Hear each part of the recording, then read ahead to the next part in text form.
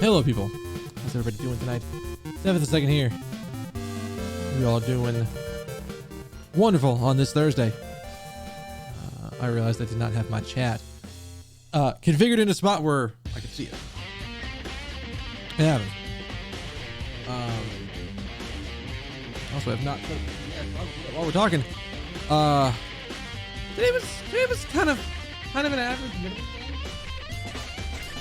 I did not get a lot of sleep last night, but I did take a nap in the afternoon, so I think I'm good. I think I'm in a position where should be fine. Crash.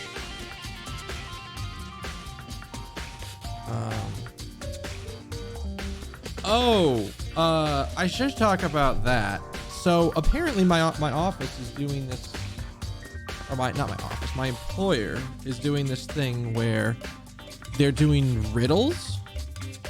And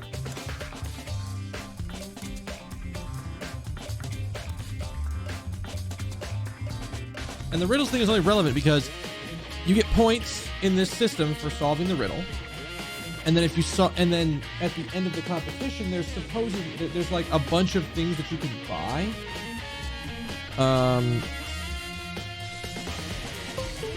With the points that the company will just pay for and give you.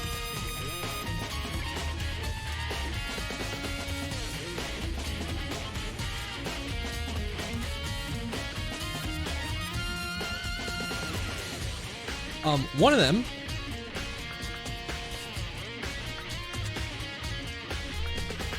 oh god, what was one of them? I think one of them was like a Roomba, and I've always kind of wanted to have one of those. I don't know how our cats would take it though. That's like the only thing. Even if I get it and I don't use it while the cats are here, it also probably wouldn't be that good because we have a bunch of like tiny little toys that they have around, and the Roomba probably wouldn't be good for that. But like, you could get things like a gaming chair, which I highly don't recommend. I cannot tell you don't get a game. I cannot tell you enough. Don't get a gaming chair.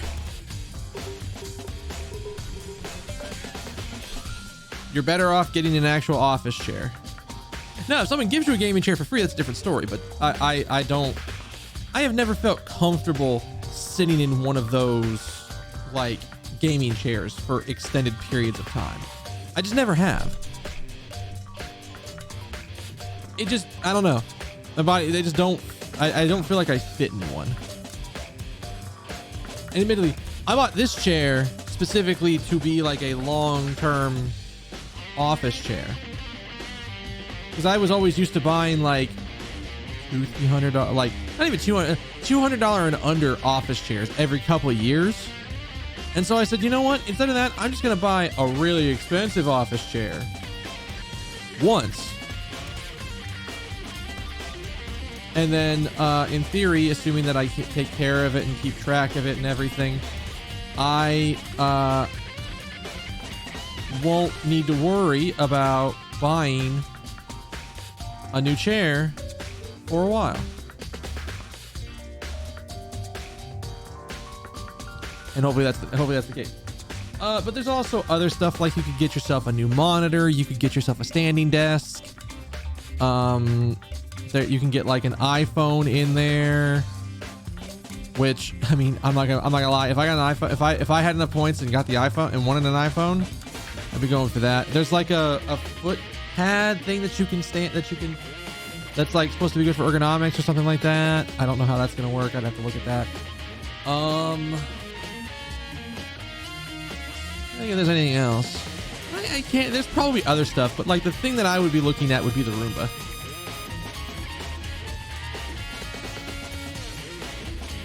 If only because like I know that our floor, because we have hardwood floors for like the common areas, and for whatever reason, it's dark colored hardwood. It's not like it's a darker wood.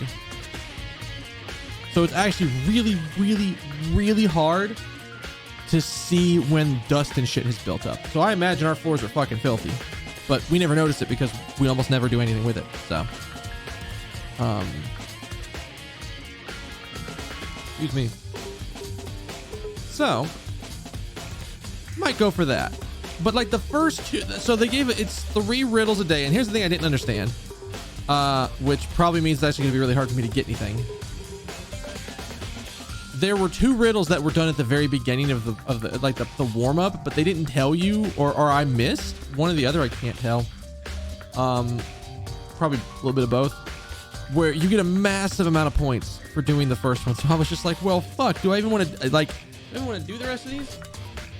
But supposedly you get a bonus for doing 2 of the, at least 2 of the riddles each week. And I did 2 of them. 2 of them weren't hard to figure out. This third one, I have no idea what they want. I might give it another shot tomorrow. It has something to do with,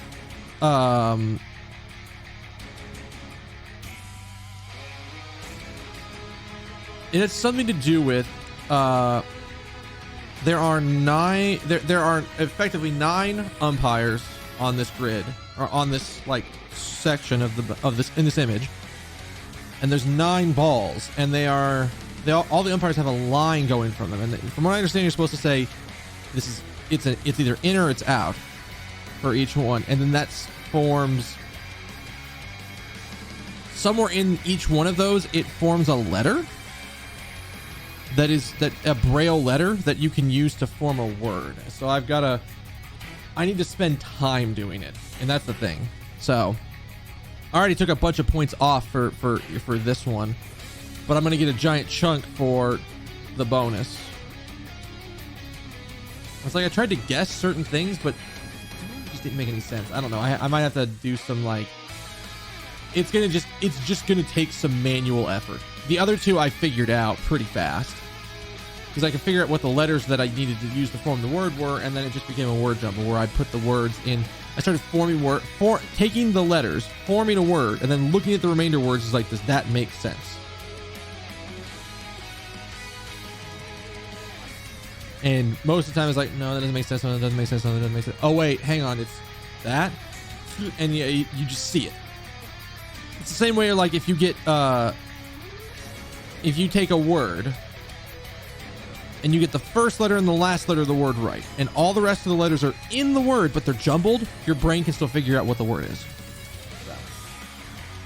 And then the third one was actually really easy comparatively.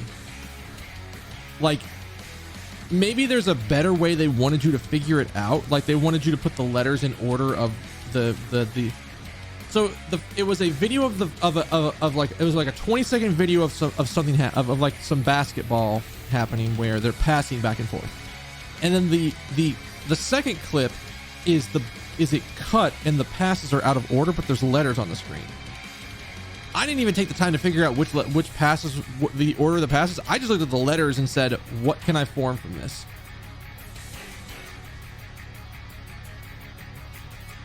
And then got it right both times. So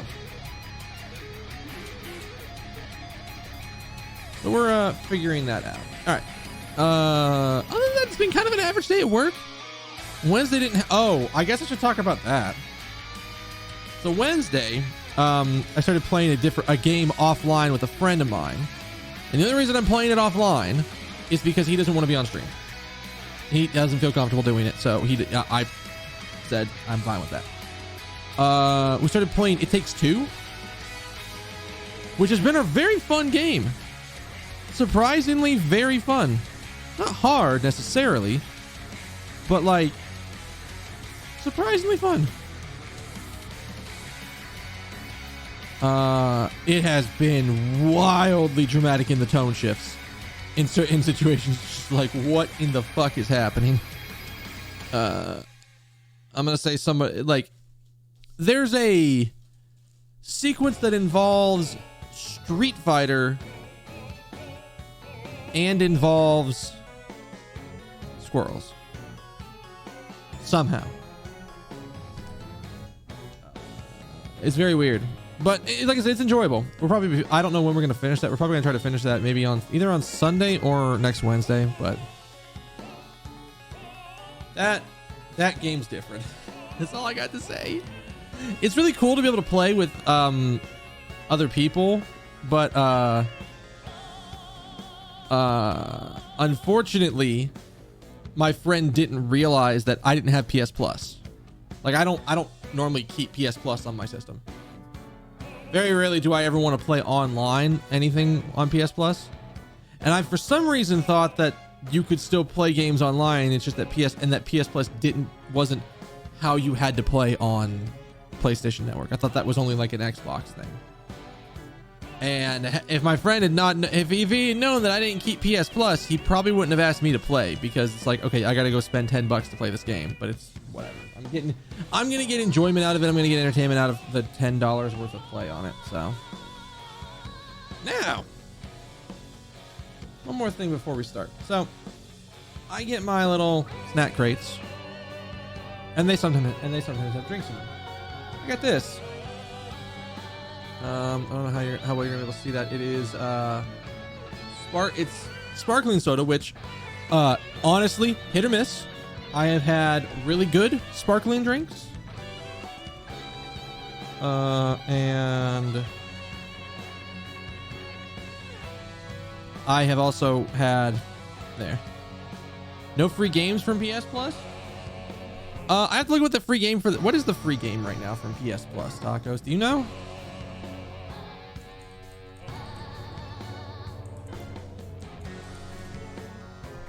What is the free game for that? Because maybe we take advantage of that and play something. What is the current this month on PlayStation Plus? What is the current game? Nothing that looks good.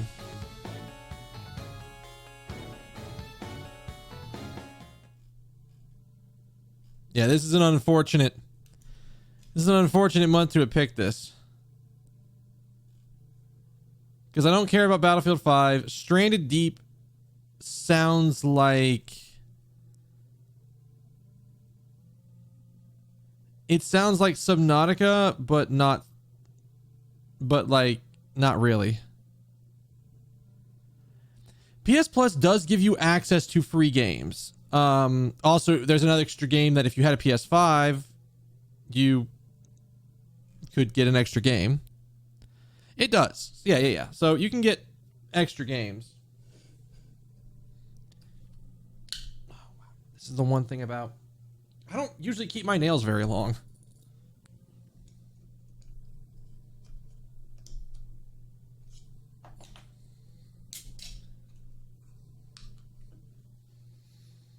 So... yeah.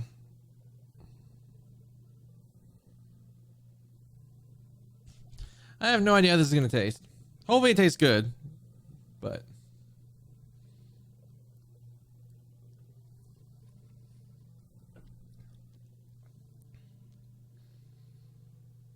You know, that's actually good. I was worried it was going to be like a LaCroix. Every time somebody says carbonated drink, carbonated soda, some kind, I instantly think of LaCroix. Well, I first think of LaCroix. Because this is, but I think this is more of a carbonated juice than a carbonated soda.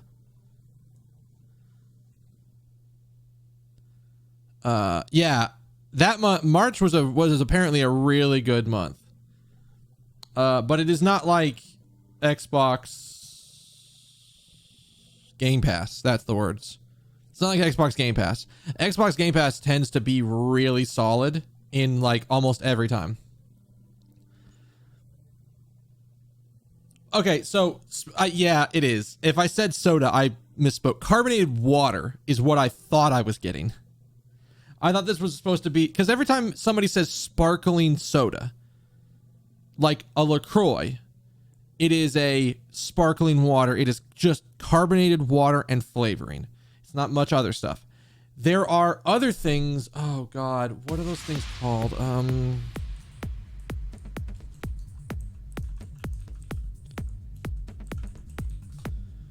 They're Izzy's. You can get these things called Izzy's at Costco and probably other places, but Izzy's is probably the first place that I've seen it. Or Costco's the first place I've seen it. wonder if I could look this up.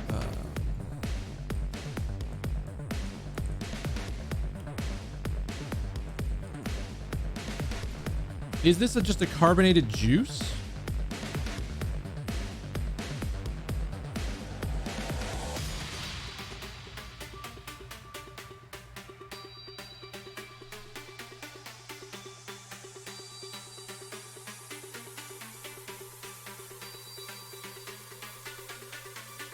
This is what I'm trying to figure out. It's actually kind of tasty. Like legit.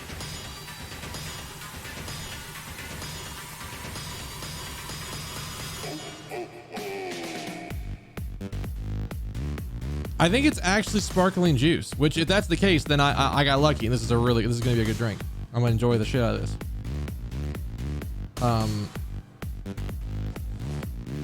So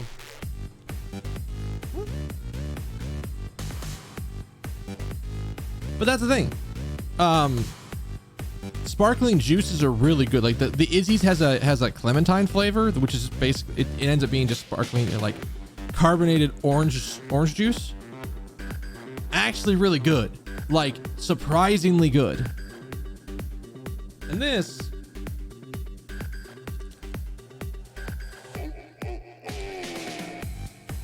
is also pretty good.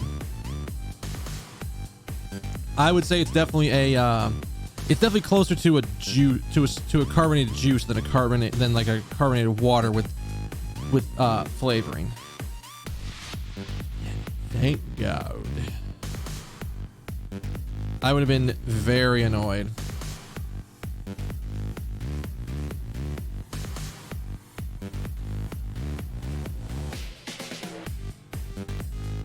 I'm trying to think if there's anything else. Oh fuck, I forgot to ask my friend about that.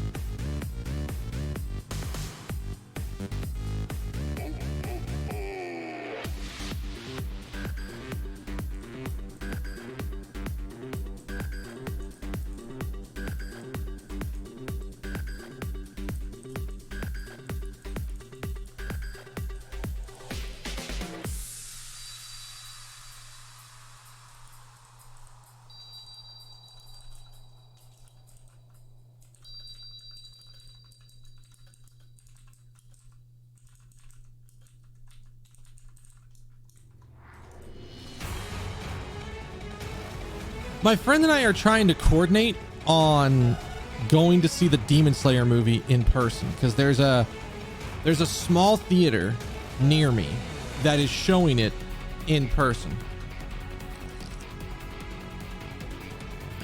Oh, fuck. But you know what? Me talking about this probably means I'm gonna have to go ahead and start a process to order the tickets. So let me. Oh, that is not the right one. That's anti-charge. That's also not the right one. How many of these am I going to grab before I grab the right tab?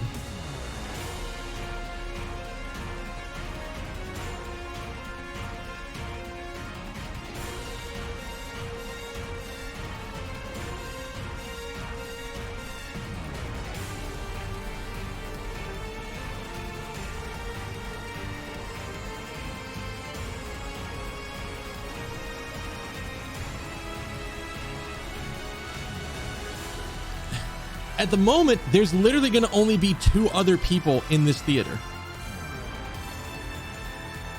So the way that this theater's doing it is that you have to wear masks when you come in. The seats to the next row is bigger than 6 feet, so you're already socially distanced there. But they don't allow people, when you are buying tickets, you are not allowed to, like, effectively, like, if you buy 1 ticket, the 2 seats next to you are also gone. Oh, I'm gonna have to give him, so for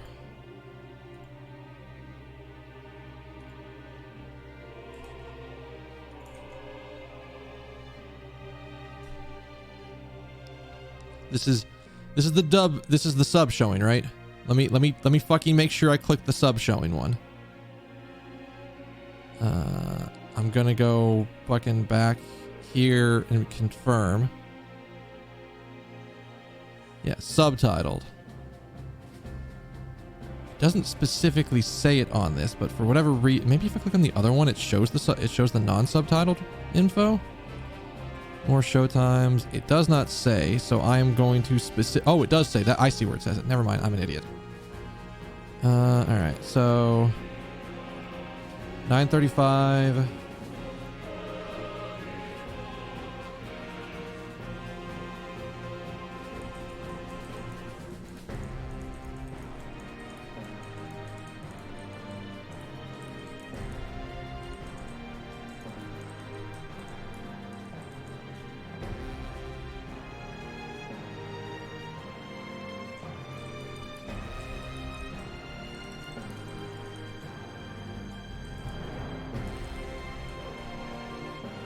We're gonna coordinate this.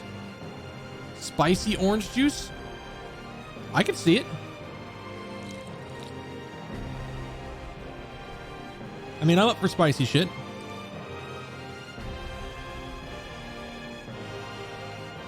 I'm always up for spicy shit.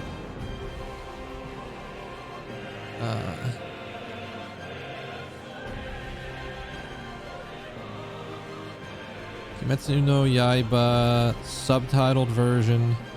Wait, no. Tomorrow, 9:35.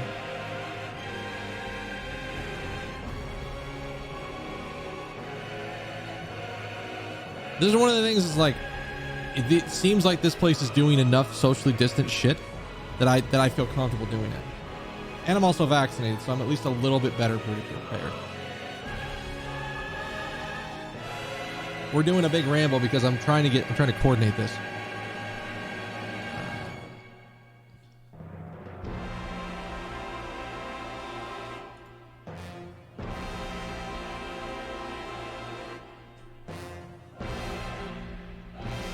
Like,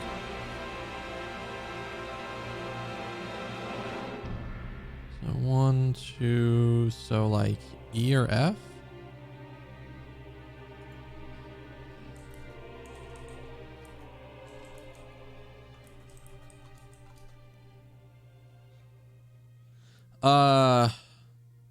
Sorry, I should have done this before the stream, but I want to do this now because I mean, I don't think this theater is gonna sell out, but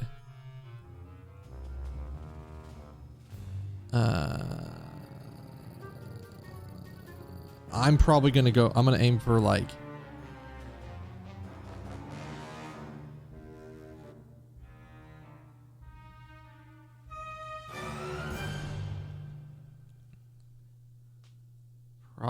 I'm probably gonna just grab like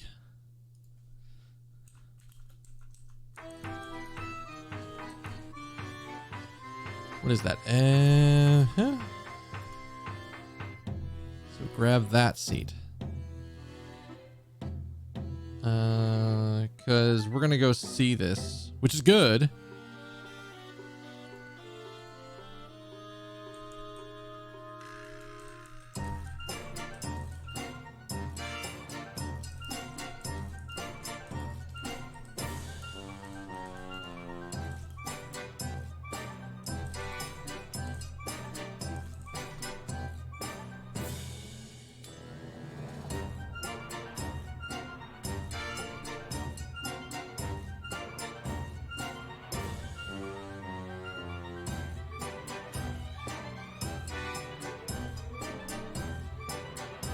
Yeah, 5:14. So tomorrow at the 9:35 showing.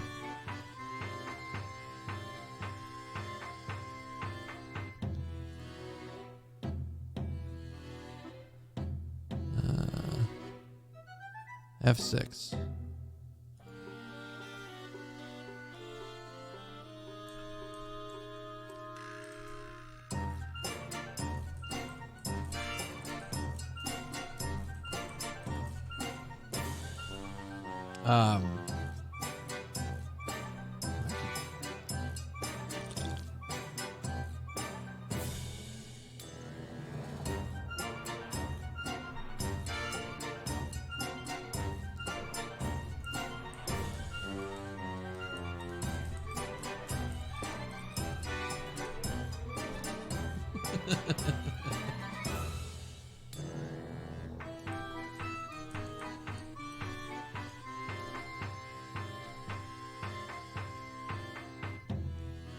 Let's see. That is my email address. Confirm.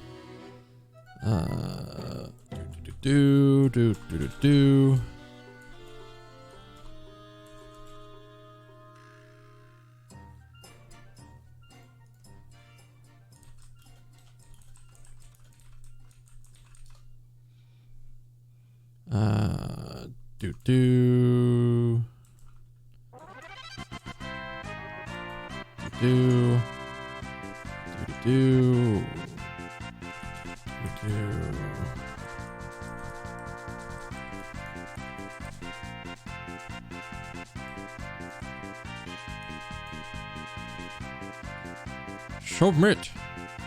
Submit. Okay, do they give me an... I'm assuming I got an email with my ticket.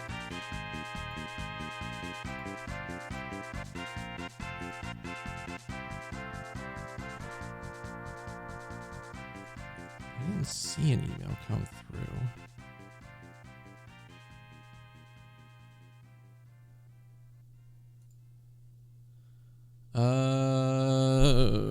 Now I need to show charge. Where's your charge? I'm not sure where this place is. Where am I at?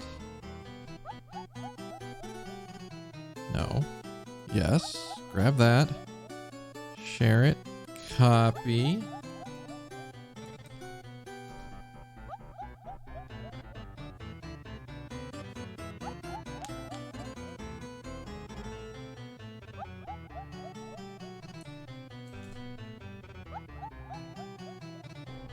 Is that a...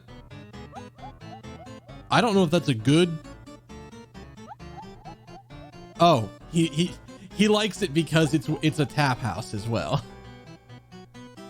Hey, there we go. All right, I have my ticket. I'm gonna go see the fucking Kimetsu no Yaiba movie tomorrow. Hell yeah. All right. Cool. All right, we've done that. I've done the thing. Things have happened. Let's fucking play Ace Attorney Investigations.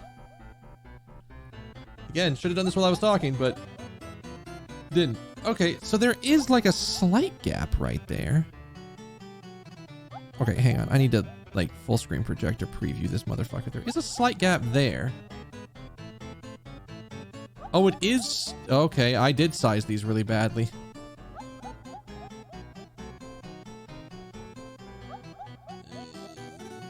I kept wondering, like, why in the world?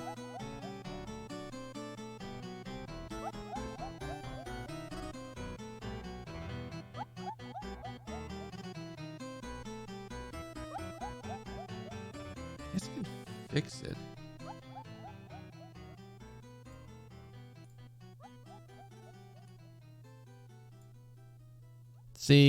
See.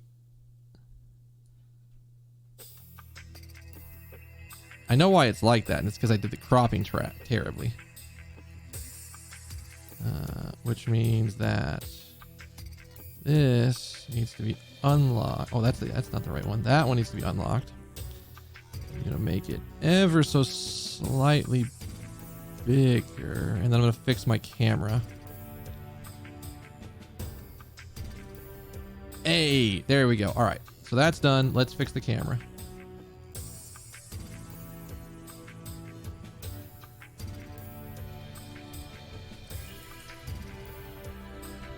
I should have done this a long time ago, but I didn't notice it until I was making the other setup. By the way, I have the setup made for Ace Attorney Investigations 2 whenever we get there. Which hopefully will be really soon. Hey, roleplay. How's it going? I mean, it's going pretty good right now. I just bought tickets to go see the Demon Slayer movie. There's like a local theater chain near here that is showing it.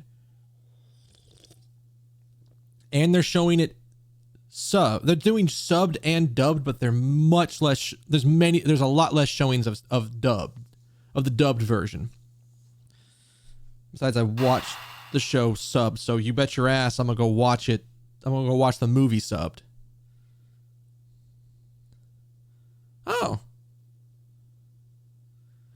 Everybody that I've heard that's talked about it's like, if you liked Demon Slayer, you're gonna like the movie because it's just more Demon Slayer. It's, from what I understand, the Demon Slayer movie, Mugen Train, is literally, there's just an arc in the manga that involves like, imagine like they strung 2 or 3. Okay, I keep seeing one of my hairs of my beard just like come into my vision, and it's really annoying. It's like they took 2 or 3 episodes of the anime and just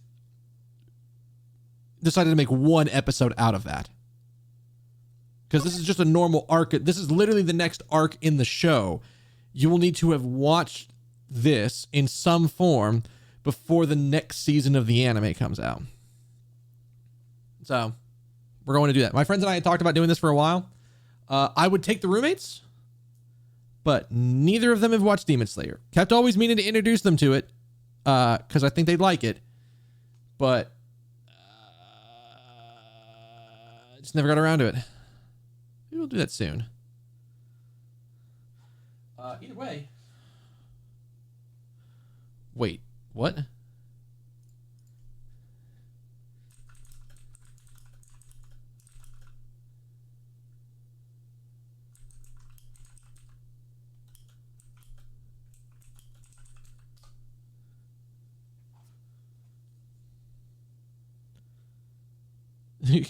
Like, bruh, my friend's freaking out because, like, wait, I have to print this off? Huh? But no, that's not how this works. It's this motherfucker.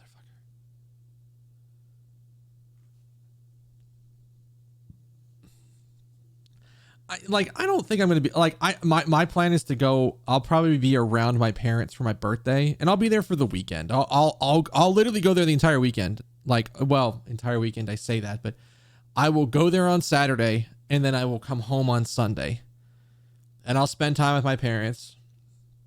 And I intend to be masked up to hell and back because I haven't told them I'm vaccinated, and I don't think I'm gonna let them have that advantage. Especially when they are so hesitant to get vaccinated. Anyways, where the hell were we? So we just pointed out what Larry was doing. By the way, if you haven't seen the last scene, Larry showed up. And Old Bag showed up. It's kind of bad. Chaos has arrived. Chaos has arrived as well. And just made things very complicated for Edgeworth. So, in the middle of that, Larry managed to get himself accused of murder. We proved that that wasn't what he was doing, that it couldn't have been him. Oh, yeah, Edgeworth was kind of fanboying out on the fact that he saw the fucking Steel Samurai perform in person. And then realized, oh no, oh god, that was Larry performing. Oh no, it was not good. Also, because you weren't necessarily here earlier, I have this shit. If I can get this thing to Kishu no Ume, which is a sparkling plum juice.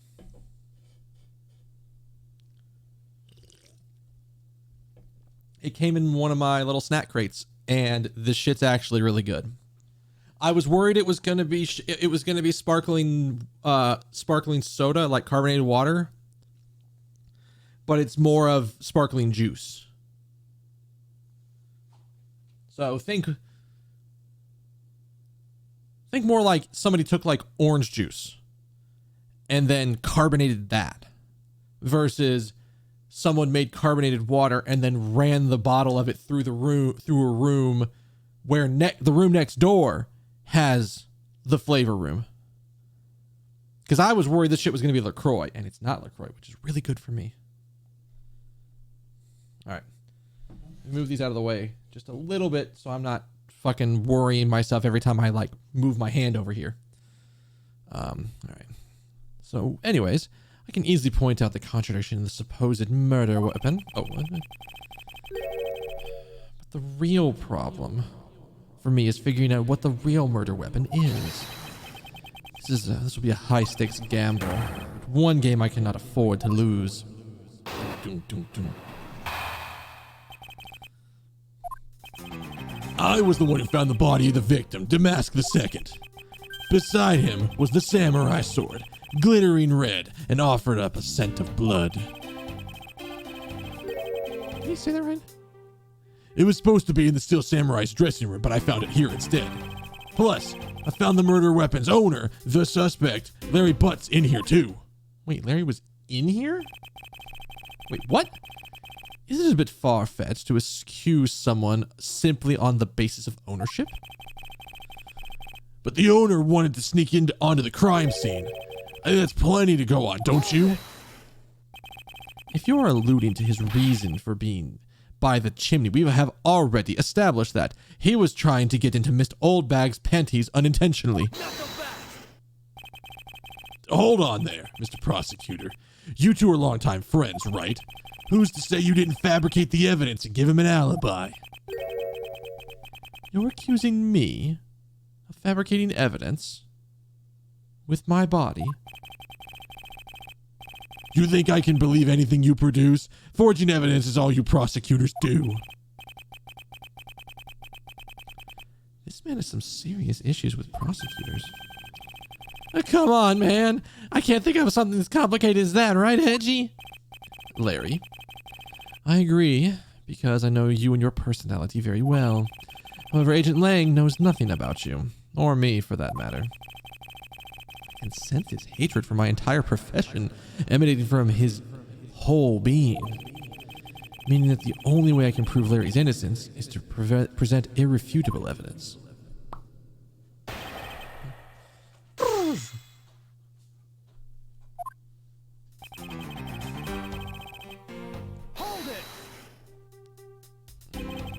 So you're the first to discover the body this time, huh? This time? What's that supposed to mean? You better watch what you say. I only said this time because earlier, Kay was the first to discover the body in Babel.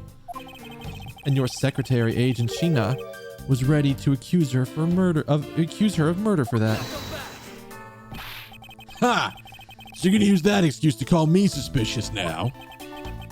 Well, of course not. I was simply pointing out the usual pattern with discoverers of bodies.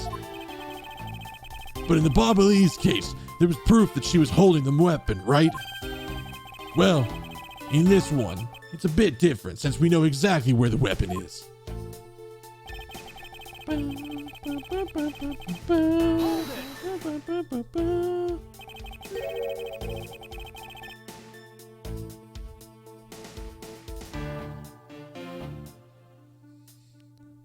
Excuse me, but the glittering red and offering up the scent of blood.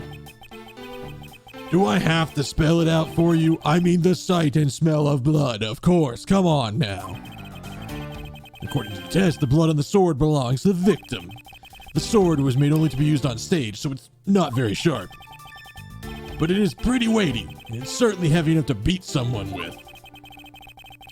Which leads me to suspect that the victim was beaten to death with the sword. Beaten to death, huh? This last statement's just too important to let it slip by.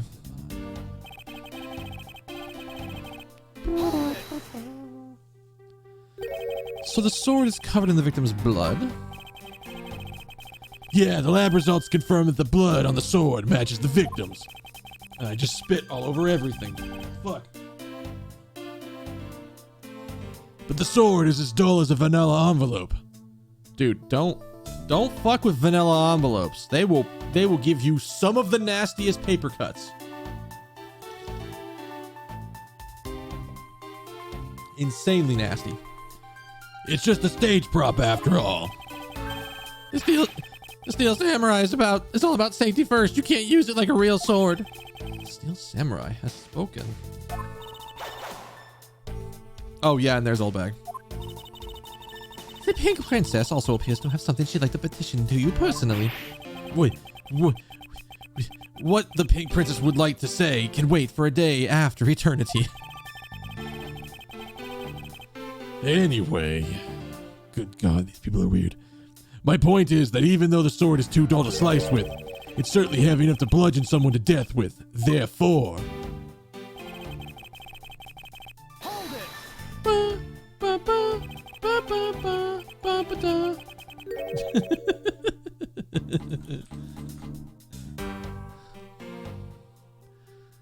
About this samurai sword, have you received a report from forensics yet? They confirm that the blood on the sword belongs to the victim. All right, but did they confirm that the outline of his wound is consistent with the weapon? Tell me something. Do you see that dead body right there in front of you?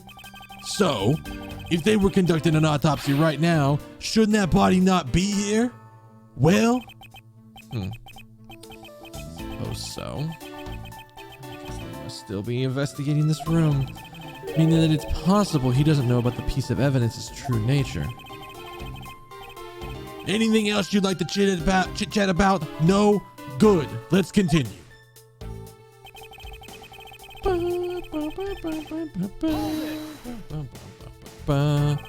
Larry has already testified that he forgot the samurai sword here.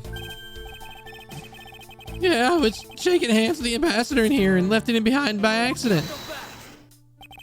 So what? You lied earlier, so who's to say that this excuse isn't just another lie? But I forget stuff all the time, right, Edgy? Tell him. Why don't you tell him yourself? You see, what did I tell you earlier? No one will buy such a pathetically weak excuse. Yes, well, I know it's not possible to prove such an excuse as truth. And yet you offer it up as fact? God, you're a worse person than I originally thought. You are free to think whatever you like. However, I know Larry is not the killer.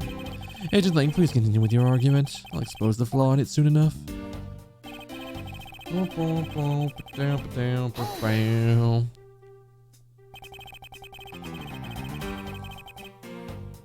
Just because he's the owner of the weapon, therefore he must be the killer, is it?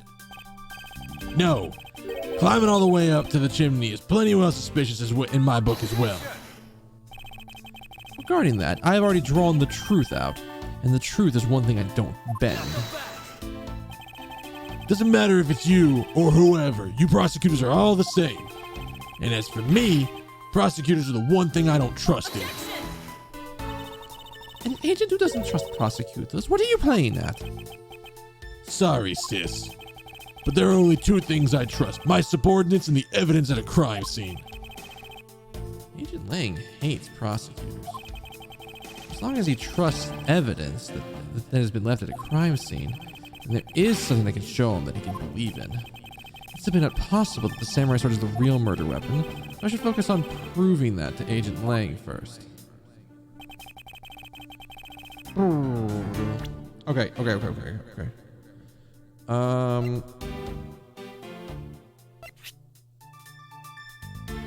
Okay, I think it's this one.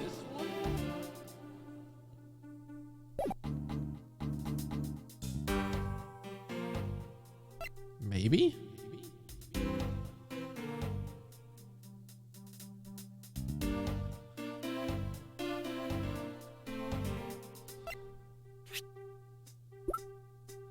I would think it's this, right? I would think it's the samurai sword, because we're proving that he hit it and bent it against the wall because it's hollow on the inside. And I think that was supposed to be for all of the thing, all of the weapons. So,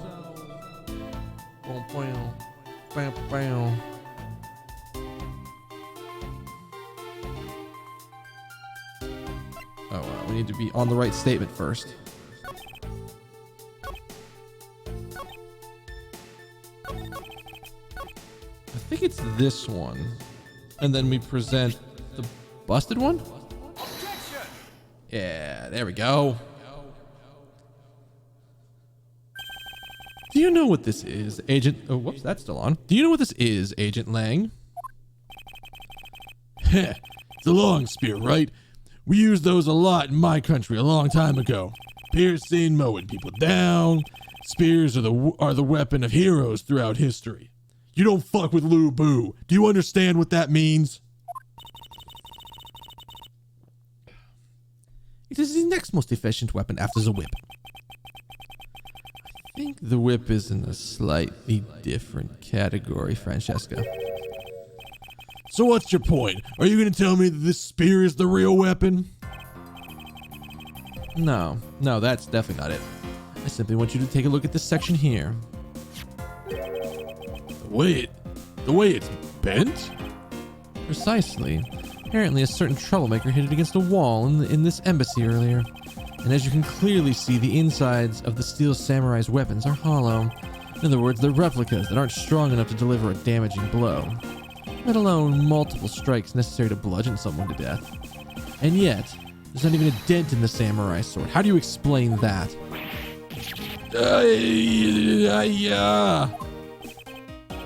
Oh yeah, the sword and the spear are made of the same stuff, so they bend easily.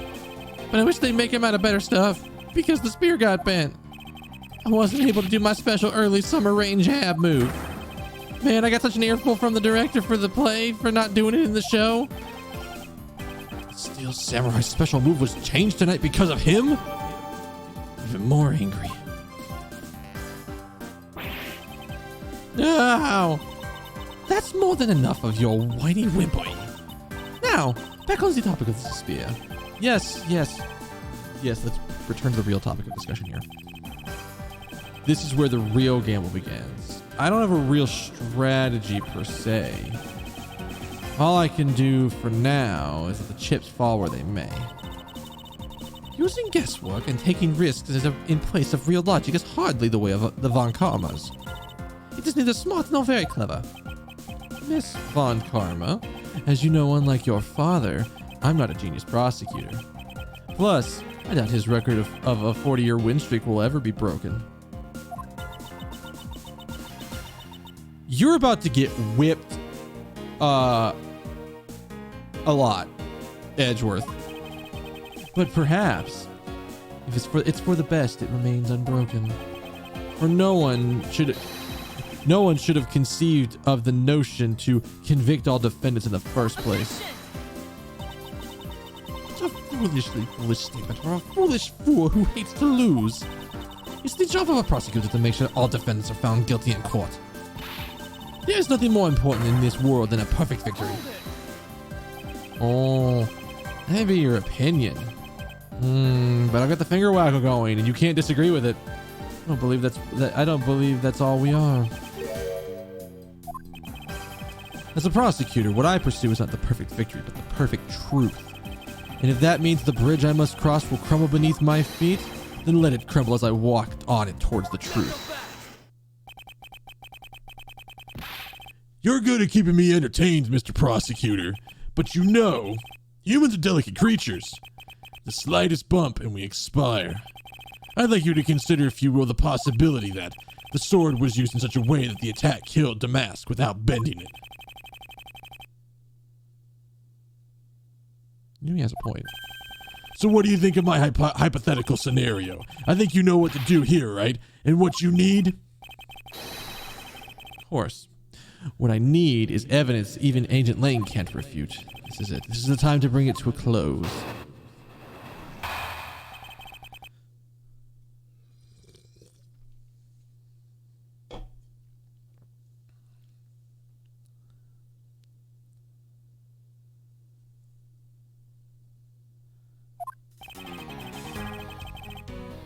It's possible someone to use the samurai sword to kill someone. And under these circumstances, it's the only logical conclusion. We searched the embassy top to bottom, but the victim's blood is only on that weapon. So isn't it only natural that the suspicion would fall on the owner of said weapon?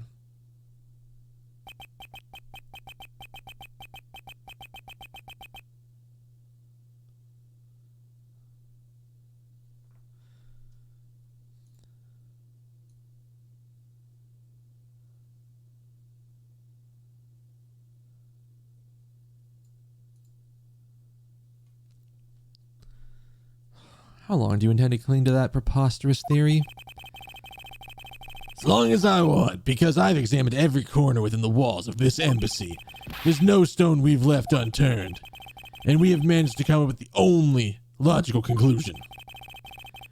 That is, the only place inside this embassy with the victim's blood is on it is this sword.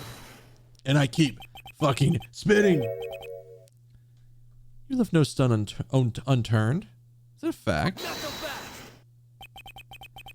If you've got something to say, then say it in the only way I respect, Mr. Prosecutor. Oh, yes, of course. In that case, allow me to make it all crystal clear for you.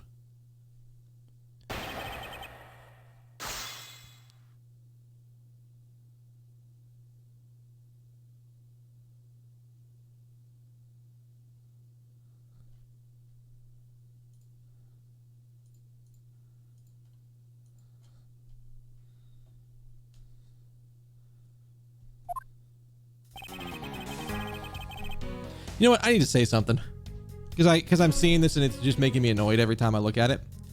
So if you saw today, the CDC put out guidelines that said if you're vaccinated, you don't need to wear your mask anymore.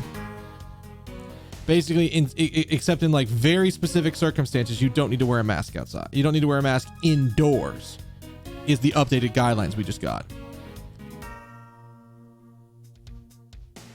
I'm going to tell you my personal thoughts on this. I think that is extremely reckless because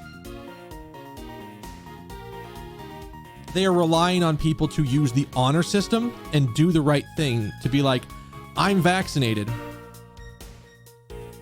Therefore, I know I can wear, I don't wear a mask, or I haven't got my vaccine yet. I'm going to continue to wear my mask.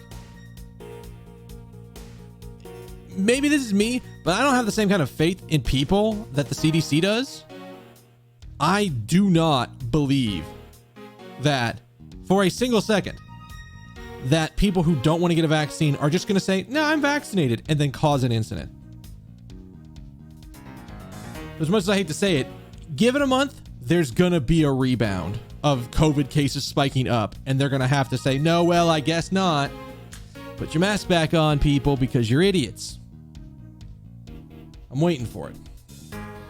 I don't think anybody in this chat is like this, but I like, for example, my parents would absolutely say they are vaccinated to a random stranger to be able to not wear their mask inside. And that's a problem. Because knowing their luck, they'd fucking get COVID and then go around spreading it.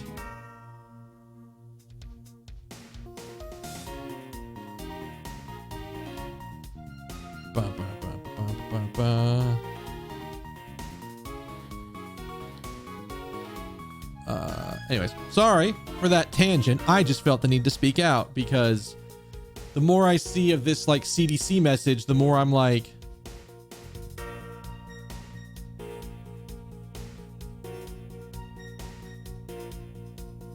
the more I'm just like, this was a fucking unforced error by the CDC. There was no need to tell people you don't need to wear a mask inside. There was absolutely no need for that.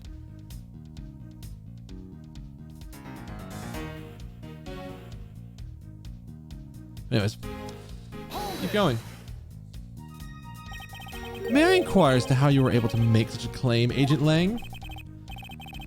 Lang Ji says, capable of miracles beyond comprehension, a mysterious creature is man. Other than man, it's Agent Lang's quotes. They're getting increasingly incomprehensible. The human body is also a mysterious thing. Even with a toy-like sword, it's easy to kill a man if you hit just the right spot. Which is why I think it's possible to kill with this thing without leaving a dent.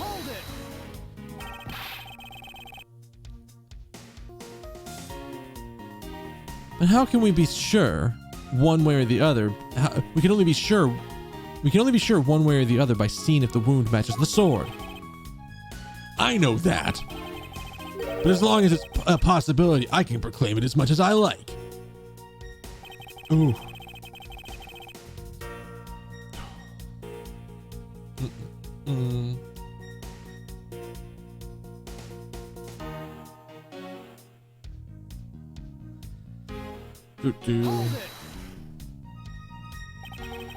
But you must know that your conclusion is wrong. Given the circumstances I'm in, the only people I can trust are my subordinates. Because they're a much more trustworthy bunch than you prosecutors will ever be. Are you calling yourself a professional? You still don't see, Mr. Prosecutor, do you? You have to earn my trust. And the only way to do that is to show me proof of another possible murder weapon. Possible murder weapon? In this room, there is only one thing left. It's going to be a gamble, but I can't withdraw from the game now. You're not going to get me to trust you by the power of your glare alone, you know. Plus, I have other reasons as to why I think the samurai sword is the murder weapon. The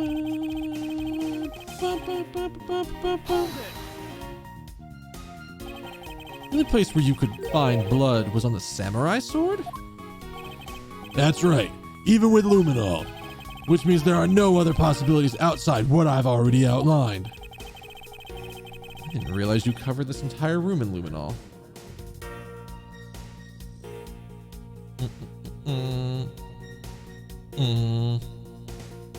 Sure.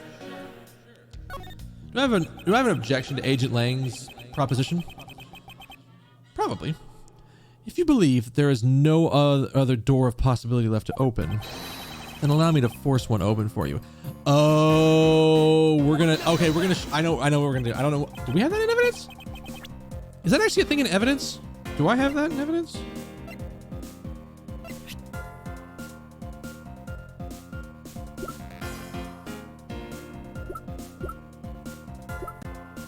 Do I have that in evidence?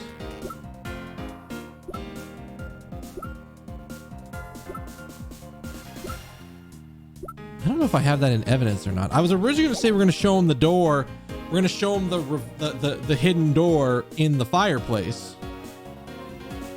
In order to get him to understand that it could be in the other room. But we'll see how this goes. And how do you plan to do that?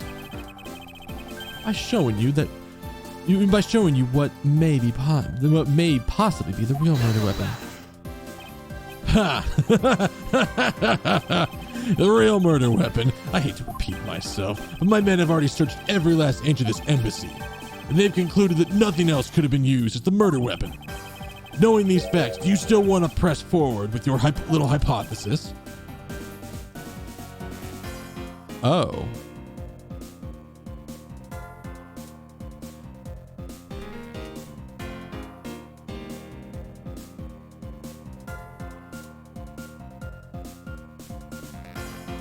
Oh? Are we gonna say that the murder weapon that we found in the Babalese embassy is the weapon is that what's about to happen? Is that where we're going with this? I'm gonna make a save point just because I don't know where Edgeworth's going with this, and I want to see what happens. Of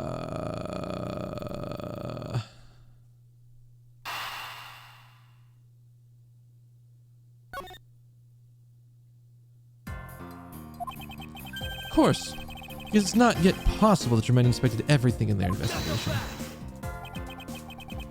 What are you talking about? I don't appreciate mind games, and I don't appreciate it when people like you slander my men. Yeah, fuck, that's not the right button. That's not the button. I assure you, I'm not slandering them. I'm merely pointing out that their investigation dragnet has a few holes in it. Namely, that there is something your men couldn't even lay a finger on. And that item is the real murder weapon. Oh my god, I know where we're going with it. All right, then. I'll play along for now. This real weapon that killed Damask II. What exactly is it? The real murder weapon, which not a single person is yet to touch. Do I have the other one? Take that! Boom. Get fucked. The national treasure of Alibast. You mean the Prima Duck statue, the thing that's like right there? You're telling me that's the murder weapon? Yes, as you know, only the ambassador and his secretariat may touch it. Which I believe means that neither you nor your men were able to examine it, correct? You know very well that if we did, there'd be an international incident between the Kingdom of Alibast and the Republic of Babel. The two countries' precarious relationship teeters in the balance over a stupid fight related to a sovereignty statue. But I'll be damned if I let something go unexamined. Hold it. Agent Lang, you could take a look at this. The direction the statue is facing just before and after the crime are different, and there is only one conclusion I can draw from that.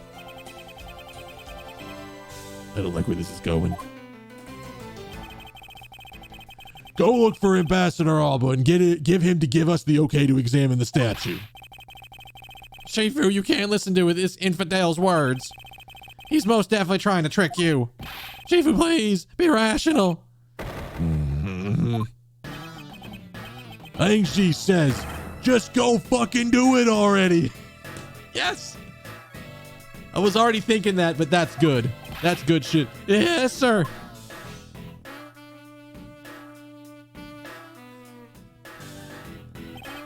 Shifu. Yeah. I'm really sorry, sir, but I was unable to convince the ambassador. I was unable to obtain permission for us to examine the Prima Duck statue. I see. Wait a minute. But then the investigation is at a standstill. Agent Lang, I will go and speak with the ambassador personally. Save your breath. He may act all weak and frail, but that old man's one tough cookie. But I guess you've got to be tough when you're representing the whole country, you know. Agent Lang. What do you want? Let's just hurry up and examine the statue already. But Shifu, what about causing an international incident? What? I'll take the fall if I have to later. Agent Lang, the hypothesis is mine, so if someone is to take responsibility, let it be me. Responsibility? If you're gonna talk in such heavy terms, maybe I should let you. I so rarely hear that word anymore. I almost forgot what it means. Especially from a prosecutor like you. It'd be a real problem for my men, so they were to happen to me. Alright. Less talk and more investigating. If we want to know the truth, we can't stop here. Action must be taken. Agent Lang, I'd like to run a luminol chemiluminescence test on that statue. A luminol test, huh? Good thinking. If the statue is the murder weapon, then some of the victim's blood should still be on it. Okay. Let's get the forensics team in here. You heard him. Get him in here. Do it now. Looks like you hit the jackpot, Mr. Prosecutor. I guess this means the real weapon that killed Damas II is this statue. Indeed. But I wouldn't celebrate just yet if I were you. This doesn't let your friend off the hook. It doesn't prove that he didn't kill Damas II, so the charge remains. You're hardly done examining this statue, Agent Lang. Knowing that it's the real weapon, I believe further examination is required. You think so? Well, then knock yourself out. Boop, boop. Boop, boop, boop, boop, boop, boop, boop. Oh, what is that?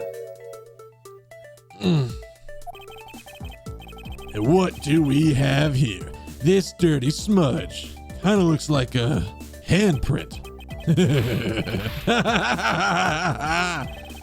What is a definitive bit of evidence like you doing under a statue like this? Looks like we got some fingerprints to analyze. Analyze. However you want to say it. Do it now. Worst case scenario is those prints belong to Larry, but it looks like it's too late for me to do anything about that now.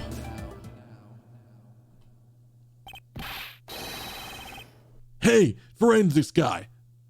I want the results on these fingerprints ASAP. You hear me? Oh, I'm probably gonna have the guy talk when he gets back. Agent Lang, I have the results of the analysis, sir. Good. And? Sir, about the prints we lifted from the bottom of the statue. Well, you know the victim of the murder in the Babalese embassy? The prince belonged to him, to Mr. Manicochin, sir. Wait, but that's... What's going on around here? No, that's impossible. Each Prima Duck statue can only be handled by someone of that country. By the very fact that Cochin's fingerprints are on this one, leads me to only one conclusion. Did they swap them? This statue is actually Bobble's Prima Duck statue. Impossible! It can't be! Yeah. Larry never once set foot on Bobbly's soil, so he was free to go. However, this new piece of information only served to confuse us even further. The ringleader of a smuggling operation was killed with an Alabastian knife in Bobble. And Damask II was killed on Alabastian soil with Bobble's national treasure. And the mystery of the great thief Yatagarasu, who visited both countries. The pieces were there, but I had yet to see the big picture they were to form. Is it fair? This case is fucked at this point. As soon as they were like, "Oh, it's the dead guy in the Bobblese embassy," I'm like, "Oh no, oh no, oh no, oh no, no, no." That just means it's gonna get worse.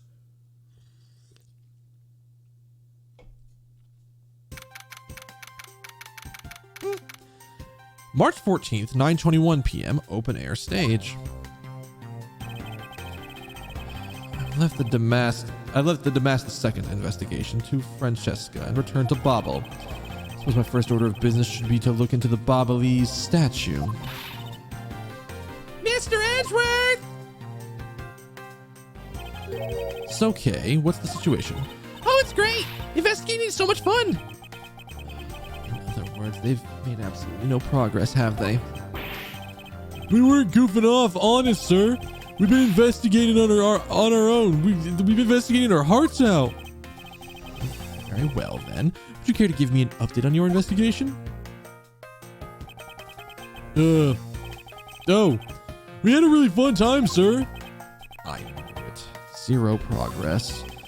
In any case, Detective Gumshoe. Yes, sir. You have permission to enter the Alabastian embassy, is that correct? Yep. As a local detective, I'm helping out the investigations on both sides, sir. Good. In that case, I can leave these pieces of evidence with you.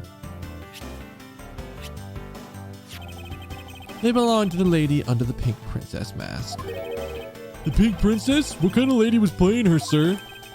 The kind that was also playing the role of the pink badger yesterday. Oh, God.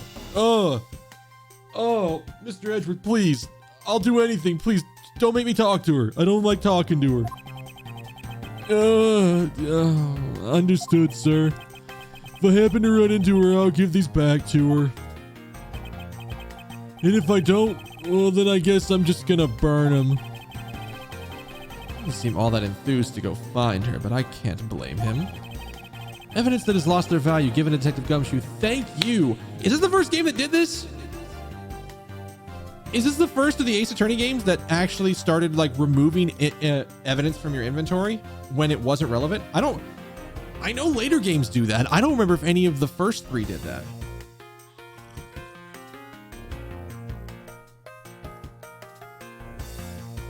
This might be the first time it's happened. Now then, I don't believe I'll be needing this anymore either. What? Are you really gonna throw that autograph away, Mr. Edgeworth? Yes, because that Steel Samurai was a fake. Steel Samurai's autograph scrunched up into a ball and burnt to the ground. Wait, what? What do you mean by fake? Now then, I believe it's time for a little housekeeping. Unnecessary evidence has been removed. Rearranging evidence. They really went fucking all in on this part. How much of my evidence is left? Okay. Look. Why are these still relevant? I don't like the fact that those are still relevant. I don't like that at all. I don't like the fact that the dogs are still relevant. I don't like it enough that I need to take a break. So I am going to step away for a moment. I need to go use the bathroom. Please enjoy the break. Get yourself a drink, a snack. Go use the bathroom yourself. Do whatever you need to do to keep enjoying the cast. We will come back and we'll see what's been going on the Babalese side of the embassy. Because hopefully it's something. Oh, I didn't realize I muted that. I don't even remember when I muted that. I must have just done it. So I'll be right back. Enjoy the music. Stick around.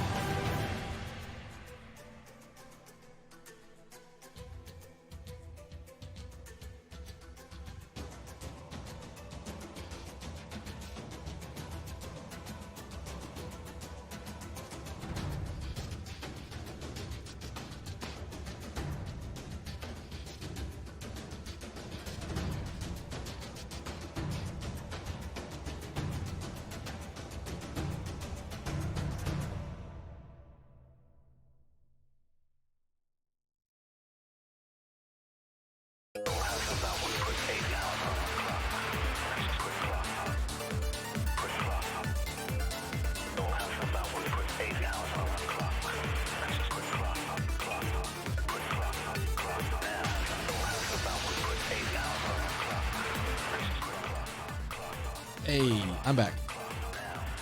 Thank you for sticking with me through that break. That break took a little bit longer than I expected, but you know what? I needed it.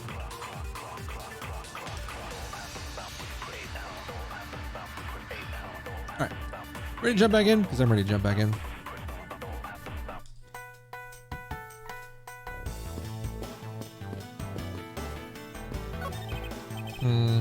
Ladder. Actually, that's a step ladder. They're exactly the same thing. No way! Their structure from their structure up, they're totally different. But of course, from a thieves' perspective, the best kind of ladder is a rope ladder. A step ladder is much too heavy to carry around after all. From a prosecutor's perspective, any type of ladder is guilty of being dangerous during an earthquake.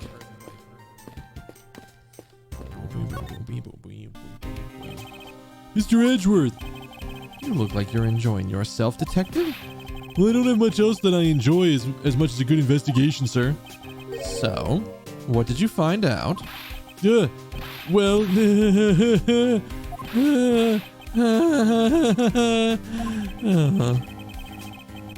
found nothing of particular use, as usual.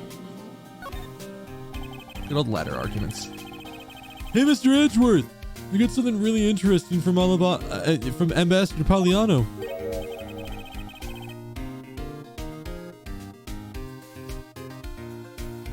Oh, and what is something interesting? It's this, sir. Wow, that's so pretty. I'm so jealous. That's a real treasure right there. Why does the flame burn green, detective? So apparently, if you burn this special Rit crystal oil that they only make in Bobble, it burns this green color, sir. Interesting. There's a special property of the oil.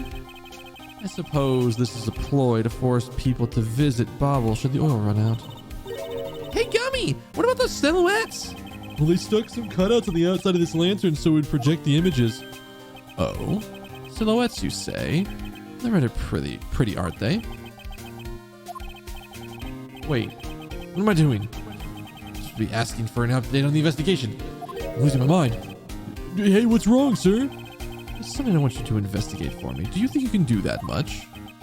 Uh-huh. You got it, sir. Hey, that's not fair. Why is Gummy getting to do all the fun stuff? Well, that's because I'm Mr. Edgeworth's partner. Meh, meh, meh, meh. I can't believe you took advantage of the confusion and stole my role as assistant. It's for the two of you to work together and get along like professionals on this.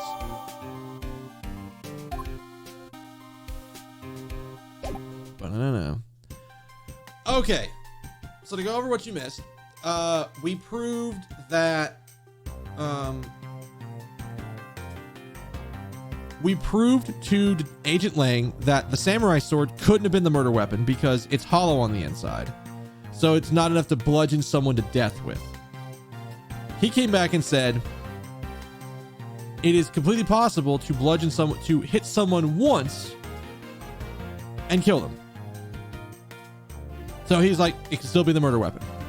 So we came up with an idea that the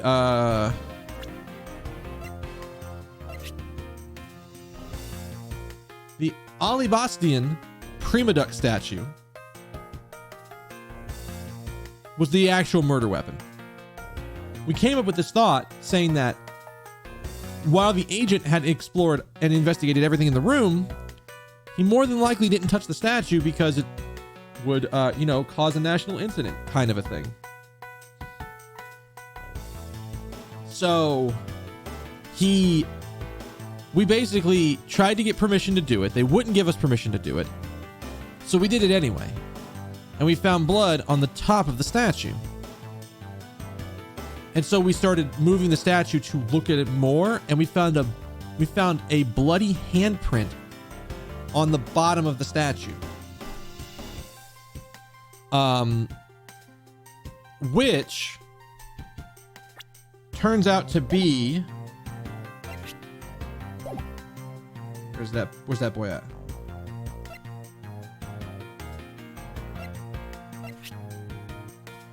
Which turned out to be Manny's foot fingerprints. That was his handprint on the bottom of that statue. So we came to the conclusion that the statue in Alibast had already been swamped with the statue in Bobble. Meaning that what we saw in the room earlier wasn't the Olibas statue, it was the Bobble statue. And for some reason, they're swapped.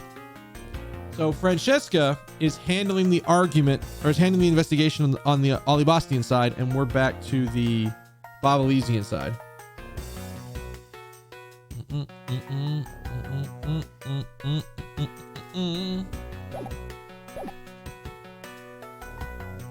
I'm trying to figure out what in the hell is going on. There's a sign here warning passers-by to take precautions around the renovation site.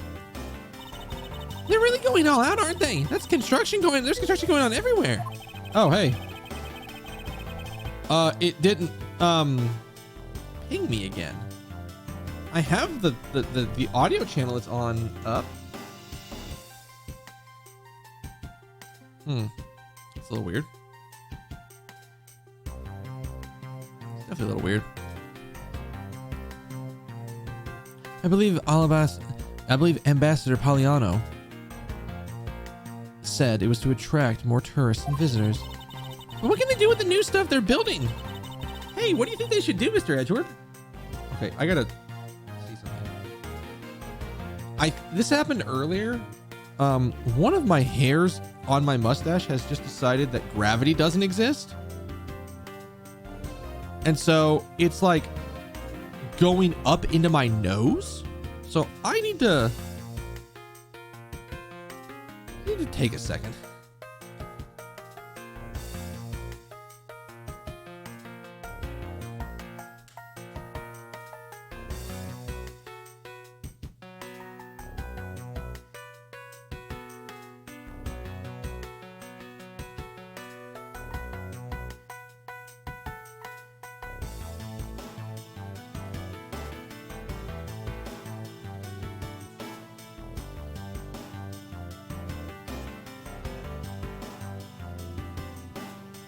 All right, better.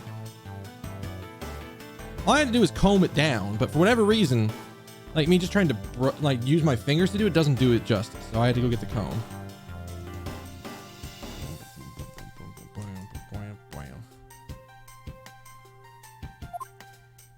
How about transforming it into a courthouse? Hey, be serious! But I was being serious.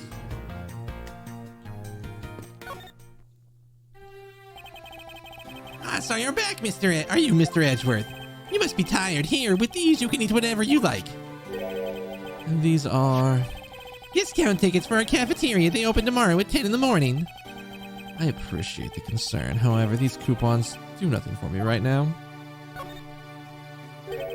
This open-air stage, what function does it serve exactly? Well, normally we'd use it for a variety of events. It's all to attract that extra bit of attention to Bobble. I heard that tonight, over in the Olibaston Rose Garden, Ambassador Alba was to give a speech. And you know what? Manny told me I should really give a speech too. Mr. Cochin told you that? Yes, he did. Which is why I thought I should give a speech of my own. But unfortunately, I wasn't able to. Because of the fire the Adagarasu started? Exactly. Ambassador Poliano, I'd like to ask you a little bit more about the Prima Duck statues. Remember Place and did the play at home thing with a bunch of free games? Uh-huh. Okay. I did get Horizon Zero Dawn Complete Edition. I do have that on PlayStation right now. It is downloaded onto my PS4, so that's covered. Have they said what games they're doing, or have they just announced they're doing it again, Rodrix? Is that a we know about this one now, or like what are we talking about here? My hair has decided to be a bastard.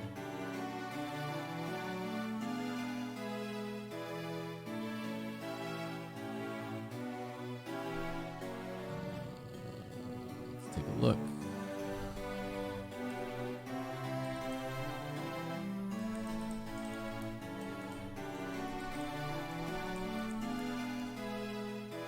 They're doing in-game content and virtual currency.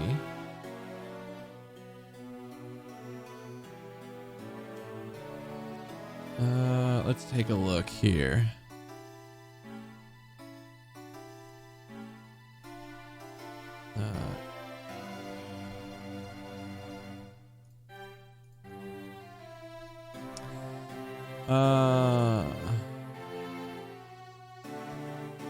So it looks like stuff like Rocket League. You can get DLC packs. You can get Brawlhalla DLC packs, World Tanks, Warframes. Okay, so this doesn't actually look like it's worth it unless you're really invested in the ecosystem.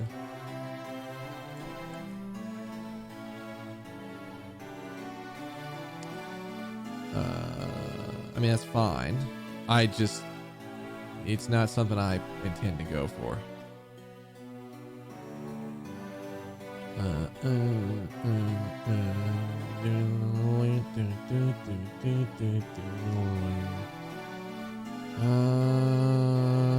Let's see here. They're on here? Oh, okay. That's a little weird. I'll deal with that later. I gotta clean my email box out. I've got way too much shit in here.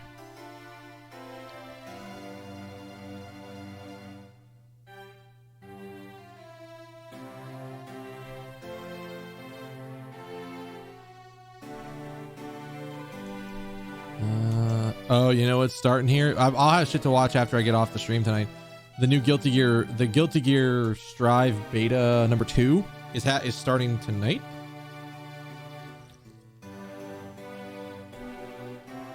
So that sounds like that's probably where I'm going to end up after the stream tonight. Oh, I see. Well, let me ask you this. Did you know the Ali Boss and Bobble used to be one country called Kotopia? Yes, I know that much about your history. I've read up on it before I came here. Well, the Prima Duck statue belonged to the founders of Kotopia. At least that's how the story goes. It was bequeathed unto the king of Kotopia as a symbol of the country's wealth. It was meant as a symbol of sovereignty and the right to rule, I take it. Yes, that's right. Which is why both countries are so adamant about their claim. We hold the real statue, therefore, though we hold the right to rule, is the reasoning. It's pretty petty when you think about it, though, I suppose. But if Alibost and Bobble were to re-establish relations, shouldn't that put an end to the squabbling over the statue? I have no reason to believe so. The Prima Duck statue is even more important now as a key to diplomacy. If Ambassador Poliano knows about what has happened to the very important key to diplomacy, maybe I should try showing him this key and seeing what he has to say about it. Well, before we do that, let's have him talk about Manny. Ambassador Poliano, you say there is just one thing I'd like to ask you about. Yes. Oh, don't worry. You can ask me more than just one thing. How about 2 or 3? In exchange, I expect you to be coming to Bobble, yes? Thank you, but just the one thing is all I require. Manny Cochin, I'd like to ask you about this man who was your secretary. Sure, I'll tell you what you want to know. Well, thank you for your cooperation, Ambassador. He was, well, how do I put this? If I had to put it some way, maybe just like a single word, he was an able man. If there was anything I needed as an ambassador, he was able to get it for me. Thinking a man like that had a hand in a smuggling ring right under my nose, going completely unnoticed. Actually, I suppose it's because he was an able man and I was unable to detect his dirty dealings. Sounds like Mr. Cochin had a very sharp mind. Recently, Manny's been really busy. Ever since he became the Bobbalese representative at the country's Unification Council, he's been working tirelessly to cover my work for me. You want to roll that one by me one more time there, sir? What is this country Unification Council? Oh, well, you see, had tonight's events proceeded without a hitch, our 2 countries were to reunify and become one again. But I guess with how things turned out, that dream won't be realized anytime soon. Somebody didn't want that. Well, I suppose not.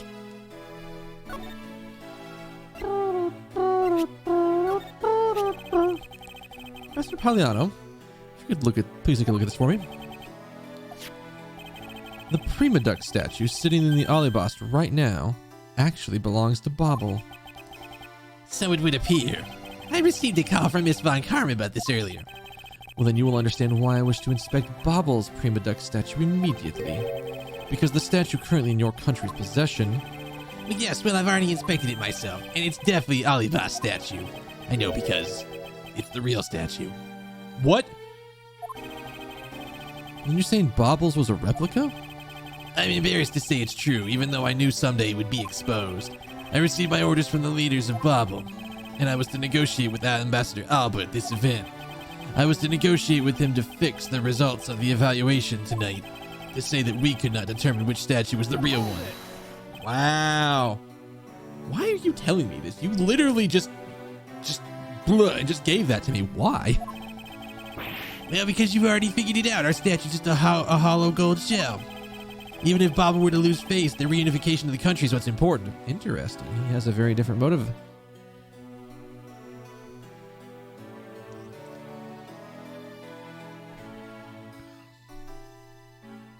That stuff is actually really good. Legit, if I can find this shit anywhere... If I ever go to the Asian grocery stores and I find this like sparkling like plum juice, I'm getting me more of it. It's good.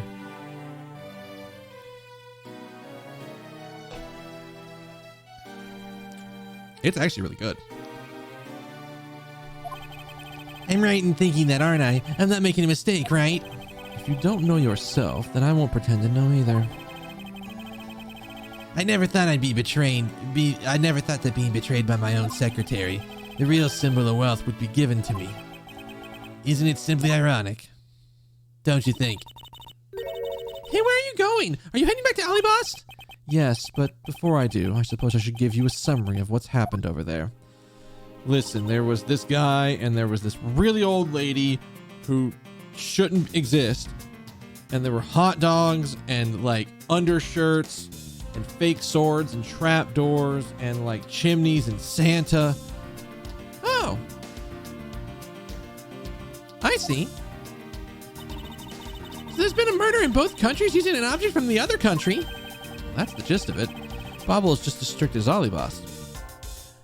He seems fine, but this is the kind of situation, this is the kind of, like, we have no leads to go on at this point. So, like, very easily this could have been him.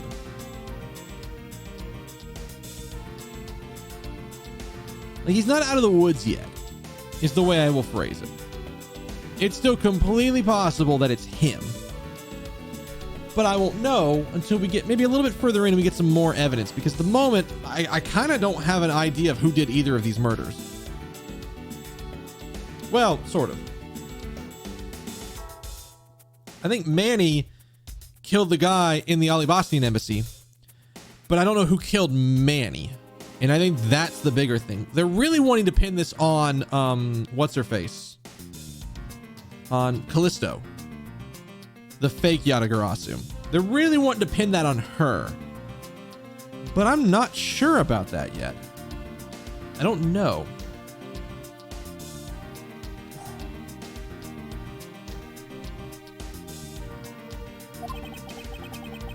Their inspection of the people and the things that enter their country, meaning that somehow both murder weapons were smuggled into two countries.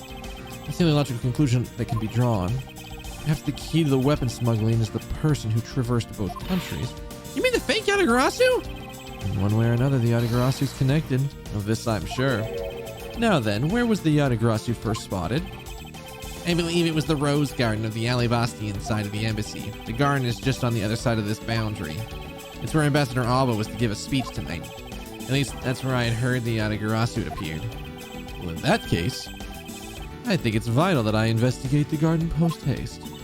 Wait, before you go, take a look at this, Mr. Edgeworth. What is this? My guess is that it's a guitar pick. I picked it up just now over there. Do you think it'll be of any use? There's no water on it. How did water get on it? That's a really good question. Doesn't look like there's anything that could get wet. It could get wet from around here. I was was thinking they have concerts and that here in that open air stage from time to time, right? All right, I'll find out its owner later.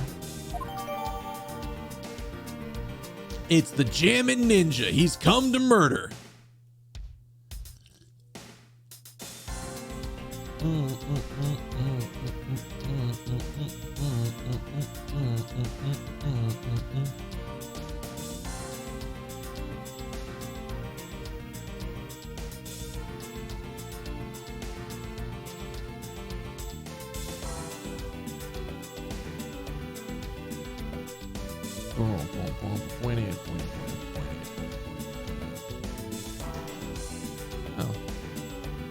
I should do that tonight.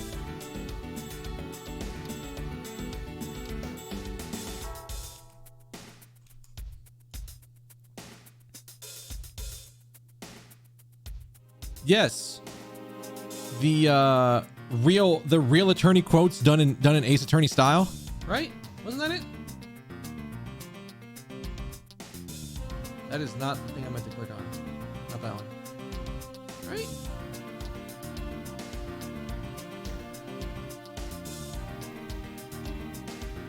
Yes.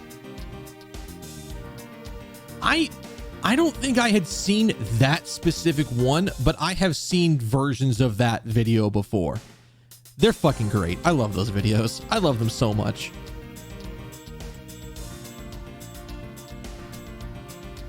I feel like somebody somebody probably did that one already.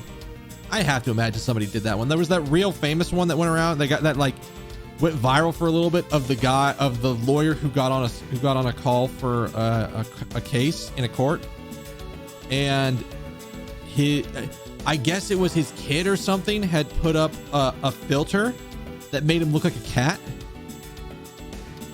and had his and it was like basically face rigged to a cat, and he couldn't figure out how to turn it off. I remember that one. But but Your Honor, I'm not a cat. I can see that. I can see that, counsel. It's really good. Oh yeah, there's one more thing. Mr. Edgeworth, would you be willing to hold on to this? What is this? It's misused perfume. It's the bottle that that woman left behind and that I found 7 years ago.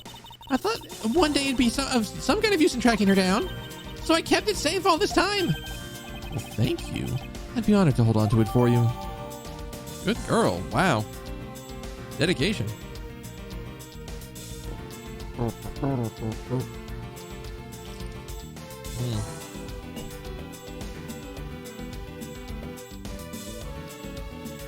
not joking. I need to find this. I need to find this fucking soda somewhere over here.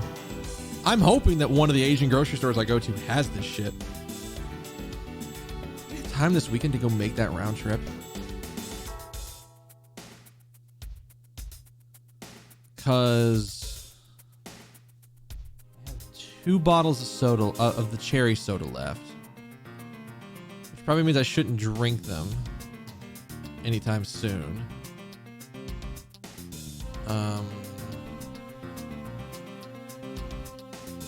I think I'm maybe gonna have time to go do that this weekend. Should. Cause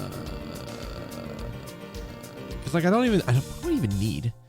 I mean, I need tofu. I can probably do this later, but like I gotta think if I actually need to go to the Asian grocery store this weekend. I don't really need snacks. I still have like that entire bag of snacks from the last time I went there. I have not gotten through 2 of the like 8 or 9 bags of those little milky candies that I got. But I need to work on that. So I think I might have a little bit of time to make a cycle out to the farmer's market and do that on Sunday. They're having a real time of it cleaning up after the fire. Suppose we'd stay out here and investigate the stage some more then.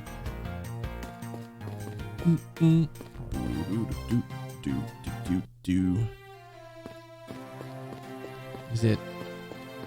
Well, we don't want to go to the.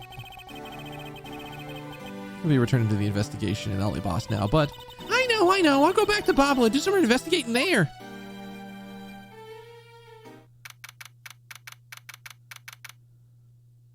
What in the hell?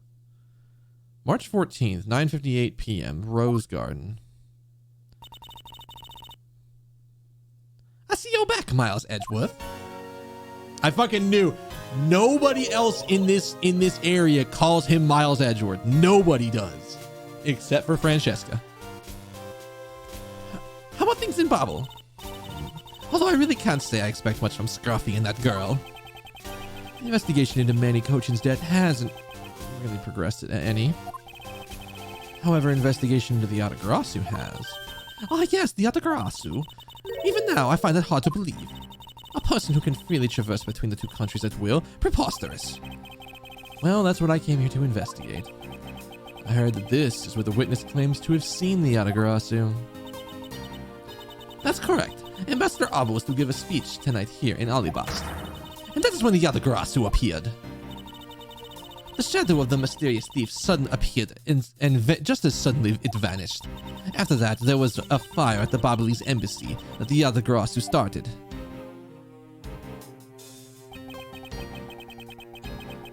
I vow to not let a single feather from the Yatagarasu escape my diligence. If the real dumb lawyer video quotes, I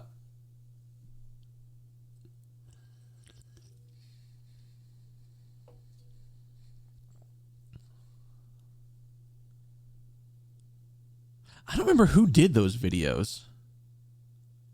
Who did the one that you linked to me, Rondrix? Do I still have that window up?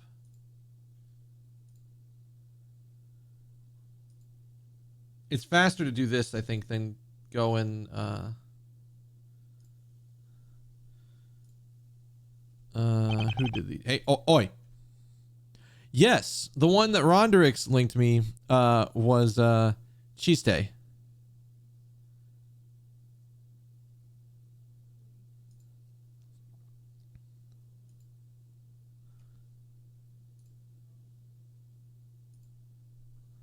I'll have to go check that out because I've got their page up. What I can do is after the stream, I can go look at what else they have.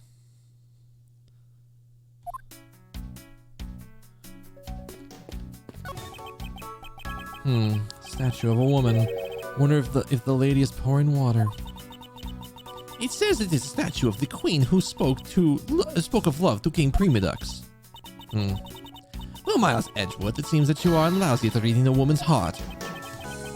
I opened my mouth about a statue, and she somehow made the leap to that. Is it possible the Yatagarasu hid behind these bushes? Of course not! They're rose bushes! You've been spending so much time with Scruffy and that girl, they're rubbing off on you. It's alright, I'll wake you out of your stupor. Now, the next time you feel like sleep talking, remember that I'll whip you for real. All I tried to offer was a possibility. This is what I get? I'm going to investigate this. There's an overturned spotlight here. And when the Yatagarasu appeared, the audience that was waiting for the speech started to panic. I suppose this is when someone must have knocked it over. I'm having a tough time visualizing the mass confusion that took place here. I thought to use my whip to capture the Yatagarasu. However, there were people in my way, and I was unable to even land a single lash. Man, Francesca really needs to work on her neutral. She's losing it. She can't rely on special attacks the entire time. That's just a waste of meter. But I suppose this means some other poor saps were hit instead.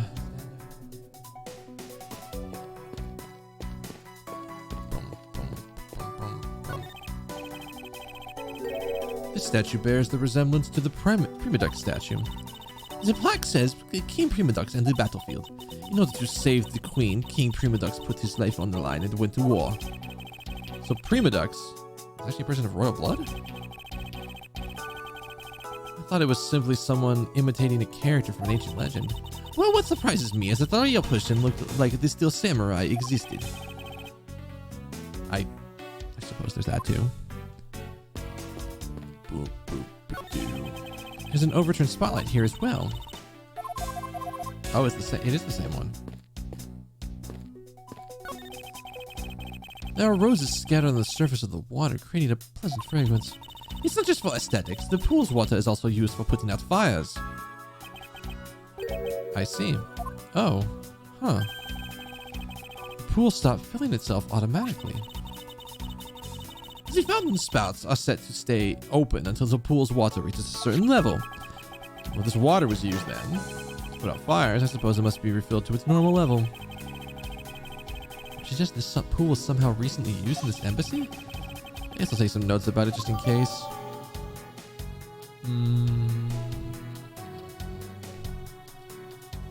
Oh, okay, I see what that's about.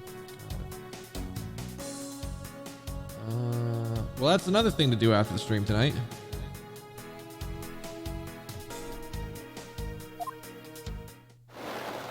Shit!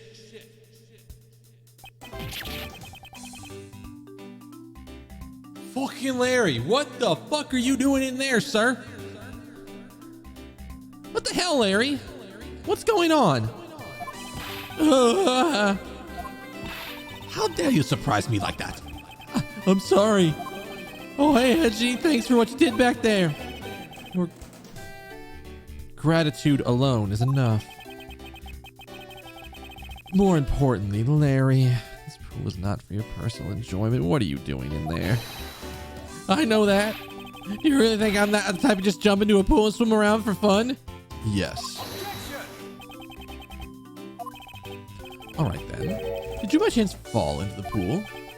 Nice guess, but no dice. So you know my son, right, Edgy? Your son? I guess I kind of lost sight of him when we shook hands with the ambassador. And I'm pretty sure he was around here when I last saw him. You imbecile. How can you be so flippant about that at a time like this? What are you going to do if your son fell into the pool? Do you know how old is this child of yours anyway? Huh? Oh, how old is he again? Larry, this is the first I've heard of a son of yours. Who exactly is the mother? The mother? Oh, that chick. It's the Pink Princess. Is it Pink Princess? Miss Von Karma. I was a bit confused by this man's words for a bit there. However, I believe what he's looking for is the doll of the Iron Infant. Yep, because I'm the Steel Samurai through and through, heart and soul. And the Iron Infant is my cute little son. Given a whole new meaning to the phrase, an outstanding fool. Larry, we have not seen hide nor hair of the Iron Infant. Rest assured that if we should find him, we'll let you know. Now, get out of there. Sounds good. In that case, I'll go search over there. Hey, wait. Well,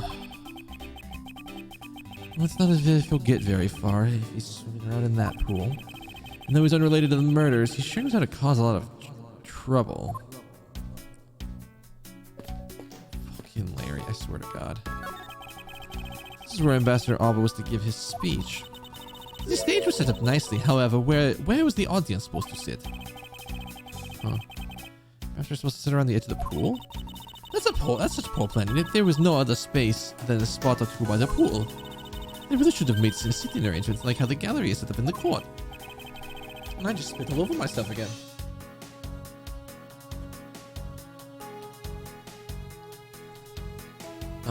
Servers open at 8 p.m. PST.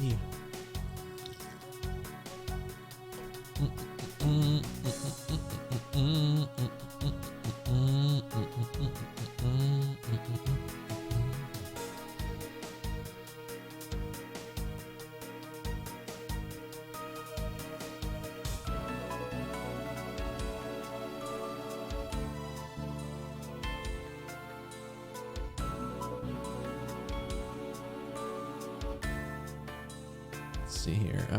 Sorry, I had to scroll on. I saw something weird on my timeline. I was like, "What is that?" Oh, got it. Indeed, you can sense that the consideration was for the viewers was taken with those. And in the end, the speaker and his audience were to stand the whole time, huh? Yes. Although, I expect the audience would have liked to sit down after a while. Anything else in here I haven't investigated? Doesn't look like it. I suppose Ambassador Alba sat in this chair. Ambassador Alba is very elderly. The chair was prepared for him should he have gotten tired during his speech. Well, in that case, why didn't he just plan to make his speech sitting down in the first place? The ambassador is also quite prideful, that's why. He sounds kind of like my old principal from grade school who spoke at assemblies. Have you finished checking out all the bystanders? Yes, sir. And we found 14 counts of pickpocketing and 16 counts of illegal parking, and one person ran at a light, sir. Don't tell me you didn't find anything else out related to the case. Sir, not a thing, sir. Well, for now, let's just get these other lawbreakers down to the precinct.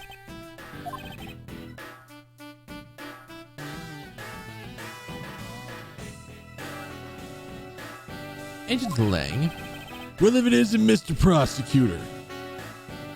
You're not closer than I thought you were going to be when I turned around. I'd just like to thank you for your assistance earlier. Make no mistake, it's not like I was trying to help you with what I did. After I left, did you receive a word from Ambassador Alba? We're to wrap up our bodyguard assignment at the end of the day today.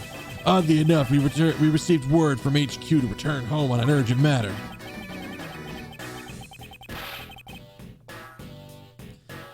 As if I can be so easily called away from this case I've come this far for. I swear that I'll find the truth and I'll drag it out, screaming into the light. You're with me on that, right, Mr. Prosecutor?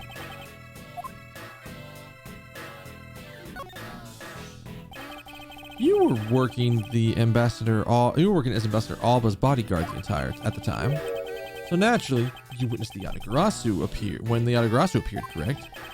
Yeah, I saw the thief all right, with my own two eyes. The Yatagarasu was always there, lurking in the shadows. But when the spotlights were turned on for Ambassador Alba's speech, a shadow appeared. That's when the cries of, "It's the Yatagarasu" rang out.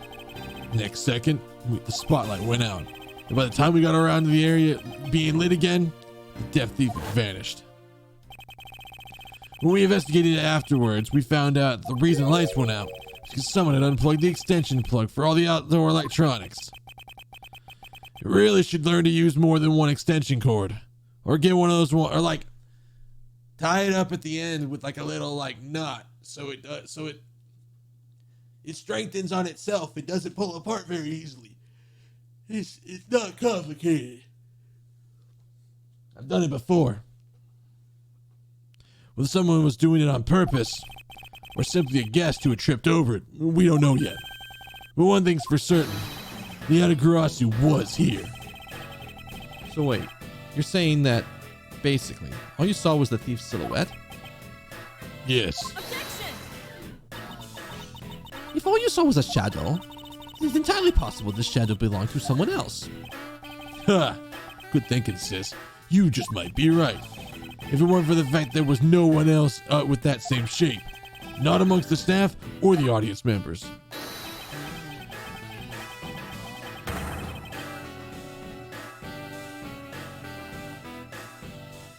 My men have done a thorough check of everyone, so I know I'm right. Someone else's shadow? Sounds like a plausible hypothesis. A sudden appearing and disappearing shadow of the Yatagarasu. I believe I figured out its true origin. What? I expect no less from my subordinate. Now let's hear what you know on the subject.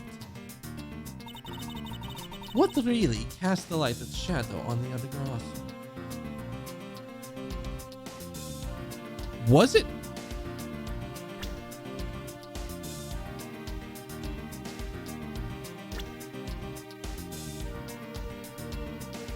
My guess was gonna be the statue? The sudden appearing, disappearing shadow of the Yatagarasu is not possible. It was created by the statue. Are you putting me for a fool, Miles Edgeworth? The statue bears absolutely no resemblance to the shadow of the Yatagarasu. Well, you're correct. But this statue is but part of the whole picture. What do you mean, only one pot? Where's the other? Was it both statues? Take that! It's another statue. Yatagarasu's shadow was made of the shadows of these two statues. Made? By what do you mean by that? Well, right now, the spotlights are all over this place because they were moved when the guests were in a panic state. However, we were to restore the lights to where they were when the thief appeared. Do you believe that the two shadows will create the Yatagarasu shadow? Well, yeah. Now then, Watch as I reveal the true form of the Yatagarasu. First, we set up a spotlight to cast a shadow of the King Prima Ducks on the battlefield. The shadow of the King statue would appear on the backdrop of the stage if we did that. Likewise, if we set up a light on the Queen who spoke of love to King Prima Ducks, her silhouette would also appear on the backdrop of the stage. Ah, so if we were to combine the two shadows, it looks nothing like the Yatagarasu shadow. Miles Edgewood, how do you explain this grotesque shape? Francisca, calm down. The way the light needs to be shown on the Queen statue is wrong. What do you mean by that? I believe the whole King statue needs to be used for this to work. However, in the case of the Queen, I don't believe her whole shadow is needed. Rather, the person who created the shadow used only one part of her.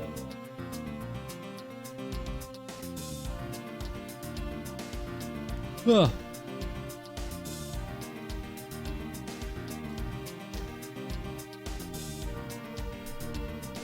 Oh.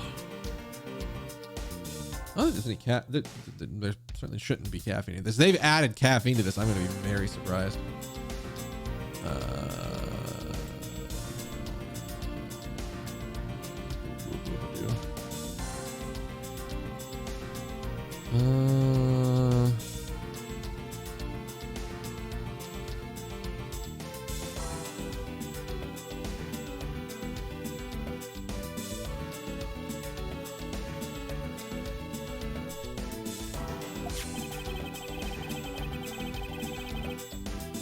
Only one part? And yes, that part alone is enough to fill the rest of the Yatagarasu statue. Why did you say that in the first place? Well, you're right. I thought you'd get it.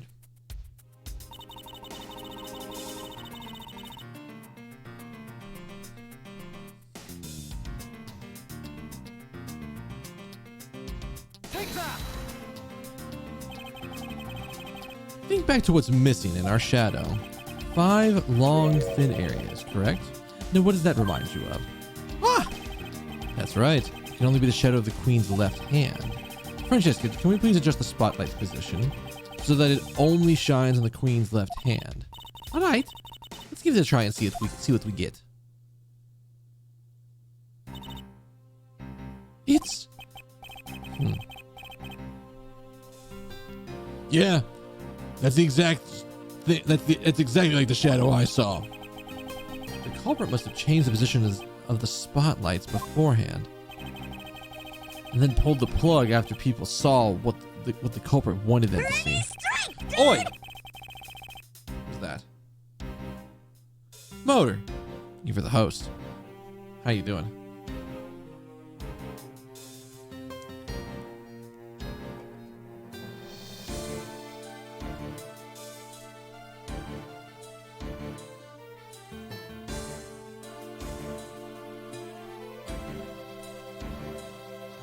In their panic, the guests must have moved the spotlights around, which we can assume was part of the culprit's plan. By the time the lights came back on, the Yatagarasu's shadow had vanished. Which means that the shadow was a construct from the very beginning. It was immune to magic. So you see, the Yatagarasu never did visit Alibas tonight. The only country the thief visited was Bauble, although it can be assumed.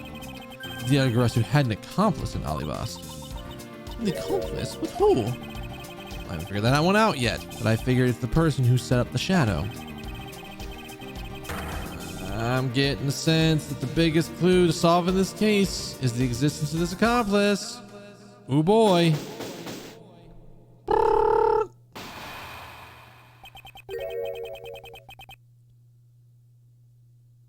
Who's talking? Is this Sheena? How's the investigation going? Oh. Excuse me. Wrong person. I was like, who the fuck is over here that would talk like this? I guess Sheena's still probably, she's probably still doing the Babalese one. Right.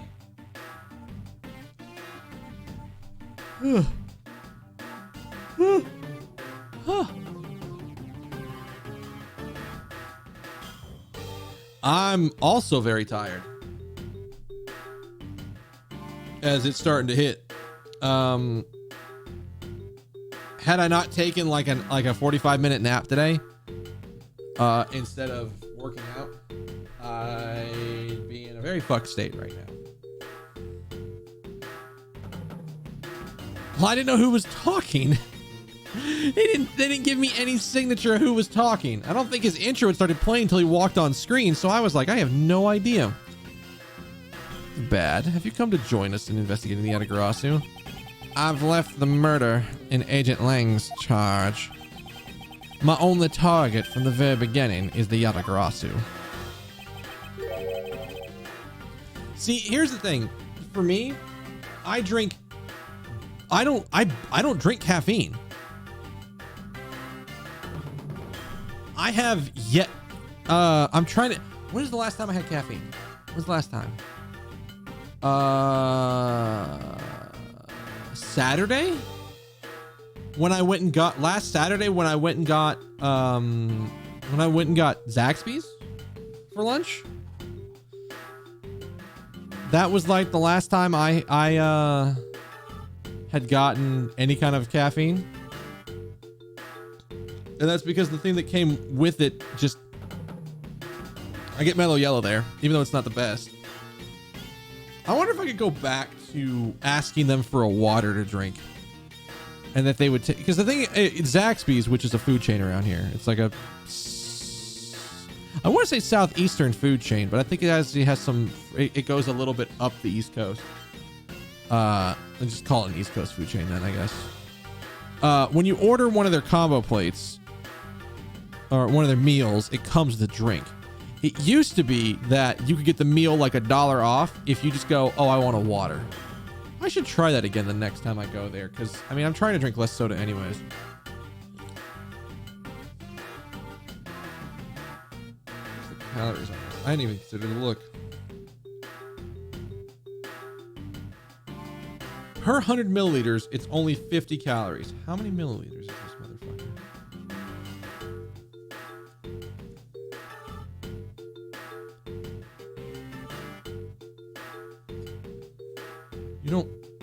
You don't say anywhere on here what the actual milliliters on this motherfucker is? 350 milliliters for this. So it's about 200 calories for this soda. I've been trying to drink a lot less, and I have drank a lot less, but I haven't had caffeine in a really long time.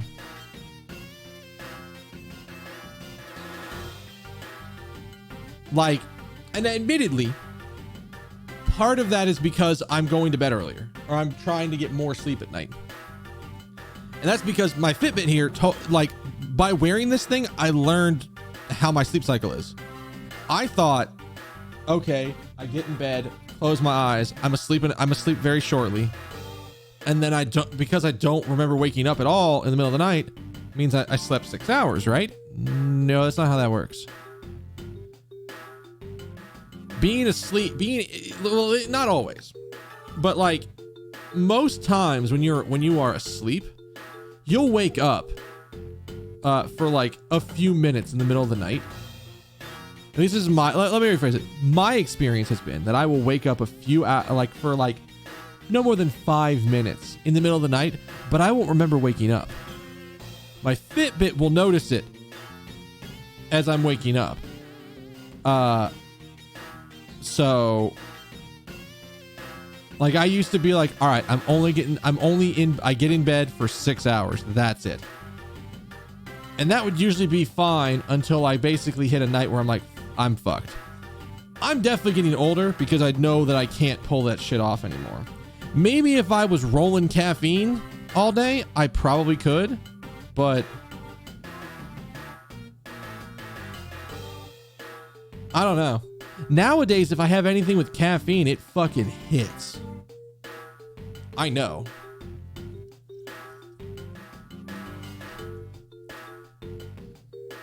Energy drinks are just fucking out of the question. I just can't do those. I've never had an energy drink that I actually like. And I mainly think it's because I don't drink a lot of energy drinks.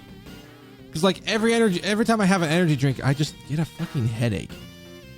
It's terrible. But either way. So what have you found out? I got a piece of evidence. Well, wait, can I see it? Sure, but you might regret it. We're here because we already face whatever may come. So if you please.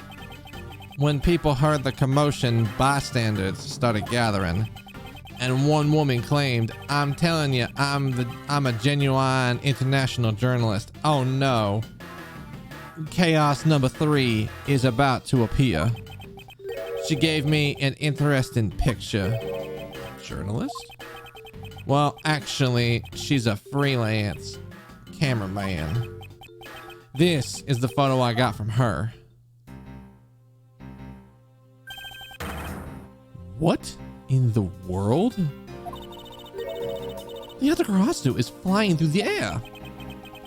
The times they are changing. It's not just man, but evidence. Even now, they lie to us. When was this photo taken? Apparently right after the fires on the 4th and 5th floor were put out. It was taken from a nearby building that you can see from the embassy. I see. So after this was taken after the fire? The blur in this picture, it took off from the Babalese embassy and flew over the boundary, headed for the embassy of Alibas. This is simply not possible. People are incapable of flight. Is that a fact? I've had the pleasure of dealing with a case involving a flying person once. Oh God, Edward, please no.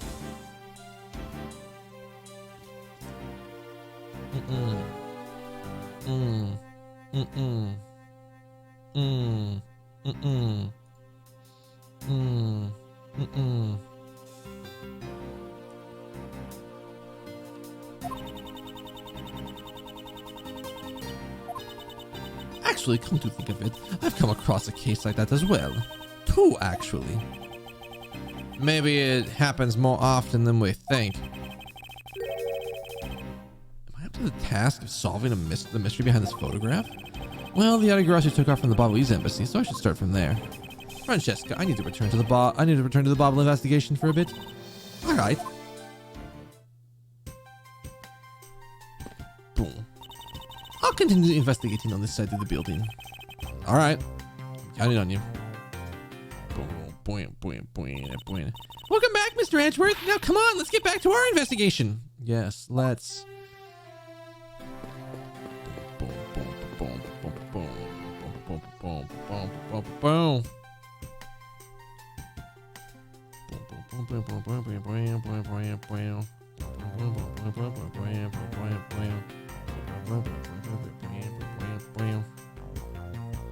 Alright, so we need to go into the embassy.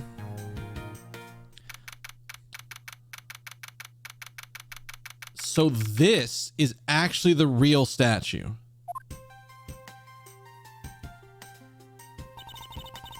To think, after all that running around, we're right back where we started. It would appear that way. Hi, Mr. Edgeworth.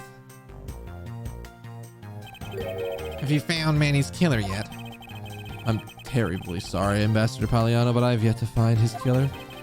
And I guess his murder really was the work of the Yatagarasu. Let's get one thing straight. It was the work of the fake Yatagarasu. How many times are we gonna have to keep telling people this? The real Yatagarasu is a noble vigilante who's only out to steal the truth. Miss Faraday, please don't make us such a sad face. If there's anything I can do for you, all you have to do is ask, all right? Mr. Poliano.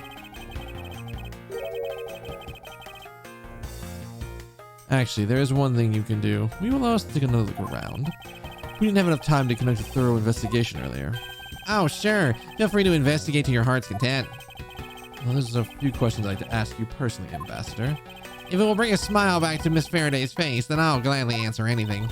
Thank you, Mr. Poliano. You're a total gentleman. You don't have to waste such nice words on me, little miss. Hey, Sir Poliano. Those two sure got chummy awfully quickly. You know, it's easy for me to say where we're going to investigate, but where should we begin? We should probably start by comparing the site of this room before and after the fire, the state. And then we should look into the matter of the suspicious person you spotted. Yeah, when I came into this room, that person was already gone. But I don't bet that person chasing was Mr. Cochin's killer.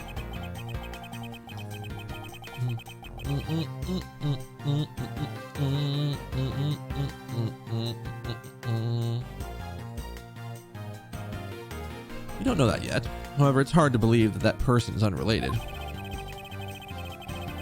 Furthermore, because the key the Yatagarasu stole 7 years ago was found here, it signals that perhaps Miss Yu is also somehow involved.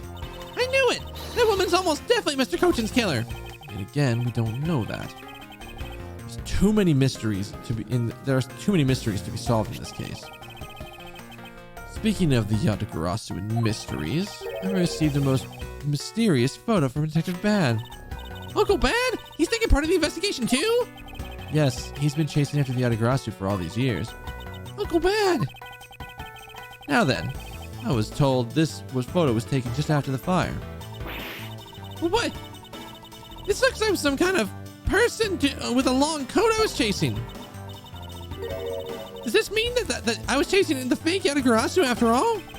I mean, I don't know the answer to your question yet, but I don't think people can fly. But this sounds like this could be how this person escaped. Well, we need to investigate a bit more before we say anything about it. In any case, let's not dawdle anymore and pick up where our investigation left off. All right. Oh shit! Did I gotta go. Okay, hang on. I had a thought. I was like, wait, I have laundry that needs to be pulled out of the dryer. And I want to do it now before I forget. So, give me like 5 minutes or so ish to go grab that out of the dryer, and then we'll come back and keep going. All right. Be right back.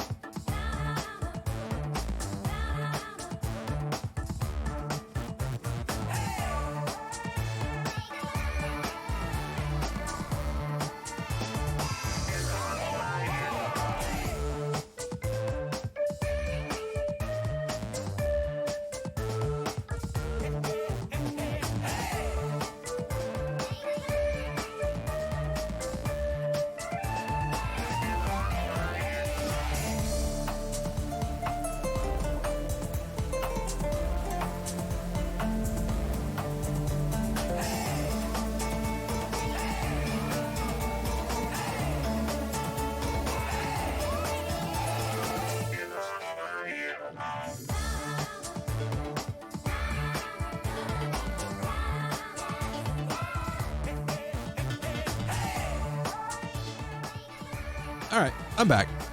Thank you for sticking with me through that break. I just saw a really dumb story. I decided to check my phone to see if there's anything interesting coming up. Really, a lot of major retailers like Target and Walmart and places like that in America are just gonna stop selling Pokemon cards. Shit's gotten I would say, I guess I would describe it as shit's gotten too wild and it's causing problems. So they've decided we're not selling Pokemon cards anymore. That's just the end of the conversation. It's not worth it.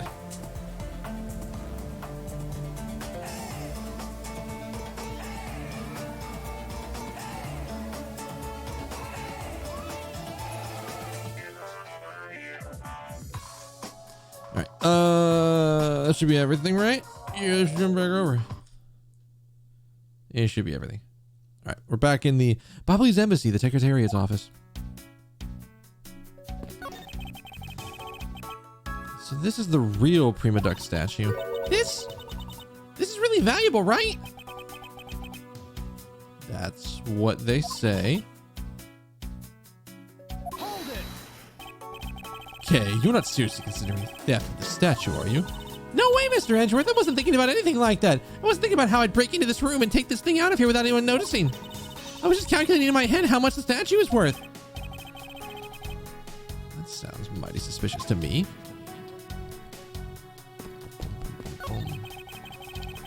Here's Mr. Cochin's body's been taken in for an autopsy. The white outline's all that's left to tell the tale of his murder.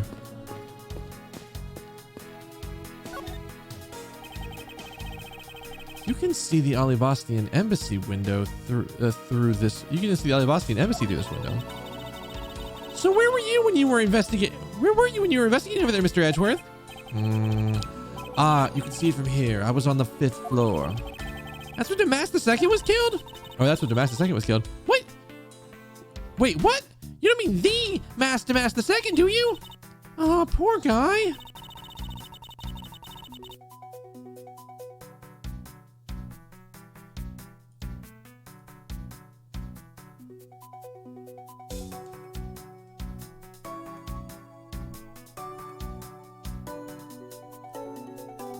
As a fellow second-generation thief, I can't just turn a blind eye to this. You know, Damas II was merely an imposter of the original? Isn't that the same trick? Fireplace, huh? So the Bobble's office have them too, huh? Two? There's a fireplace in the relatively the same location in the Alibastian office. However, we found something there that I'd rather not recall ever again. I still can't believe that we found Lady's undershirt in the fireplace. If it was that traumatizing, why don't you try creating new memories with this fireplace? You could climb inside and we can play hide and seek. And come out covered in soot? I think not. You really have no sense of fun, Mr. Edgeworth. I would check for the hidden thing. Appears this area was heavily damaged by the fire. Yeah, I guess we should start up. We should hurry up and start examining everything. Boom, I see the first thing I want to look at. There's a bottle of Bobbly's ink on Mr. Cochin's desk. And it looks like there's still a lot of ink left inside. The seal is unbroken, so the fire probably couldn't get into the bottle to burn up the ink. Hey, Mr. Poliano, looks like your precious Bobbly's ink is all right after all. What? That's odd. Ambassador, what do you mean by that? Well, it's just that there's something strange about the ink. Would you mind elaborating on that statement for me, please? Excuse me? Now then, Ambassador, I'd like to ask you about your movements before the fire broke out. Let's forget about the ink thing I was just talking about, but let's go with there. Before the fire? Which fire are you talking about? Which one? There's more than one tonight? Huh? Oh, I see. I guess you didn't hear about that. We had 2 fires here in the Bobbly's embassy tonight. Oh, What a bother all that was. wait. But the only fire we know about is the one after the Jam and Ninja show. Well, the first occurred at the start of the Jam and Ninja show. Luckily, only the 4th and 5th floor of our embassy caught fire. Not wanting to cause a panic among the theater goers, we decided to keep it internal. Then after the fire after the Jam and Ninja show was the second one of the night? Exactly. The fire I witnessed was the second one. Think of it. Didn't Detective Bad make a reference to the first fire? When was this photo taken? Apparently right after the fires on the 4th and 5th floor were put out. I suppose this means the photo was taken just after the first fire was put out.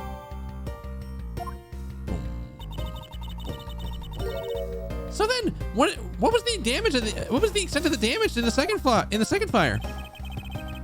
second fire was contained on this floor, the 3rd floor. I think it was leftover embers from the fires on the floors above it that caused it. That's how I put this. It's a very bad stroke of luck. My office on the 5th floor, Manny's office here, and Manny himself, all gone in the blink of an eye. Ooh, that sounds oddly specific. I feel so sorry for you, Mr. Poliano. Oops, look at me going on and on. Now then, what was you wanted to ask? I wanted to be discussing your actions and your whereabouts for today. If you happen to know what Mr. Cochin's actions and whereabouts were as well.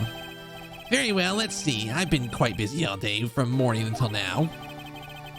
First I woke up and then I brushed my teeth. I hate brushing my teeth. I have to wait a little bit after that. I should have eaten breakfast first. But I had to wait a little bit and I had a roll for breakfast. Fascinating. How about if you just skip to the relevant parts for me? Oh. You mean like a condensed version? I mean, I can do that for you.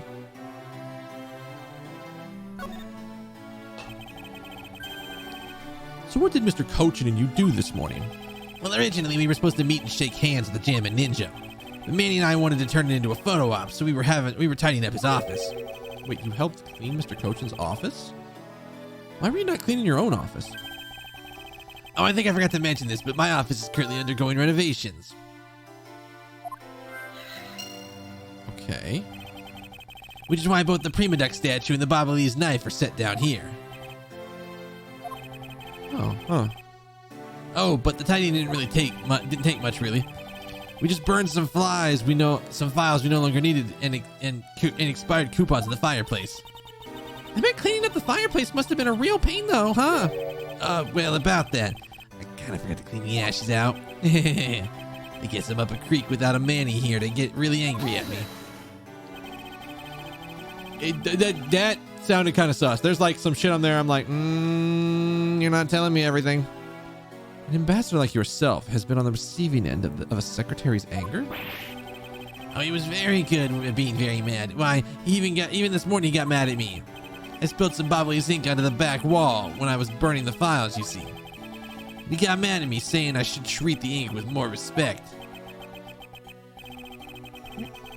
Apparently, orders go up the chain of command around here.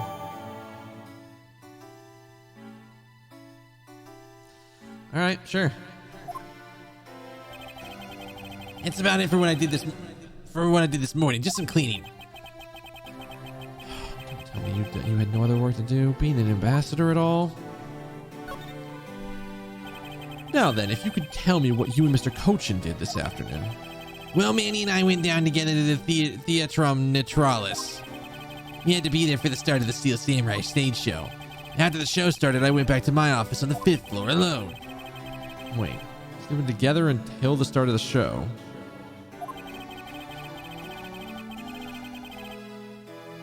Huh. A little while later, after I had straightened myself up a bit, I returned to the theater because I was to take part in the photo op on stage at the end of the show. What was it coming over to photo op at the end? It was a fantastic photo of the three of us, Ambassador Alba, the Steel Samurai, and myself. After the photo shoot, I went back to my office on the 5th floor.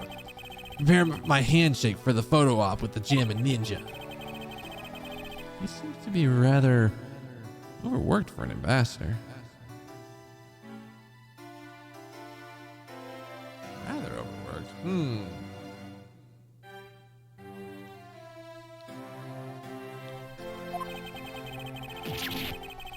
When I got to my office, that's when the first fires broke out and I escaped down the stairs. My office was completely destroyed, but thankfully no one was hurt. I admit I ran away from the first fire as fast as my legs could carry me. But during the second one, I pitched in and helped the embassy staff put it out. Wait, so you didn't see Mr. Cochin again after the start of the Steel Samurai show? Yes, that's right. The next time I saw him, he was lying there in eternal sleep. I see. Mr. Palliano, thank you very much for your help. I'm sorry I couldn't be of more assistance, Mr. Edgeworth. Is there anything else? Please don't hesitate to ask, all right, sir? What's with this ink?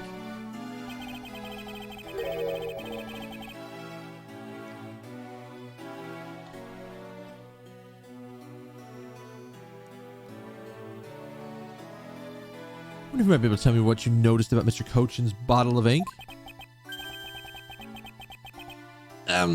I just thought of it right now, but during the second fire, Manny was worried about his office, so he came rushing back to it.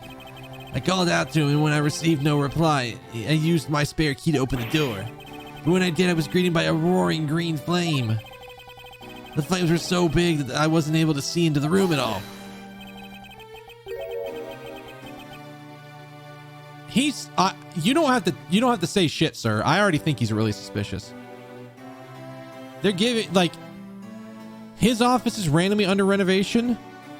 The fires started specifically in his office, in Manny's office, and I think like one other room. They were very locally targeted.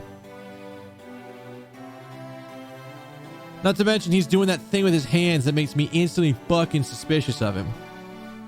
So I already think this man's sus as fuck.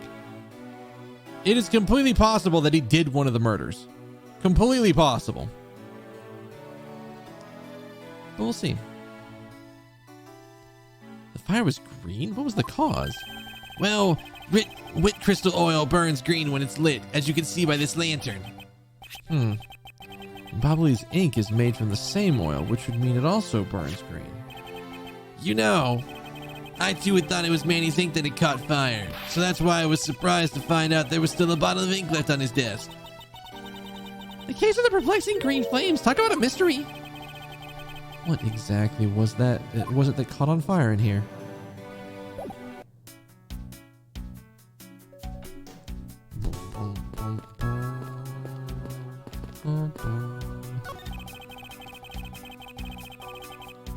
Mr. Palliano, would you happen to know what these charred remains are of? I don't know actually. I don't think there was anything there that should have been flammable. And so it remains a mystery as to what burned here. At least I got all these souvenirs suffered from some damage from the fire. I just don't believe it. Murder on top of arson? What a disgrace to the name of the Yatagarasu. Fake Yatagarasu was guilty of much more than theft, it seems. I know. Because if it were me, my first priority would have been to loot the bookshelf. You would steal ordinary souvenirs that you can buy virtually anywhere? You can't buy them anywhere. Each one is specific to its location and has its own value. And the items that have memories attached to them are the most valuable of all. But you could. But could you really rob someone of their valuable memories just like that? No, because even if I can't take the souvenir, I can't. Even if I can take the souvenir, I can't take the other's memories. Hold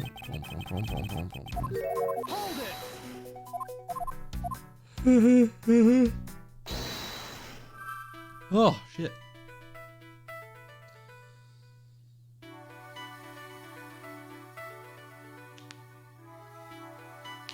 Oh. Oh.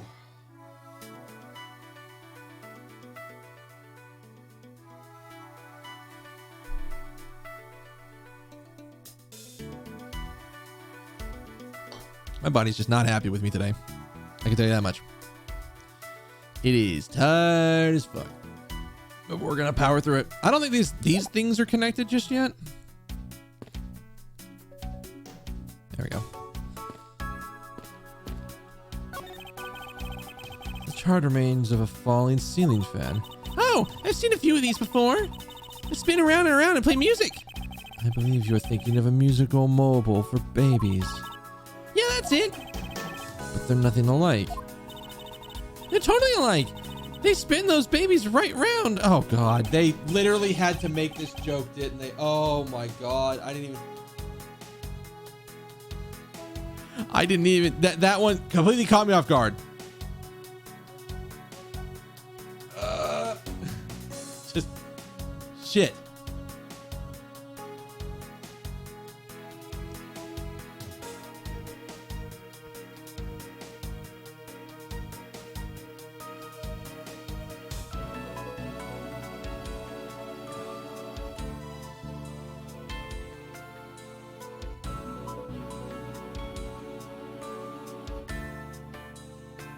This is only 1% juice, if I'm reading the front of this right, which is surprising because this thing actually has a decent amount of flavor to it.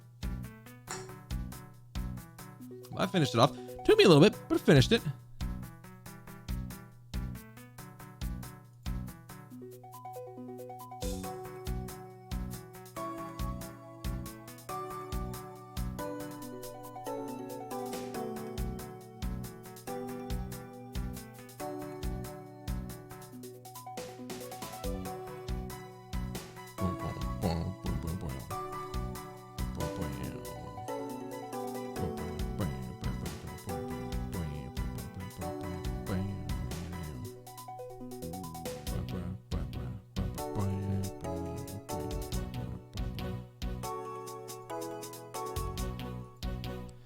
All right.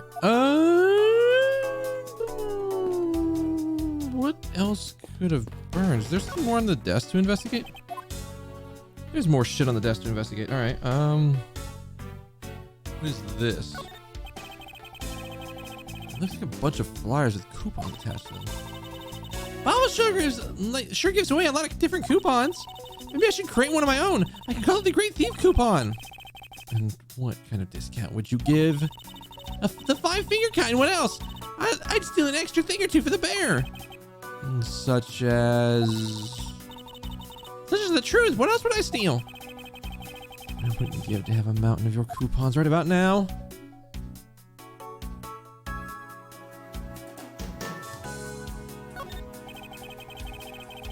There's only one book left standing here. It's Treasures of the World. Wait, what? Let me see that. I see. The most important part was blackened by the fire. Why? Such cruel fate. Why? It's like the map of where the treasures are located has been burned.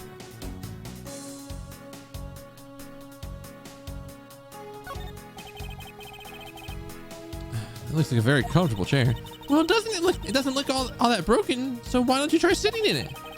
I'd rather not. It's very important to be preserved at the crime scene at all times. Wait, but you're always touching all sorts of things at crime scenes. That's because I'm a prosecutor. It's part of my job to examine things. It's my job to be a great thief. Which is exactly why you're not allowed to touch anything.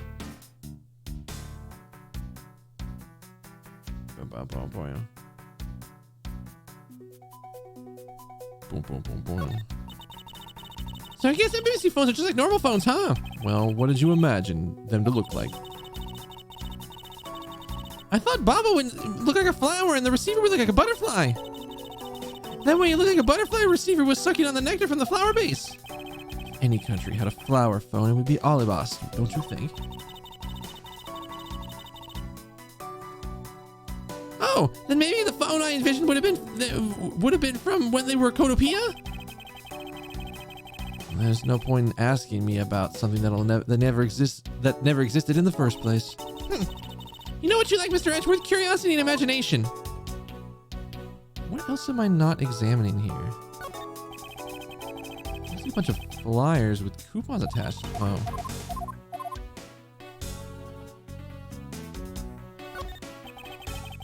I fear this desk also fell victim to the fire.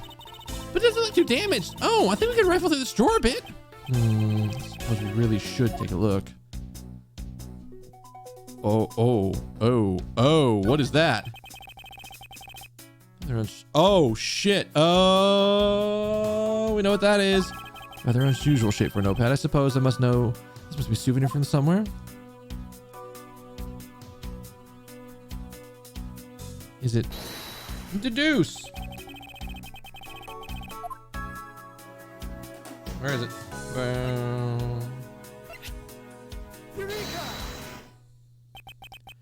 The shape of this notepad matches the shape of the note we found. Hey, you're right. What is it? It looks like something straight out of Monument Valley. Ah, yes, that notepad is a souvenir from somewhere in your country. We've been collecting them for the purpose of studying them, you see. Yes, I do. You do seem to be quite passionate about it. Oh, would you like to see my souvenir collection? I'd love to show it to you. Oh wait, it's burnt. I didn't keep it in my office. Or I should have not kept it in my office. Are you sure they haven't been burnt to a crisp by the fires? Ambassador Paliano, I wonder if you might recognize the handwriting on this note. Yeah, this looks like Manny's handwriting. I see. In that case. Oh, did you figure something out? This note was found in Alibas. Specifically, it was found being firmly grasped by the murdered Damask II. Damask II? Wait, then this note? It was a request from Manny Cochin for Damask II to steal the Prima Duck statue. What? Manny trying to steal Alibas' Prima Duck statue? We would know for sure if we run a handwriting analysis. Ambassador, do you have any documents that were written by Mr. Cochin? Yes, I can gather a few and give them to you. I'll have to ask Detective Gumshoe to run an analysis later. I can't believe that Manny would even think of doing something like this. Do you have any idea as to why he would have requested the theft of the statue? There's one possibility, but mind you, it's just my personal speculation. Anything you can tell me would be of great help, Ambassador.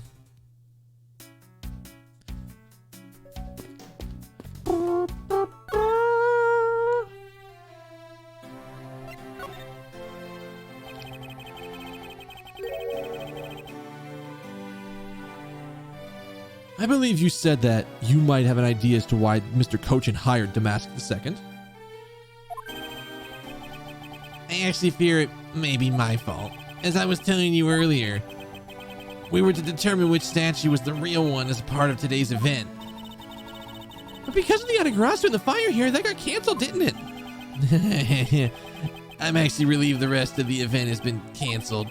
For you see, Bobble's statue, well, it's just a replica. We went over this earlier. Did Mr. Cochin know about Bobble's Prima Duck statue?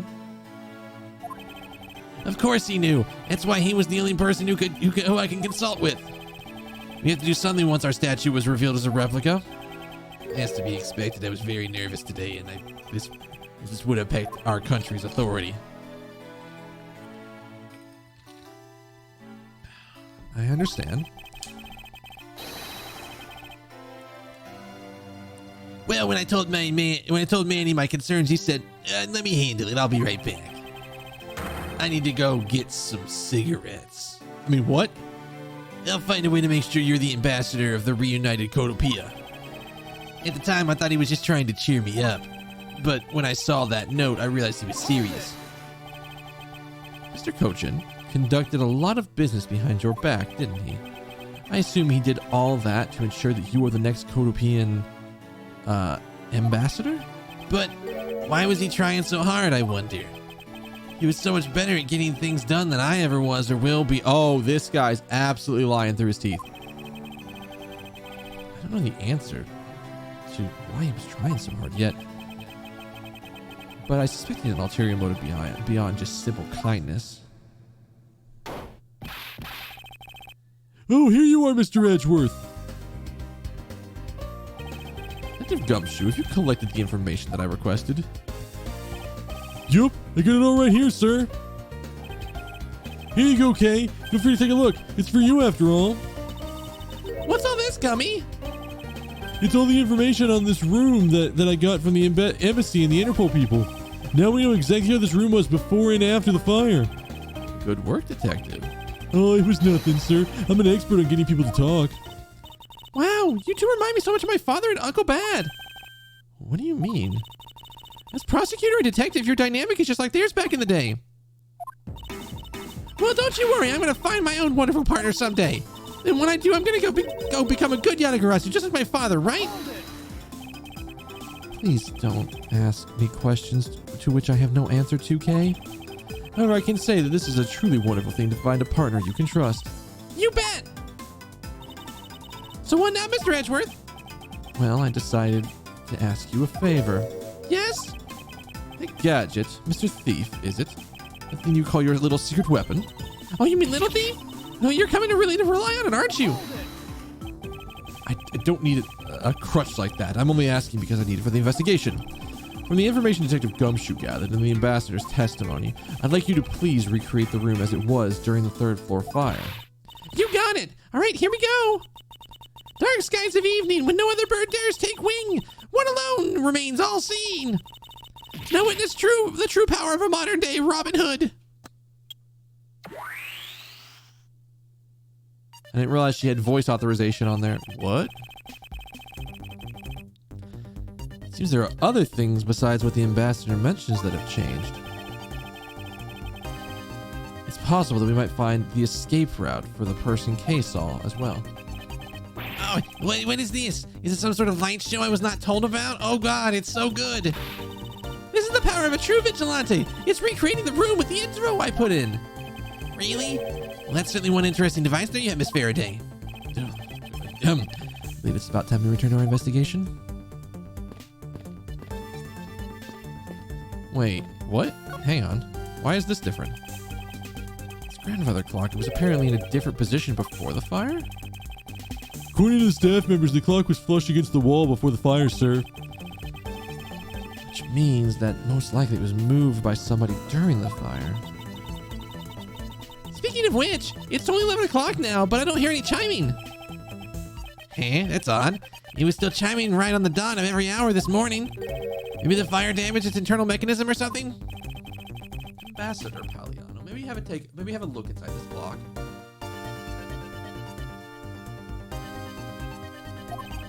Sure, go right ahead. Detective Gumshoe, if you could please inspect the insides of this clock. Yes, sir. I'm on it. Mr. Edgeworth, I found this inside, sir. It's a length of wire. This is what caused the clock to stop chiming.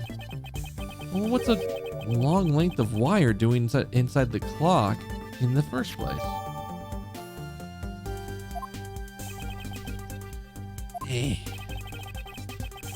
Why would someone do this as a valuable clock? It sounds like it wasn't Mr. Paliano that put the wire in there. Perhaps Mr. Cochin's killer who did it. It looks like one of the Babbly's knives was already missing before the fire began. So it would seem, especially since the other two knives' handles were burned away. The remaining handle was swapped out with the handle from the real murder weapon, and the Bobble's national treasure was stolen. Poor Bobble, don't you think? I'm not sure I would lump in the replica statue with the rest of the Bobble's woes.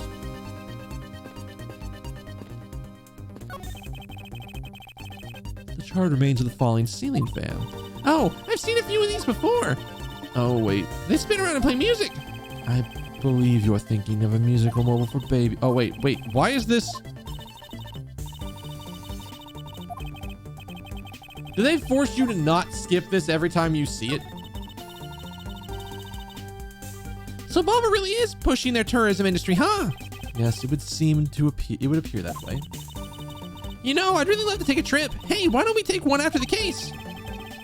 Do you already have a destination in mind? Well, I'd ideally like to go someplace where I continue my thief training. If you want to learn the fine arts of stealth, perhaps you should visit the studio where they make the Jammin' Ninja TV show. Hey, that's a really good idea, Mr. Edgeworth.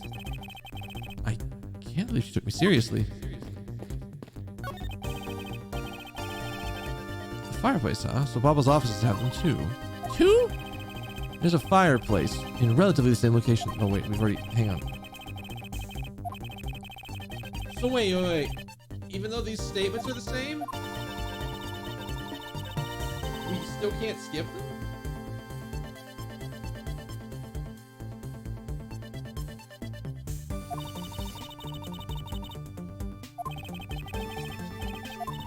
A little bit of a weird choice, but all right. Oh, and I wanted it to be the same thing.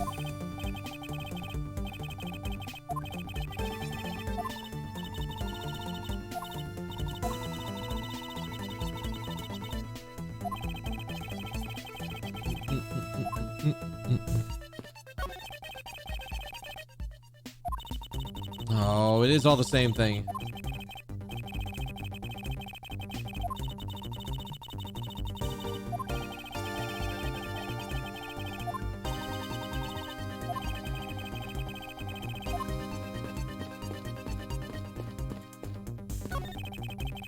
This must have been the large green flames Ambassador Paliano saw. With flames like these, it's no wonder you couldn't get in. Okay. By the time you came into this room, had the fire already been put out? Yeah, the fire died out or something by that time. And this fire in here is only burned from the time the fire started on the 3rd floor until the Yanagarasu appeared and caused a stir and bobble, I guess. I guess Mr. Paliano was just lucky enough to run into this fire as it was burning, right? Yes, you could put it that way. Since you were the first to discover the body, you can assume that no one else entered the room until that time. No one other than the person you were chasing, of course. I knew it! I knew that person I saw was definitely up to no good. I met that person. I mean, that person could even be Mr. Kojin's killer. That's very likely to be the case. After all, that person came into this room before you.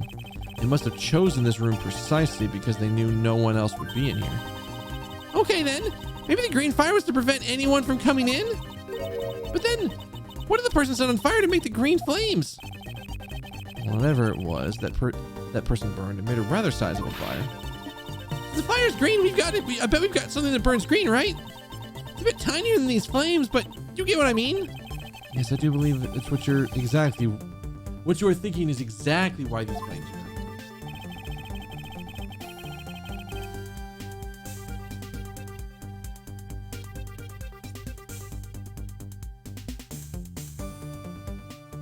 Which fire-related piece of evidence?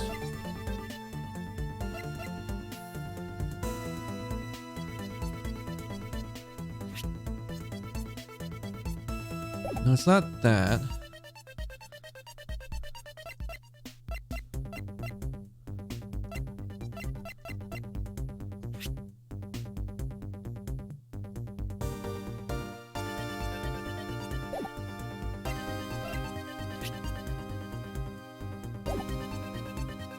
So, which fire-related piece of evidence burns the same as the green flames?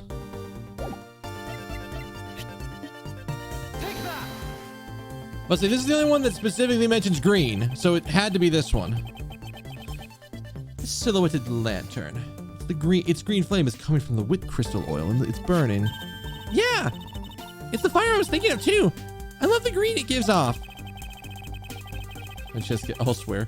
Why are the flames green? Why do I have the sudden spiking urge to call Miles Edgeworth and his new kitty sidekick the biggest foolishly forgetful fools?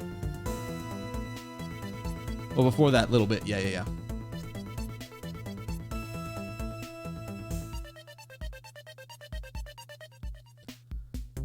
think we've established that the green flames were caused by wit crystal oil.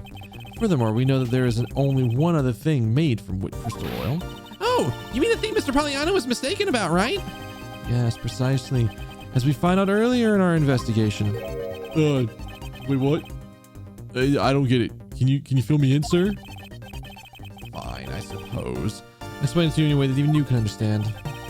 This is the thing made from wheat crystal oil that Mr. Paliano was mistaken about. Take that. Bobbly's ink is made from wheat crystal oil. Oh, so it should burn the same color as the flames in the lantern, right? Yes, precisely. However, the green flames in this room were not from a bottle of Bobbly's ink. Because we found the ink in Mr. Cochin. We found the ink Mr. Cochin used on his desk, right? Yes, however, really Mr. Cochin was smuggling the ink in mass quantities.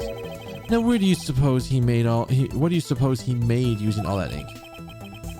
I believe what he made with the ink is the answer to that gave birth to the green flames. Oh yeah, I'm beginning to feel a real energy coming from you, Mr. Edgeworth. And I finally found it, the smuggling ring's real goal. Made of Bobbly's ink, this green is this is the source of the green flames. Take that. What would consume that much of a volume of ink to make? Well, that would easily be the counterfeit bills that the smuggling ring made and are circulating in Zhangfa. You're kidding! You're saying it was Mr. Cochin who made the counterfeit bills? I am. I believe you could even go so far as to say that he stole Bobble's printing press. Ambassador, Mr. Cochin had permission to freely use the printing press, correct? Yes, of course. I do remember seeing him use that in the middle of the night. But I never did think he was using it for such a foul deed. Ambassador, because of your secretary's crimes, you will need to be investigated as well. Yes, I suppose so. We've caused a bit of trouble for our few countries, haven't we? It's my duty to search out all who shielded Mr. Cochin and concealed his crime. For they are the ones who started the fire in order to destroy the evidence.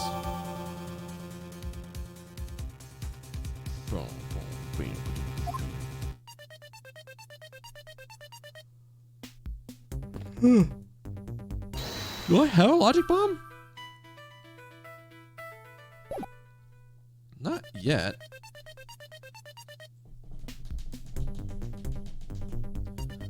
Go with this. Maybe we talk to Manny? Or not Manny, maybe we talk to the ambassador? Maybe that's the right idea?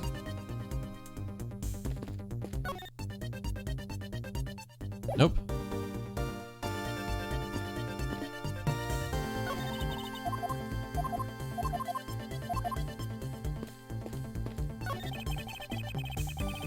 Safe wasn't open at the time of the fire. You can tell by what's inside, by what, but you can tell because the inside wasn't burnt, right? Yes, and thanks to the safe's fire resistance, smuggling evidence was preserved. Aren't the safes great? They always hold wonderful promises of treasure within. Well, this one certainly did have a few inside. What is? Oh, it just shows the chair being down.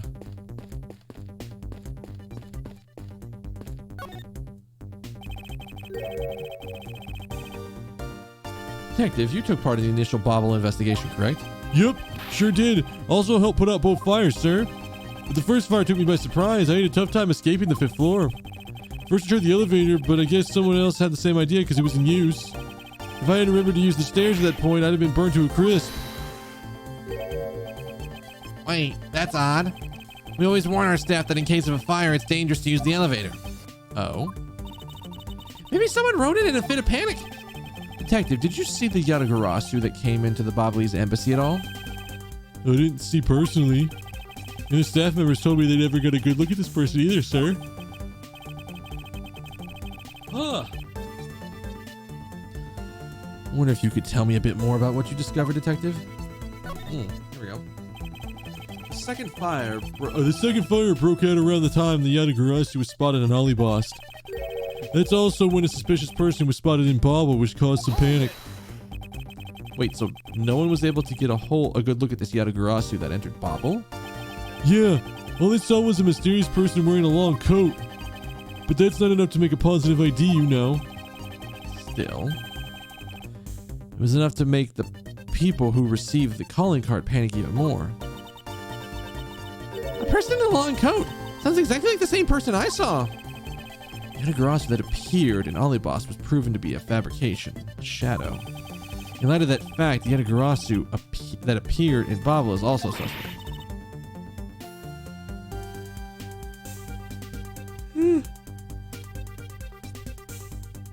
Oh, shit.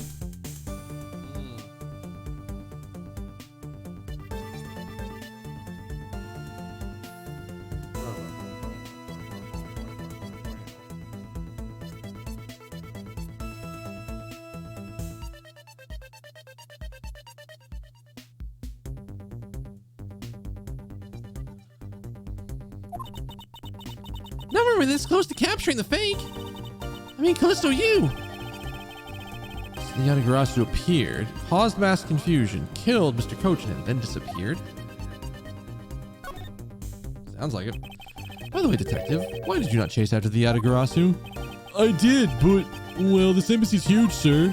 I got separated from the other staff members I was with and was lost for a little while there. You didn't even memorize the layout of the building you were to guard, detective? I'll be sure to do that from now on, sir. But you know, it was thanks to me that being lost that I was able to come to Kay's rescue. Oh? Is that a fact?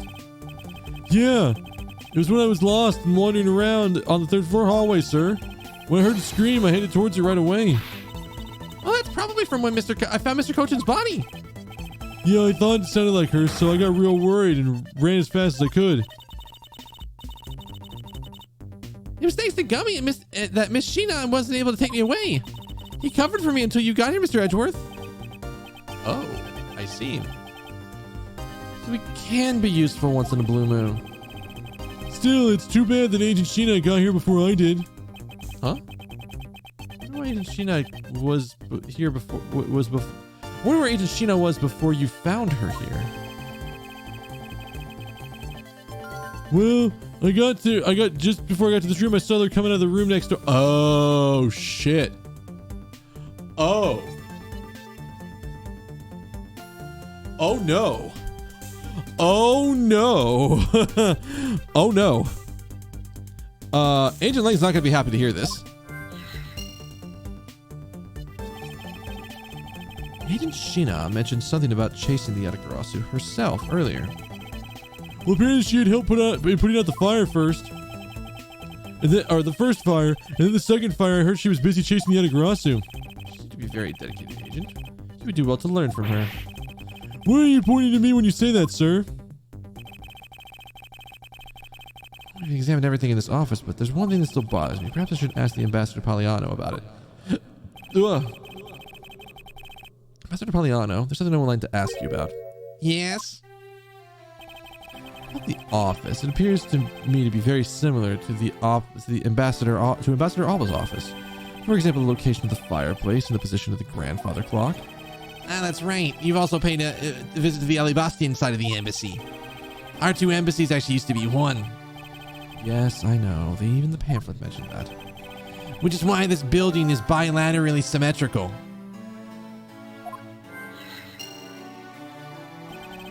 So no matter which room, the location of the fireplace and the like are all exactly the same.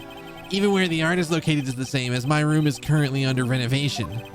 We worked hard to make Manny's room look like the ambassador's office. You mean for your handshake photo op with the Gem and Ninja, right? That's right. I mean, what's a photo like that worth if it's not taken in the ambassador's office, right?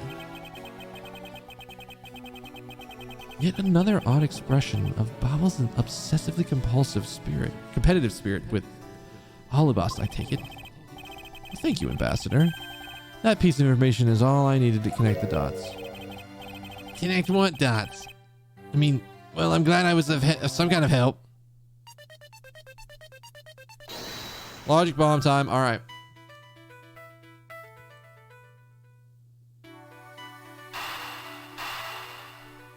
I think we start here.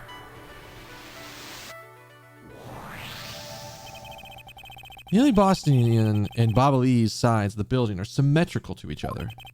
As we know that to be a fact, then this room's fireplace may also hide a secret passageway. A secret passageway? In Olibos, the fireplace turned out to have a revolving back wall. A revolving wall? That sounds like something out of a ninja house. Well, there's a trick like that built into the fireplace, huh, sir? What? This embassy holds that kind of a secret? There seems to be a lot about this room you don't know about, Ambassador.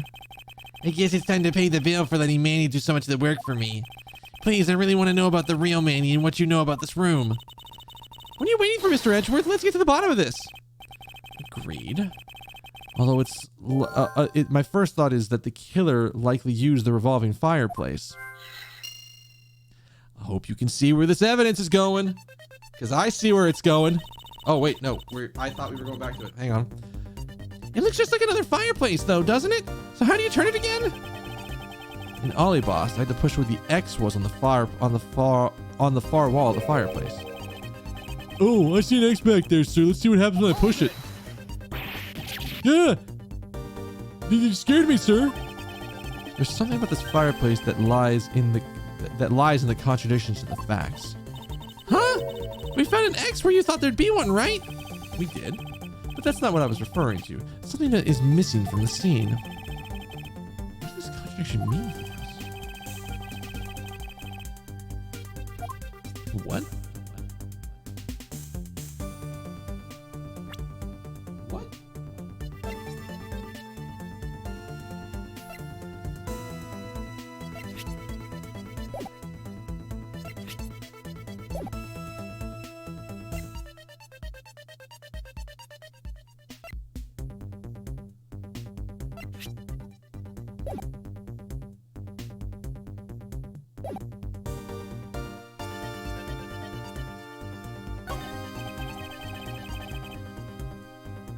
All I see is it says fireplace is starter wood.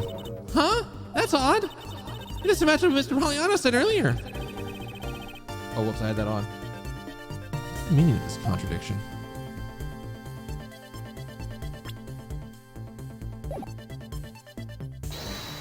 Is there a logic bomb I can hit here?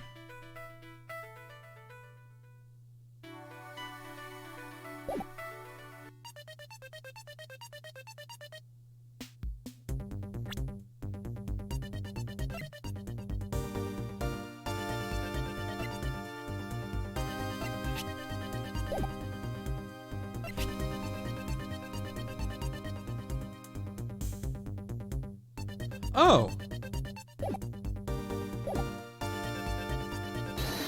There we go.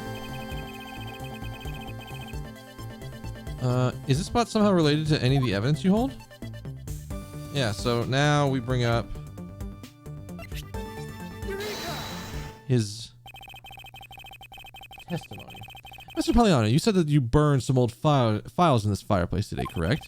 Yes, I burned quite a few files this morning, actually. After you did you forget to clean out the ashes from the fireplace? You did forget to clean out the ashes at the bottom of the fireplace, right?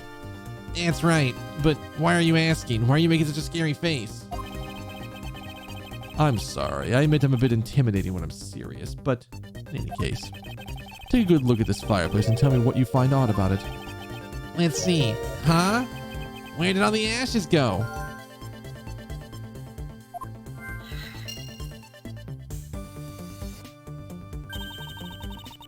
What's the meaning of this, Mr. Edgeworth? You don't really think that Ambassador Poliano was lying, do you? No, there's no reason for him to lie. And I don't believe his testimony is wrong either. It's the fireplace that's causing the contradiction. Kay, I wonder if you might update the fireplace data for me.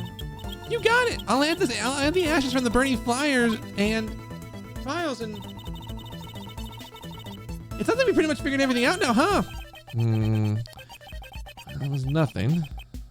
All I did was follow where our leads led us. Oh, I sense it coming on. You're about to dazzle us again, aren't you? What do you mean that? Well, it's what Mr. Edgeworth is known for, you know. I need for you to really dance around in the name of what I'm about to do.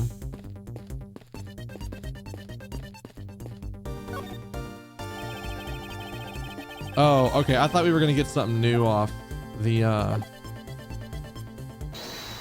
right, logic bomb time.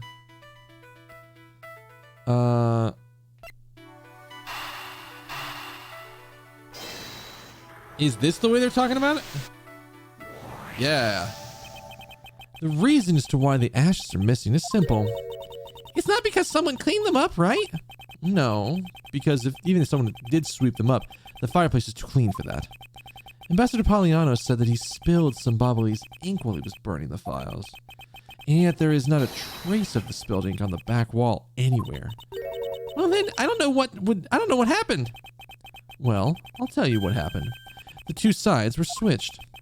By using the revolving fireplace wall, the ashes were moved into the neighboring room, which means that this is a clear indication that the fireplace was used.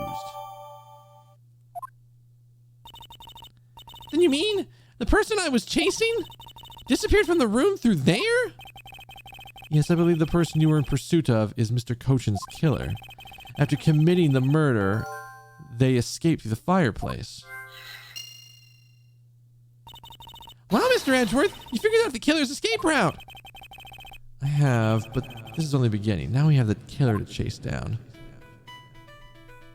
All right, we're back over here because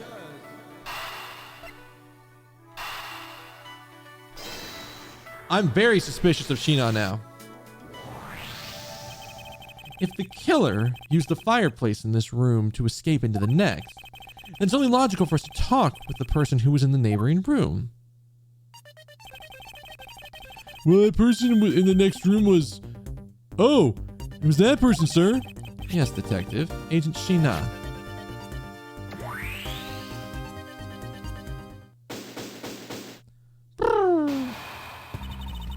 It's looking more and more like Miss Sheena's the killer, isn't it? Let's not jump to conclusions yet. We need to go through what we know so far. She came running straight into this room from the next one and instantly accused you. Furthermore, she claimed that it could have only been you that killed Mr. Cochin. I don't have any proof yet. However, I know she's hiding something from us. Okay then, why don't we go ask Miss Shi-Na herself? No, not yet. There's something that needs to be done first. Detective Gumshoe? Sir? Is it my turn to do something, Mr. Edgeworth?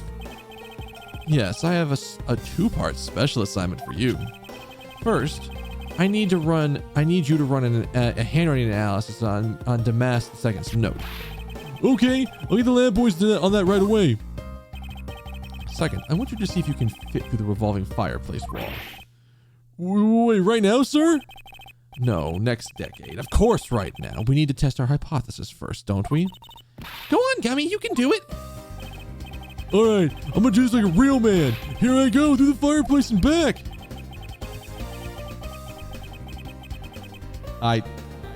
Well, considering what, well, actually, was that a thing? When did this come out? When did this game come out again? We talked about this.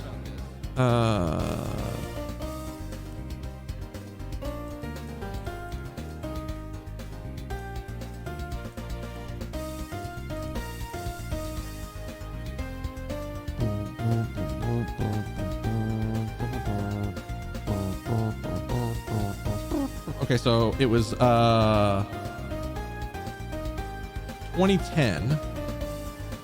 Okay, so that could have come out, right?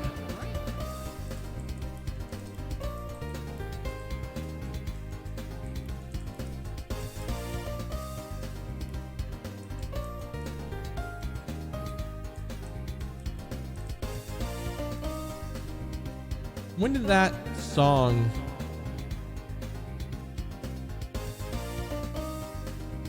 originally get put on? It was in Guitar Hero 3. So when did Guitar Hero 3 get released? Oh god, yeah, they absolutely could have made that joke. Absolutely. I think Gumshoe could have made a Dragon Force reference. He sounds like he was or I thought they might have been going for a Through the Fire and Flames reference, and they didn't really go for it, even though I felt like they could have. So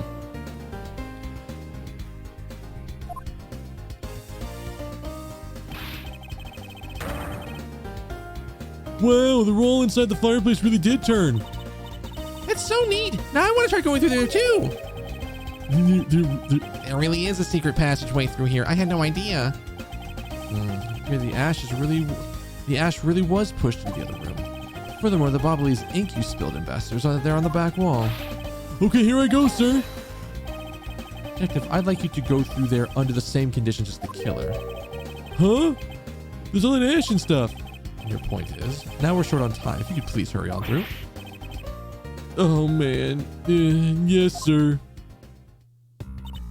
Okay, so now we pretty much have the whole picture, right? No, not yet.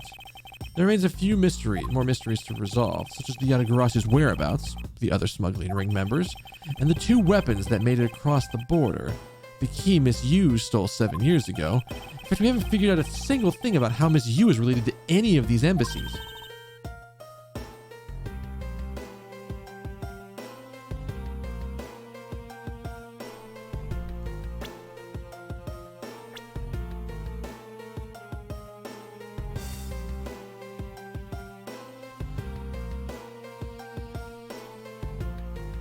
Okay, game, you're not about to do what I think you're about to do to me, are you?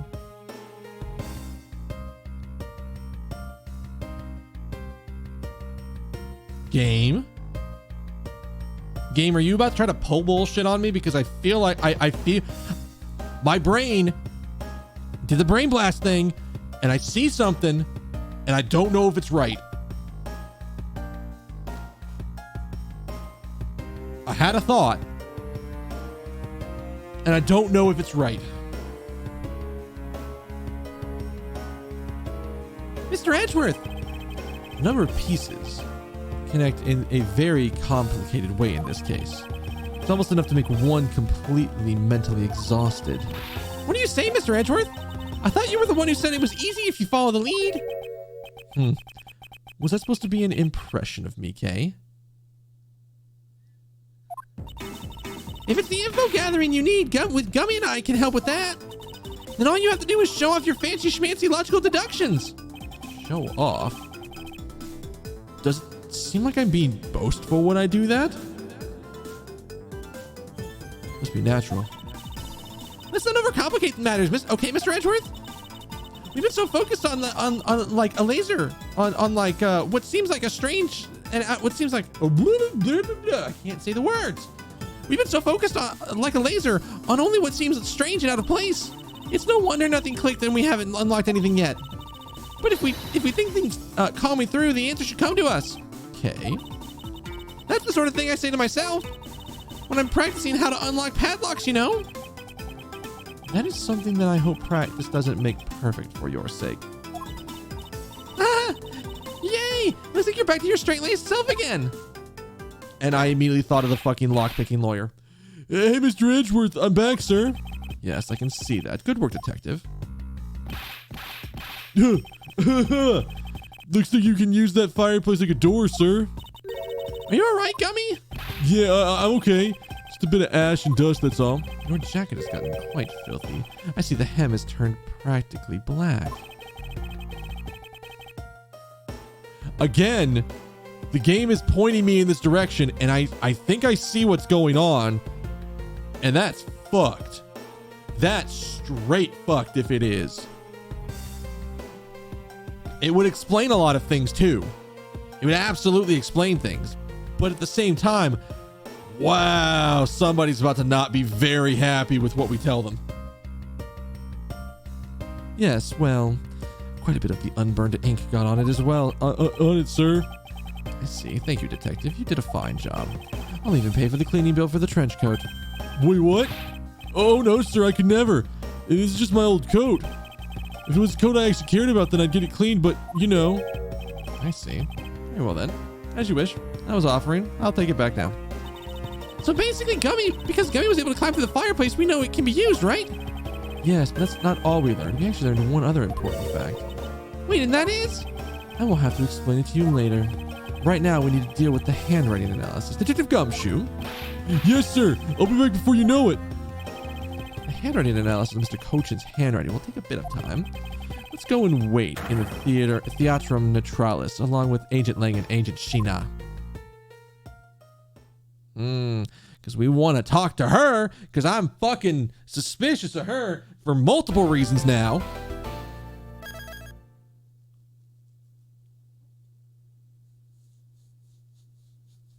I am hyper suspicious of her.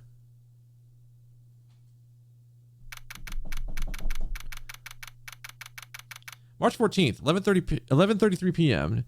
Theatrum Neutralis lobby.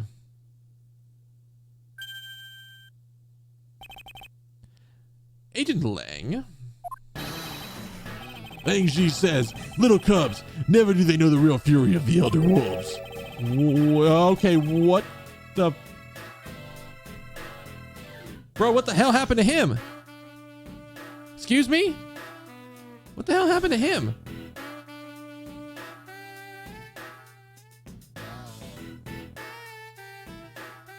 Did he... Okay. These codes are becoming increasingly difficult to decipher. What does that mean? It means you'll never really know how angry I can get. What the fuck was that? Mr. Prosecutor, the counterfeit bills made with Boboli's ink. They were all of Zhang Fa denomination. Oh yes, so I heard so from Miss Von Karma. We don't know where the play money has gone. You must not have figured out that it was all burnt yet. Ever since those things showed up in circulation, my country's economy's taken a big hit. Zhang Fa's in financial chaos as we speak, because we can't tell the difference between our own bills and the fakes. But it's not just the money. The citizens are also worried. I've staked the honor of the House of Lang on this. They have come to this land to capture the mastermind behind the whole mess. I investigated how the bills were made and how the ink was smuggled into Zhang Fa. And I pursued the smuggling ring all the way here. But tonight, this is where the final chapter was written. Despite my frantic efforts to chase the smuggler down, someone got to him first. And now I'm called to return home without a single answer. Agent Lang, Don't start. It's not your fault. It's not anyone's fault, Mr. Prosecutor. Ambassador Alba, I'm sorry for all the trouble tonight. Oh, no, it's I who should apologize. It was all because I was not strong enough. If only I was able to think of a better solution. Curse us, you fool. Curse your empty brain. Heh, you're being too hard on yourself, Ambassador. I take full responsibility for tonight. End of story. Shi-Long, let's go. Time to return to our den. yes. I do not like to admit it, but there's not that much else for us to do but go home as well. Agent Lang. Oh, wait. Gumshoe, that's my... Wolfman and the secretary lady. Hold it. Objection. Yeah. Hold it, pal. Detective Gumshoe. Have you got the results of the handwriting analysis already? Yup. And that note was definitely written by Mr. Cochin, sir. Just as I thought. Good work, detective.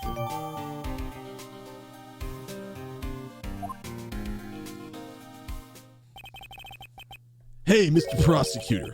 How long do you intend to hold us up for? I'm sorry to have made you wait, but I believe that now everyone is finally here. Agent Sheena, I'd like to ask you something if you don't mind. Yes? How exactly did you fail to see the Yatagarasu when you were in the neighboring room where Mr. Cochin was killed? I'd like you to explain that to us. What? Hey, Mr. Prosecutor. What are you doing asking her about something she didn't see? Agent Lang hasn't touched the Bobble investigation at all. So I suppose I will need to explain a few things to him first. Miles Edgeworth? I can't even begin to imagine what's going on in that head of yours. The only thing that's going on in my head is the pursuit of truth. Oh, it sounds like you have some sort of plan. Very well. I'll supervise you until the end.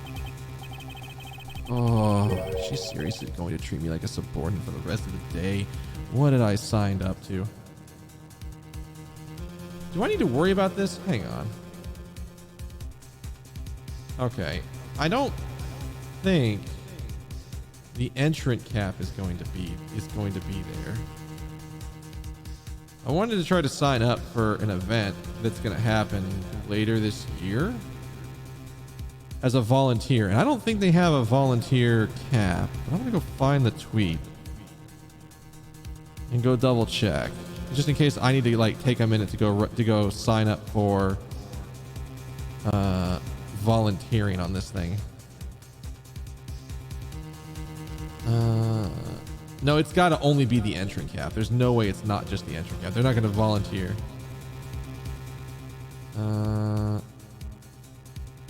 Let's see. Volunteers app.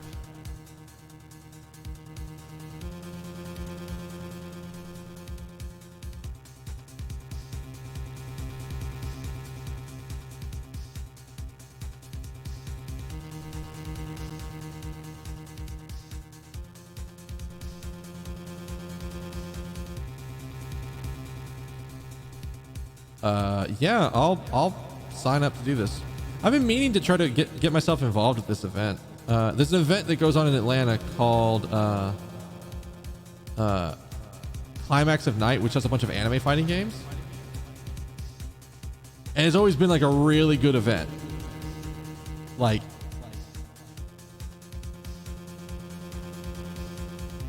it's always been really good. And I've been meaning to sign up to register to like work with them. If nothing else, then to like help establish like connections for MomoCon and for DragonCon, to be honest. But I also like enjoy helping to run tournaments. So since I don't know if DragonCon is going to even happen this year, I might as well go ahead and run through this. Like they are already talking about the event's capped at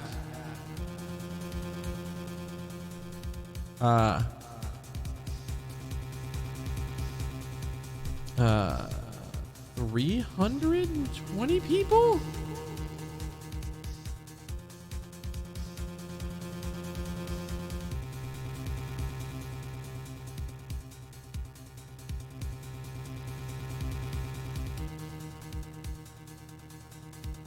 Oh, well, that's interesting.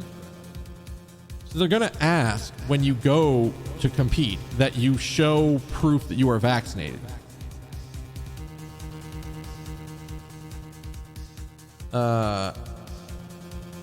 Which, I mean, that's good.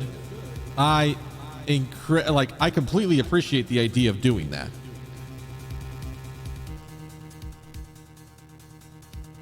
Where does it list?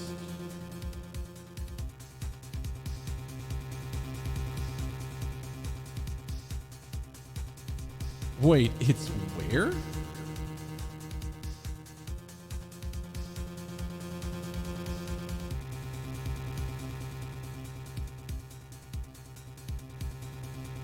Oh, it's there. Yeah, okay, I know that one. That's not a hard place to get to. If I had to, I could fucking take MARTA if I absolutely had to. MARTA or like drive myself if I had to. But I want to say they have an entrant cap.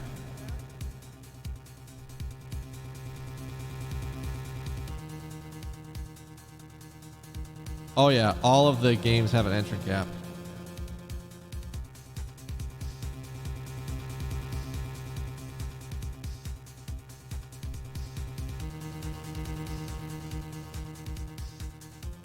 Which, it's funny, they have all this stuff about like early registration and regular registration times and then last chance registration and spectators, but the rate they're going, if this actually like keeps this pace up, they won't even have anything outside of early registration for this event. Which is pretty fucking good. But it does also bode well for something like DragonCon if we were trying to actually have a physical event. To have a thing in there where they're like, yes, you need to show us either your actual physical registration card or a photo of it to get in, as per the rules for the hotel. Which, again, I don't even know if DragonCon's going to have a physical event this year or not, but we'll see. I've also had the Echo on for this entire time. Oh, I need you up. You're not trying to pick a fight with my subordinate on some flimsy guess, are you? Oh, I'm not trying to pick a fight. and the evidence is hardly flimsy, as you will see.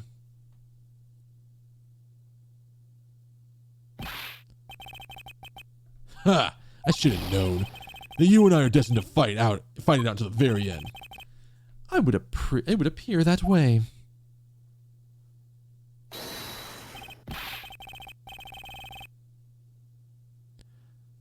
God, how did I not? I definitely did not want to make that connection. Definitely didn't even think to make that connection, but I think we're about to make that connection. Well, I'll prove her innocence. Let's see what you've got, Prosecutor Edgeworth. With pleasure. For my opening argument, I'll discuss that the Yatagarasu that had first appeared in Babel, and establish exactly who it was that Kay saw. Agent Lang, I assume you've been briefed on Kay's testimony? You mean the suspicious person in a coat that she saw?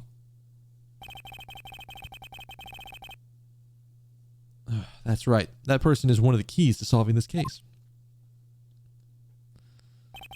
The person who pretended to be the Yatagarasu. Pretended? What do you mean by that? I'll get to that in a second, but first I want to review what this person, Kay, saw did. Kay, if you could please explain what the person you were chasing did for us. Okay, you got it. I spotted the suspicious person in the open-air stage on the Babel East side. I called out to the person as soon as I did, but that person ran off. I thought it was rather suspicious, so I immediately gave chase. For the sake of argument, let's call this suspicious person the Yatagarasu. No, wait, what? No, don't do that. Okay, no. Now please, tell us what happened when you chased the Yatagarasu up to the 3rd floor. Can do.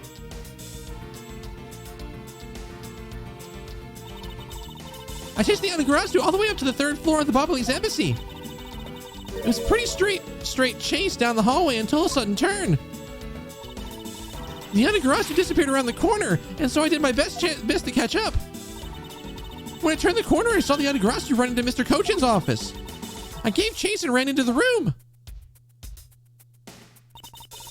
When I entered the room, it was pitch black. I couldn't see a thing. I felt something on the ground next to my foot, so I turned on the light, but then... Ah! Who's there? By the time I turned on the light, the Yatagarasu had disappeared. When Kay entered the room, the person she was chasing was already gone. Why do you suppose that was, Agent Lang? What is that supposed to mean? Why do you suppose? Isn't it obvious?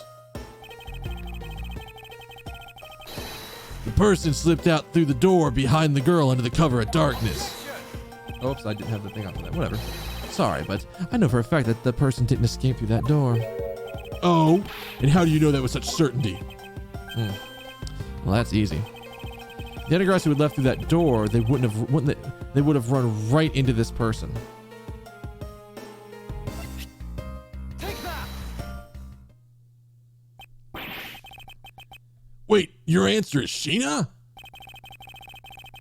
Yes, because let's consider what would have happened if the Yatagarasu had used that door. When Kay screamed upon discovering Mr. Kochin's body, the Yatagarasu would have run right into Agent Sheena, who was in the next room over. Ugh. Agent Sheena, would you mind telling us if you saw the suspicious person in question?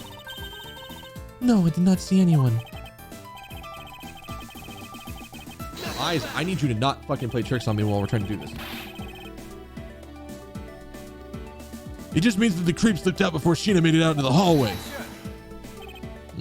I doubt it. There was another person in that hallway, a certain detective. Detective Gumshoe, where were you exactly at that time? Oh, me, sir? When I heard Kay scream, I ran towards Mr. Kochin's office from the opposite direction of Agent Sheena, sir. Agent Lang, can you explain how someone could have eluded them both? Even you must concede that under these circumstances, the door was not a viable route. Way to go, Mr. Edgeworth! You nailed him just with an explanation of what happened. Yes, I've eliminated one of the possible escape routes from that room. this is far from over. I need to make Agent Lang aware as well. We had another possible escape route the Yatagrasu could have taken. I get it. So that's what you were trying to show me. Hey, Mr. Prosecutor, let me guess. This is what you're trying to say, right? Because the door was not a viable escape route, then there must have been another way out. Oh, precisely. Hey, Mr. Edgeworth, it's time to bust out your revolving fireplace wall explanation, right? No, well, not quite yet. Huh? But why? I thought this would be the perfect time. The revolving wall on the Bobble East side is only known to 4 people, and if we use this information unwisely, the truth may escape us in the end. Hey, what's with all the whispering over there? Scared I'll figure out your tactics? Oh, nothing of the sort, Agent Lane. Come, let's continue where we left off. Smug, haughty attitude of yours. You really rubbed me the wrong way, you know that? Well, no matter. I figured you out already anyways. The only other possible escape route besides the door is the room's lone window. Oh! I get it. I get it. I get it. I understand the one piece of evidence that we didn't understand and how it fits together. I get it now. And since an eerie picture of said escape route exists, are you saying that this photo captures the moment of the Yatagarasu's escape? Detective Bad must have filled him in on the photo. I have to admit, at first I thought the window to be a possible escape route as well. However, now I know it to be impossible. Now, I realize you may not know this, but humans can't fly. Pigeons can't fly. Of course I know that. That's bloody common sense. Besides, I never thought I never said I thought the photo to be of the Yatagarasu's escape route.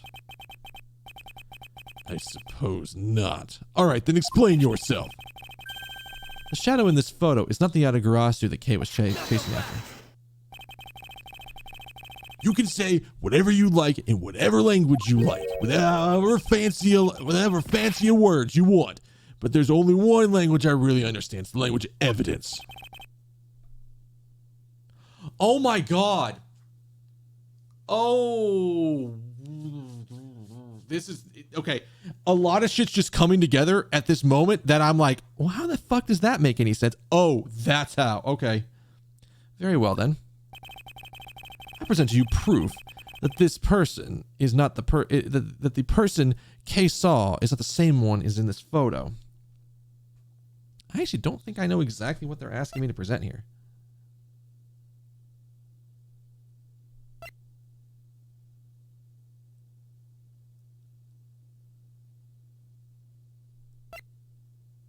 What? Present to you proof that the person Kay saw is not the same as the one in the photo. I don't think we go to the evidence, right?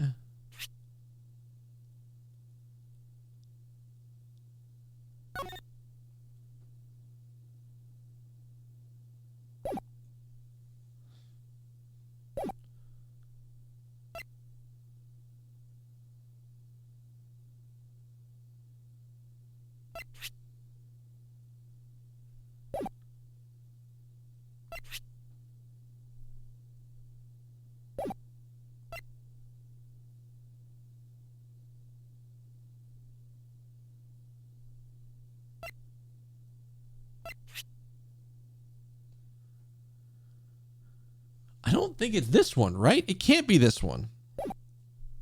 I don't know how I prove this. Let's see here. So you guys can see what I'm reading here.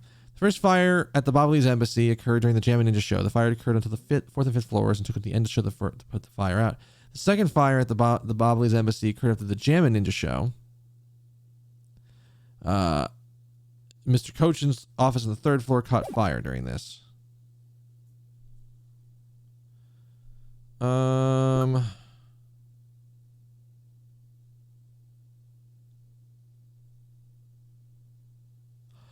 Oh. Okay, yeah,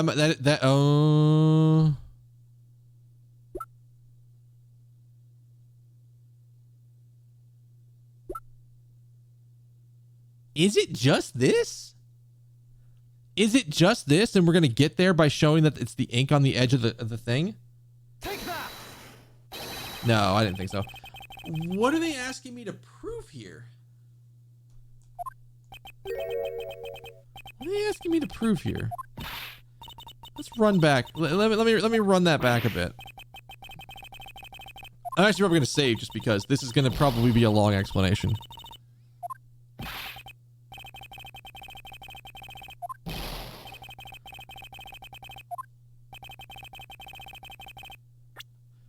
I need to think back on what Detective Bad told me.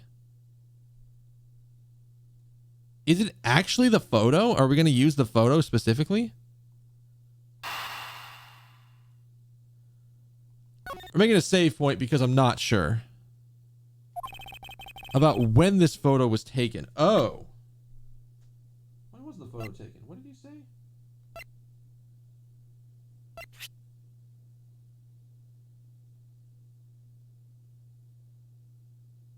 Photo taken after the first fire on the 4th and 5th floors had taken place.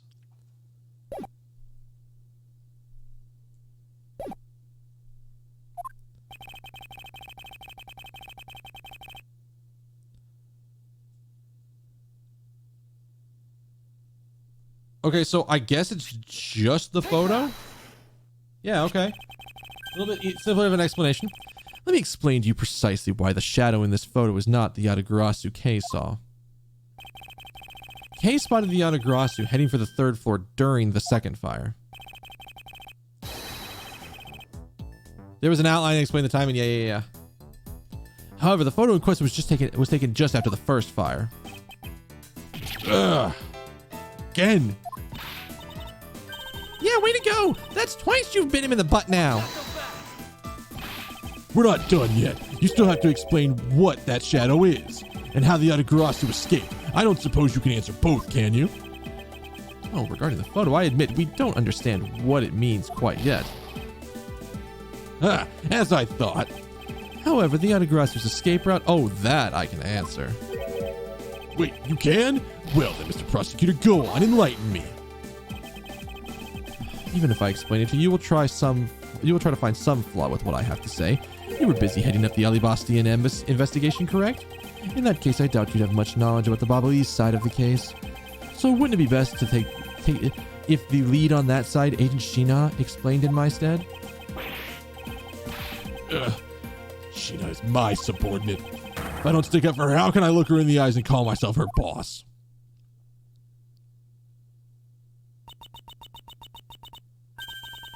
Lang, it's alright. I can take care of him. Shina. You've shielded me a lot as my boss. But it's time for me to repay my worth.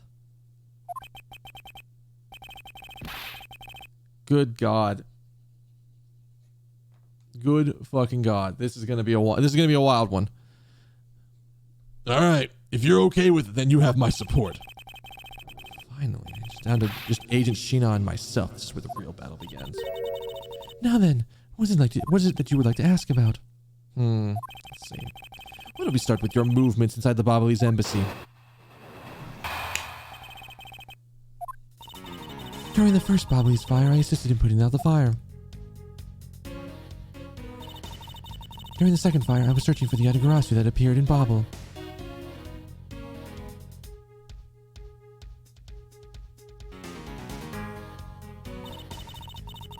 While I was searching, I heard a scream coming from the next room over. Although I was in the next room, I was unable to catch a glimpse of the Yatagarasu. To be honest, I'm actually very skeptical that the girl's Yatagarasu even exists. And that's all I have to say. But I'm not lying when I say I saw the suspicious person right into Mr. Kochin's office. Like I said earlier, I have no intention of retracting my testimony. Good. Just to confirm, did you have a partner when you were on your investigation? No, I moved alone. In that case, you have no one to corroborate your alibi. Is that correct? Are you calling her suspicious because she was in a room by herself? How pathetic. And it wasn't when Agent Shina tried to arrest Kei under the same rationale? Oh. Shit. And how about when you accused Larry because he was the weapon's owner? Fuck. Not that it's unexpected for the useless lump to get himself in such a situation, although I suppose it's never a good idea to let mistakes go uncorrected. I will make no excuse for what I did in that situation. Then you should apologize for right now for making Kay out to be the killer, pal. I'm sorry. Sheena, apologize.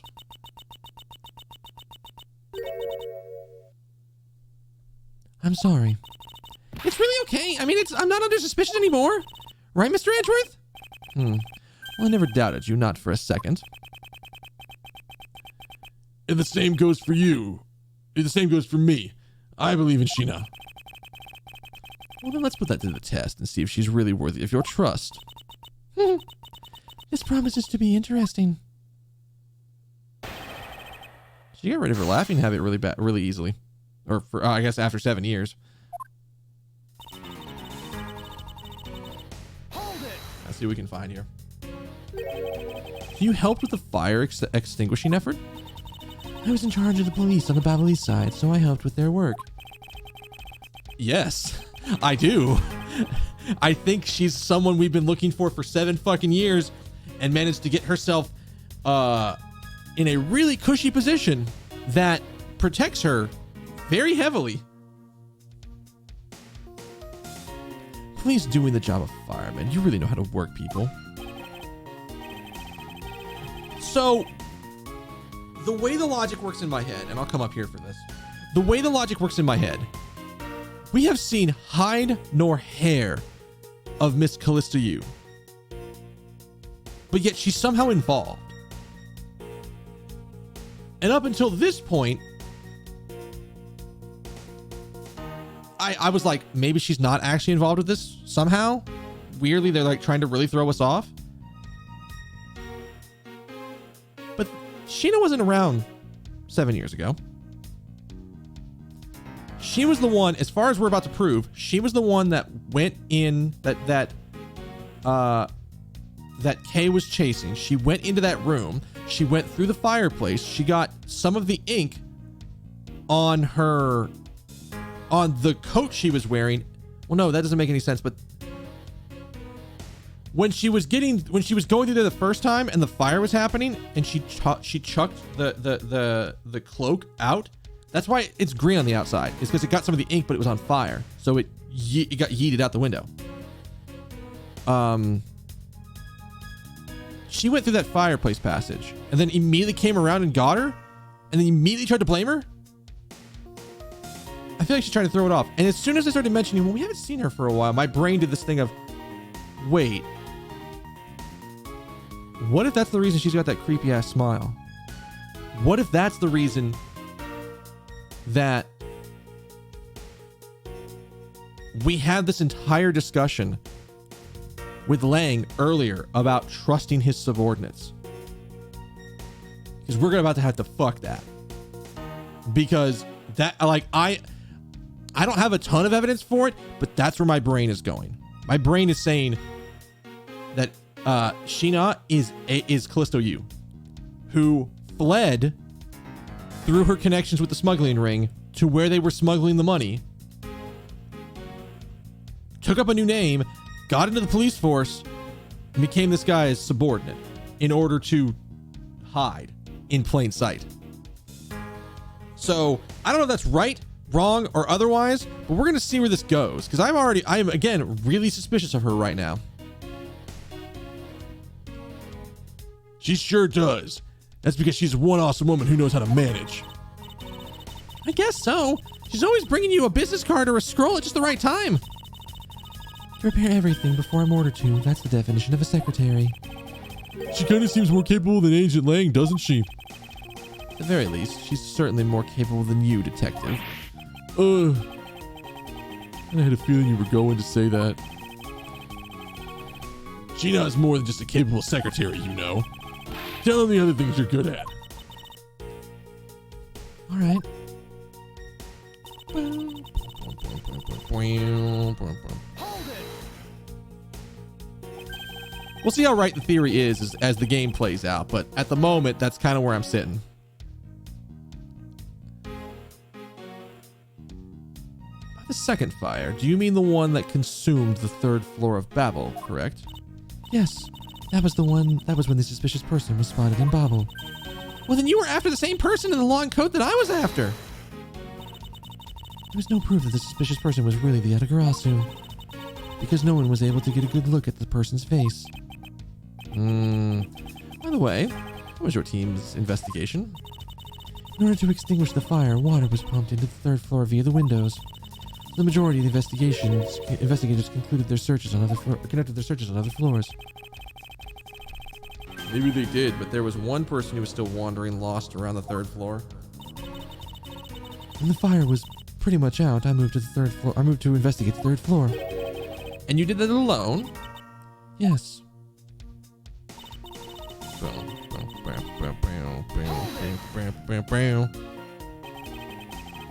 So you were in the room next to Mr. Koshin's office? I already told you I was earlier. I was examining the neighboring room. I heard that girl's shrill scream. Upon hearing her, I immediately ran towards Mr. Kochin's office. Wherein you proceeded to arrest her, as I recall. Yes, I did. But she was totally innocent, pal. I thought we already cleared that up. And I thought I had already apologized for my behavior. Now, if the tenacious detective would be so kind as to be quiet. I have to agree. Right now is not the time to take issue with that. Not you too, Mr. Edgeworth. Well, but what I do take issue with is the fact that you didn't see the Yatagarasu, Agent Shina. Prosecutors of this country are all so strange. Hold it!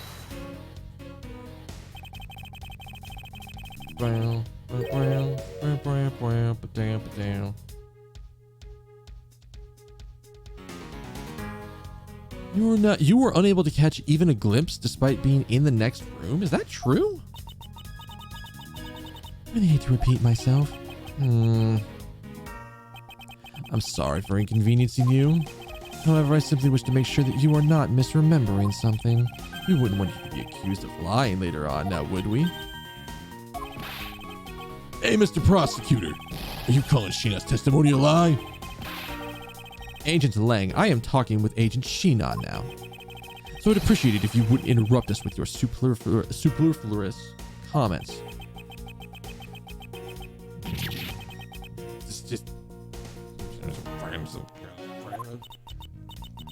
Oh, you know, I feel kind of bad for him. I understand his pain watching one of his subordinates be accused.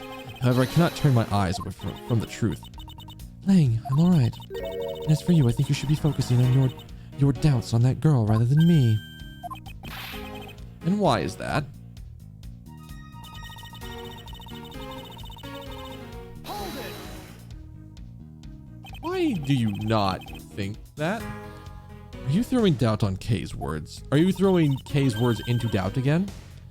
Well, she does claim to be the Yatagarasu, right? She also did try to chase down the Yatagarasu despite being just an average citizen. Actually, she came here with the goal of capturing the fake Yatagarasu. That's right. Which is why I would never lie about anything related to the Yatagarasu. I suppose you have proof of that somewhere? Well, not quite. But even without any, I have people who believe in me. That's enough. I see. Kay's testimony is without flaw, but as for yours, well, let's just say that I find your testimony to be a bit suspicious. There seems to be a very large flaw in her testimony. Oh? Well, then why don't you show her using what we found out with Little Thief? I will, in due time. The escape route of the Yatagarasu that Kay was in pursuit of, if it turns out that it really does lead to Agent Shina, then what is it she's keeping from us right now? Okay, so I guess we're going with...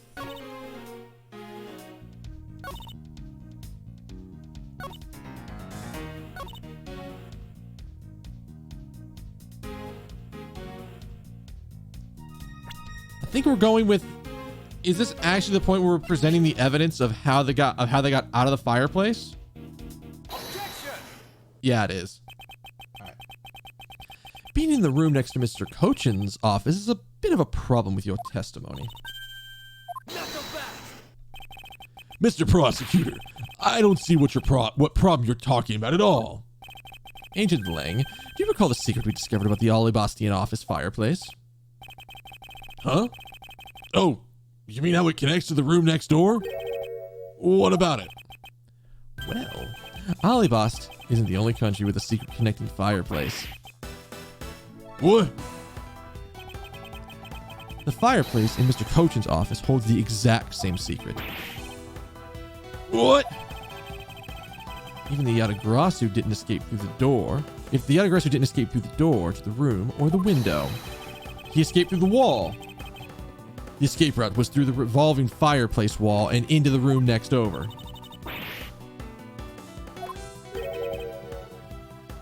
Now do you see? If the Yatagarasu had escaped into the next room, then the thief would have run straight into Agent Shina. Meaning that it's impossible for her to have missed the Yatagarasu. Oh boy. What is the meaning of this, Miles? Well, would you care to explain, Agent Shina, how you managed to completely miss the fleeing Yatagarasu, or shall I? Your claim that you were in the next room is a lie all along, wasn't it? The truth is you were the one Kay saw in the coat, pretending to be the Yatagarasu, and you were the one she chased after. As you tried to lose her, you ran into Mr. Cochin's office and headed for the fireplace. Then you shed your coat in the next room, leaving it there to emerge as Agent Shina. After that, you came back around to place Kay under arrest. Does that sound about right? If not, then speak now or forever hold your peace. How dare you make Kay look like she's the bad guy when you're the suspicious one, pal?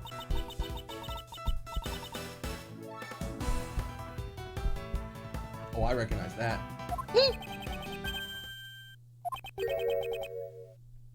Shina?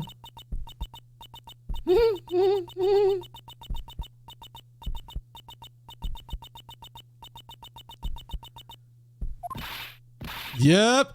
Fucking call it. I saw the ending.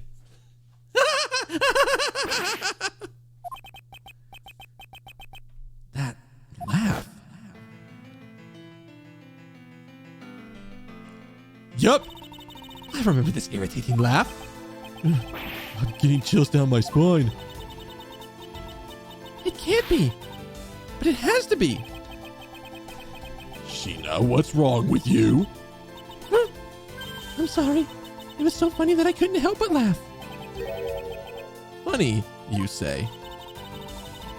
Yes, that he would accuse me of being the Yatagarasu. The prosecutor of this country really are also very strange. Do you think you can get away with this by simply laughing it off? You think I'm taking things too lightly? I think not. It's that prosecutor who is. Look, everything you said earlier is nothing more than mere speculation. The Yatagarasu fled through the fireplace. Do you have any proof to back up your claim? If you don't, then you haven't even proven anything regarding the Yatagarasu's escape route. The tone of your voice you're taking with me now certainly has changed. That's because it's been a while since I've had this much fun. I think I'll let loose and then we can have a real battle of wits. For an agent of Interpol to show me her true power, the true power of her mind, is a great honor. Don't underestimate me. I'm such a foolish broad, you know. I know. That's why I won't hold anything back either as I answer your question. My question? Here is the proof that the revolving fireplace ball was used in Babel, was recently used in Babel. Oh, fuck. Okay, how are we going to actually specifically prove this?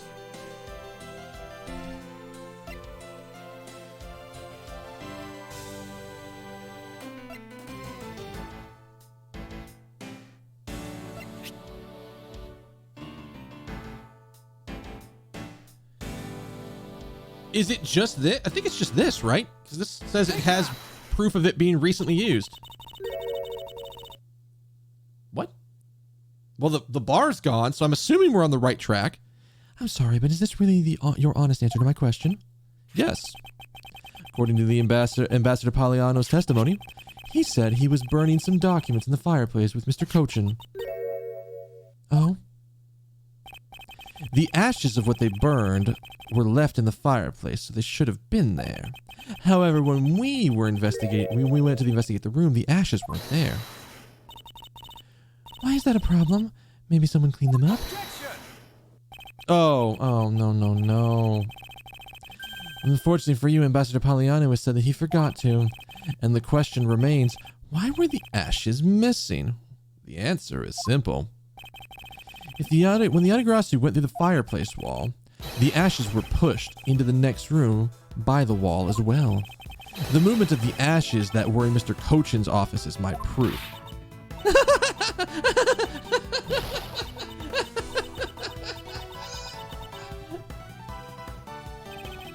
And just what is so funny? Ashes proof? Are you even allowed to submit such flaky evidence in court? You still wish to fight us? Of course, why wouldn't I? In that case, let's hear your counter-argument. My counter-argument, huh? This is really just like being in court. Well, to me, we're simply continuing from where we left off all those years ago. I have no idea what you're talking about. See, now I know how to do that with her voice. Now that I know what the fuck is going on. It doesn't matter if we're in a crime scene in court. Let's finish this here and now. I suppose I've had a lot of fun today, but I grow weary of this game of cat and mouse. Let's make this the last testimony. Let's wrap it up with this absurd case once and for all. Oh fuck! I should save. Shit. In my eyes, all you proved is that the rotating fireplace wall was used. But you can't really call that proof that the Yatagarasu used the fireplace now, can you? Then who was it that used the rotating wall? Show me your answer with real evidence. Remember, we've already finished our very thorough investigation. And we found not a suspicious thing in Mr. Cochin's office. This bitch. And there you have it. My counter-argument. But... Wait, that's it? That's really impressive. She's seen through to the fact that I have yet to gather the one piece of evidence. What is it, Kay? I haven't had a peep out of you in a while. If you don't think you can handle it, feel free to leave the rest of it to us. But Kay, pull yourself together. You are the true heir to the Yatagarasu name, are you not? If you want to steal the truth, then you must never take your eyes off of it. This chase you're running to catch the truth, you must see through to the very end. Mr. Edgeworth, you're right, I'll see this through to the very end. So, you go get her for me, Mr. Edgeworth. Oh, with pleasure. Looks like the lack of evidence has left you wide open, doesn't it? Sheena, please, show me you're someone I can trust. Don't worry. You'll see that this will be the deciding match. You'll see. I'm truly sorry, Agent Lane, but I simply cannot allow her to escape again. Very well. Agent Sheena, shall we begin? I'm ready whenever you are. This bitch. Oh my god. She has fucking been hiding in plain sight for years. All right. We're saving because I don't know how deep I'm going to need to go to get this right, but I don't want to have to redo everything.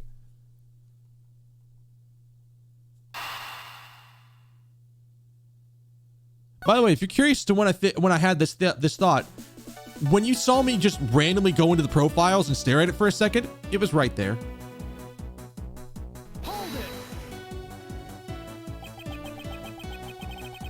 Sounds to me like you're saying my explanation is not good enough. But I was able to go through the revolving door myself, so that should be proof enough even for you, pal. Huh. Looks like you don't quite understand. But by your looks, I can guess you're not all that learned. Yeah.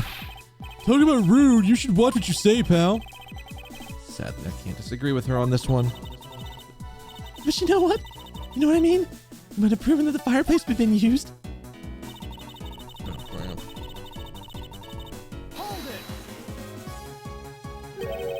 So you want proof that the Yatagarasu was the one who used the fireplace? That's right. Well, do you have any? Can you prove that it wasn't the Yatagarasu who used the fireplace? I don't need to prove anything to you. Oh! Objection! Okay, if you could please not steal my line. I work very hard to say them. Sorry! But I just couldn't hold it in anymore! Well, don't fret and leave her to me. All you have to do is sit back and watch. You seem to have some wiggle room. Without any evidence, it's meaningless. So then who? Oh, well, we don't have to read that because we already read that. It's possible that the Yatagarasu left fingerprints inside the fireplace. Sorry, but I had the forensics team. Check that out already. All they found were prints belonging to Ambassador Paliano and Mr. Cochin. Ugh, curses. Should have known better than to think the Yatagarasu would have been so careless. Be some sort of evidence that we still have yet to find. I am curious about something. Do we have anything on this? Not yet. Because I have a feeling it's how we're catching her ass, but I don't know yet. I take it you have no further objections?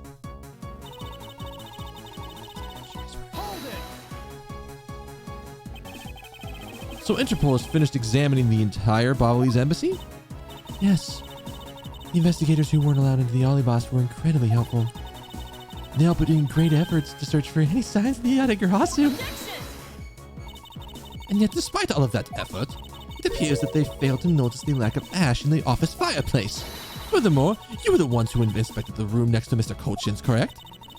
I didn't notice the ash in the fireplace in that room. I'm sorry. You don't need to apologize, Sheena. As your boss, your mistakes are my mistakes. So allow me to apologize for you. I'm sorry. You know, maybe this guy's not such a bad guy after all. He apologizes for his subordinates and everything. What a great boss. Are you listening, Mr. Edgeworth? I'm asking you to take notes. Like, seriously.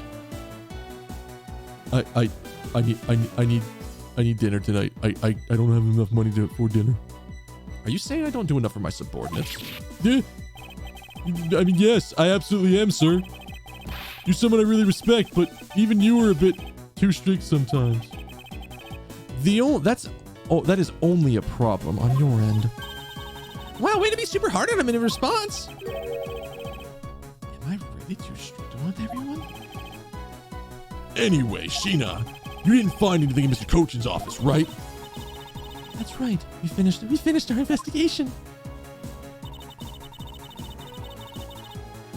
In Mr. Cochin's office. Not a single suspicious thing. All right. Hold it.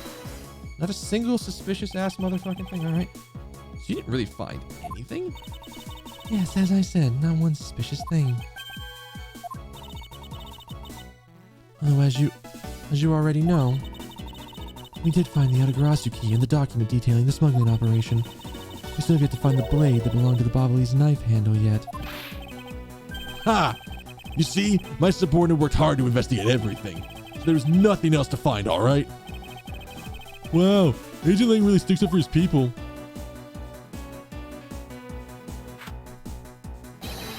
Lang Shi says all men are brothers.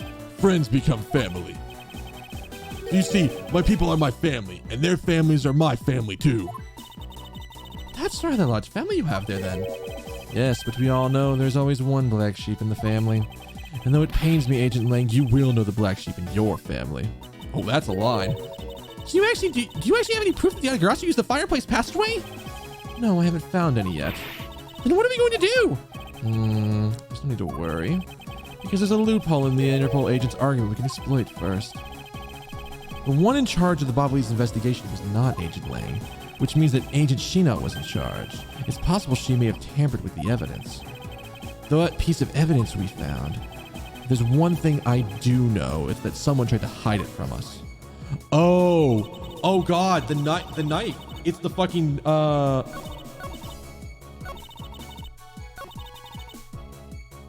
it's the knife, the knife handle that's been swapped. Objection. It's not the knife handle. Wait a minute. Yeah, it's not. I knew it. Oh, she already told us this one. Okay, fine.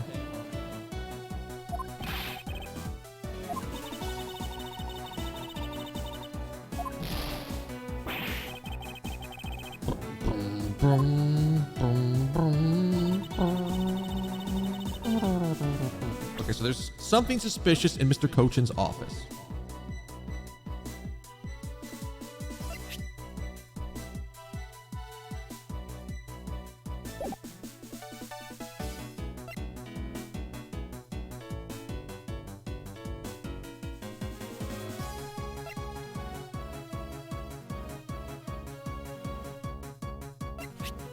Wait, the wire?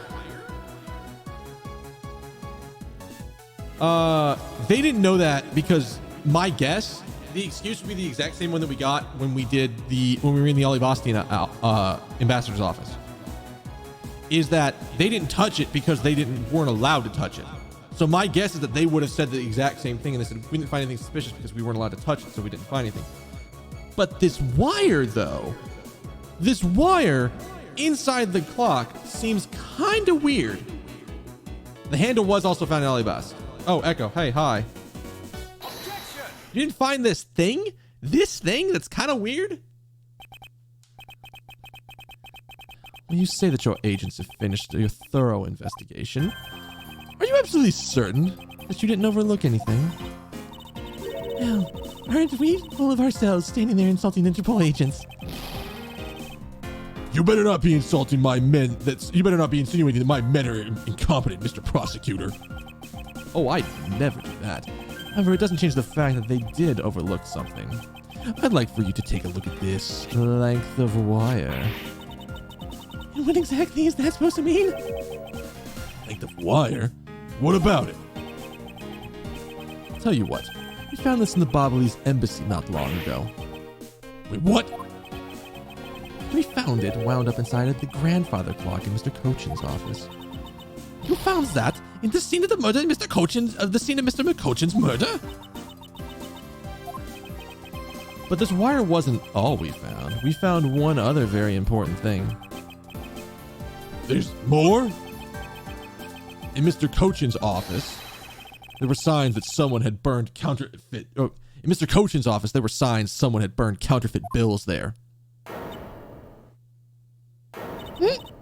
What's in the... Ah!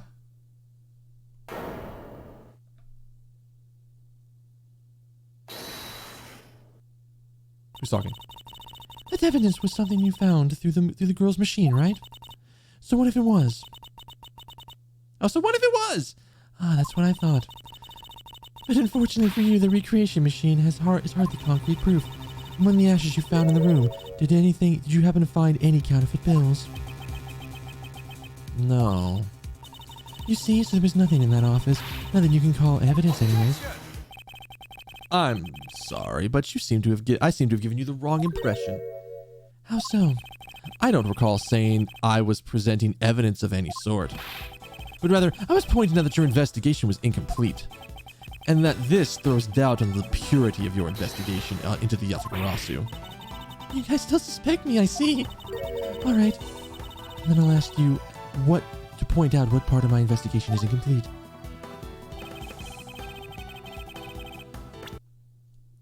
We're saving because I don't feel like redoing this. We're already gonna run late tonight because I think this is the end of the game.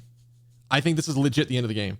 So we're just we're powering through because we don't got enough. Like, I should have ended 10 minutes ago, but fuck it. It's Friday. Tomorrow's Friday. We're going into it. Let's just do it. I just don't want to have to redo a bunch of parts because I don't feel like mashing.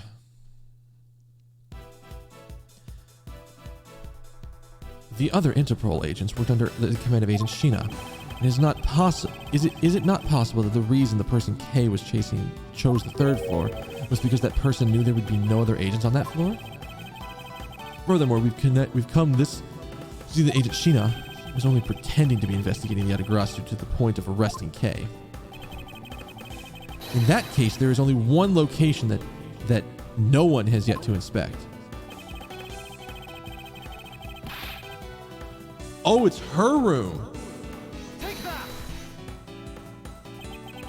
The location, Agent Sheena, is of course the room you claim to have examined. I believe the room next to Mr. Cochin's office warrants a thorough inspection. Even if you do that, I doubt you'll find anything of use there. Oh, I will be the one to decide that. Detective Gumshoe. Yes, sir. I'm on it. I'll be right back after I check out that room next to the office.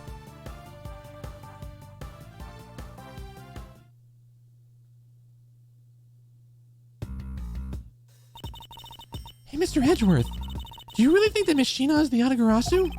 Yes, if my logic is sound, I believe she is. Oh, but I'm not going to let her get away with ruining the name of the Yatagarasu while I spit all over this mic. But can you prove that she's the Yatagarasu in question? Detective Gumshoe can find what I'm hoping he will find, and I should be able to. And just what are you hoping he'll find? Let's just say this. I had Detective Gumshoe doing a little experiment for me earlier. An experiment? The detective has the brains for such high science. It wasn't mentally taxing, let me put it that way. I had him use the same escape route as the Yatagarasu. And what did you find out by doing that? First, that it's possible for a person to fit through the revolving wall door.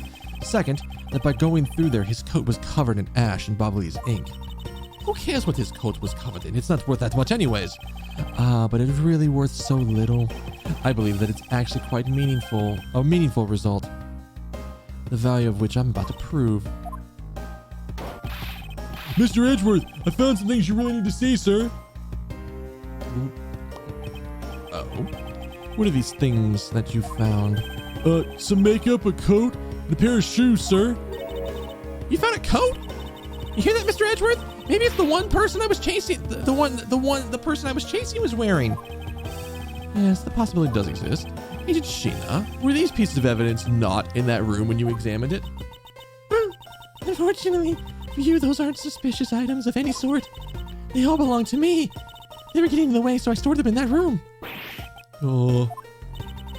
Thank you for bringing them to me. It saves me the trip. I have them back now. These items that the detective brought back are incredibly significant. I request that we be allowed to examine them. They're my personal belongings, so you have no right to touch them without my permission. I wish to examine them for the sake of the investigation, but if you wish to deny us access to them, Agent Lang, let's hear your opinion on this. You've been quiet in the corner over there.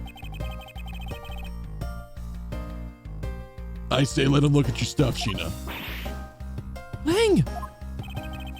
Sheena, let's put it all out in the open. If you're really innocent, then you have nothing to worry about, right? I guess so. All right, go ahead and examine whatever you like. After all, I have nothing to hide. Good. Now let's begin. Oh, is this where? Oh God, is this where it's gonna happen? Is this where we're doing it? Are we finding the perfume? So, which of Agent Sheena's belongings are you going to examine, sir? Which image of her belongings are you going to examine, sir? The makeup. Let's go straight to the fucking point, because I think I know what we're seeing. I believe I'll examine her makeup. What's this? Looks like a very thin paintbrush. It's a lip brush for putting on my lipstick. Yeah, I found something with a lot of weird powder inside, sir. That's just foundation powder in there. It's nothing to get worked up over. Wow, you two sure know a lot about makeup. I think I need to confiscate them for a bit. Oh, I never knew makeup consisted of this stuff too. Oh, yes, I see. Oh. She seems to be completely absorbed in her study of cosmetics.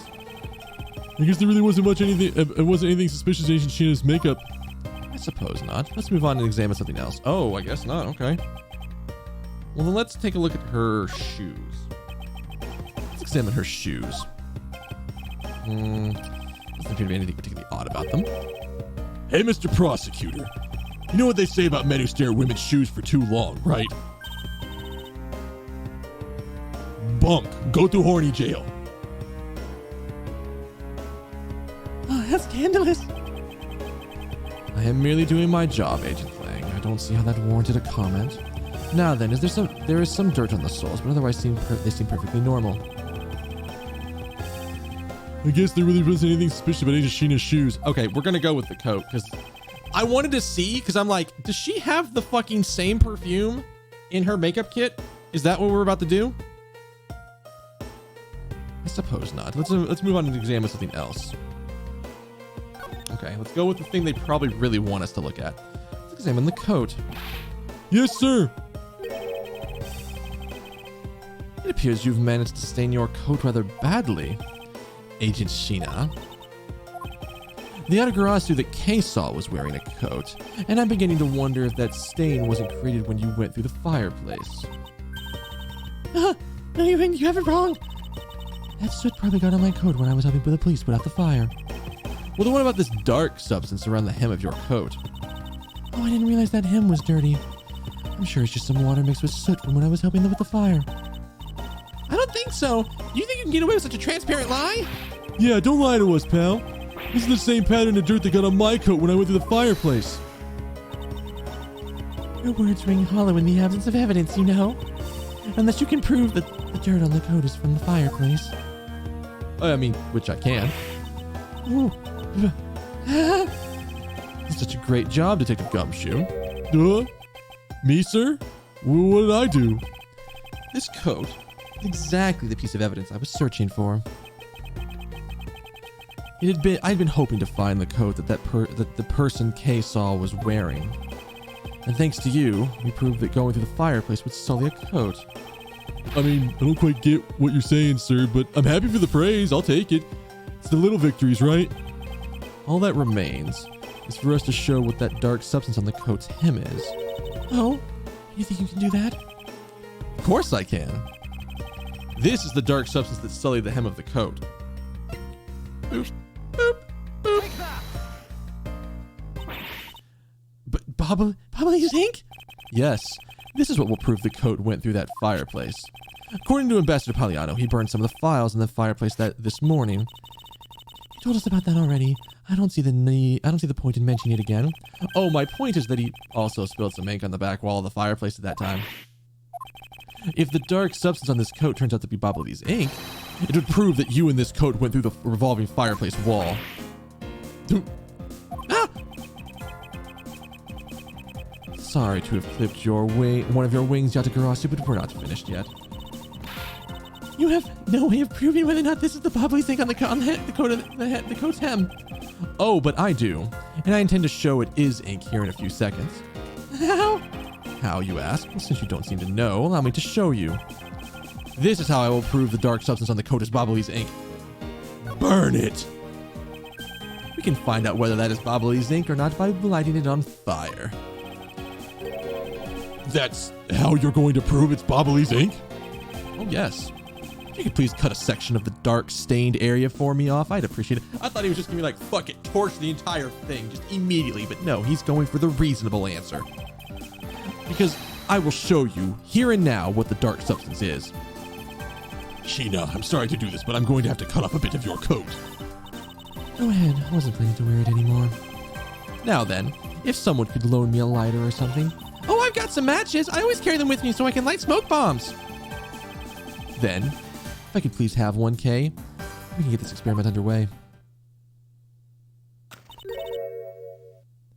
The flame! It's the same color as the flames the wit crystal oil produces, which means Bobbly's ink is a product of wit crystal oil, and when lit, the ink produces a green flame. I believe time has come to clip the Yatagarasu's other wing. Miss Sheena, you're the fake Yatagarasu! The one who killed my father! It's about time you came clean, Agent Sheena, or should I say, Callisto you. you! Hey, Mr. Prosecutor, you're not serious, are you? Do I look like the joking type to you? Like, seriously, how long have we known each other? How long? I mean, it's only been a couple of days. We've interacted close enough, and in enough through enough fights. Do you think I'm joking? You think I'm joking, motherfucker?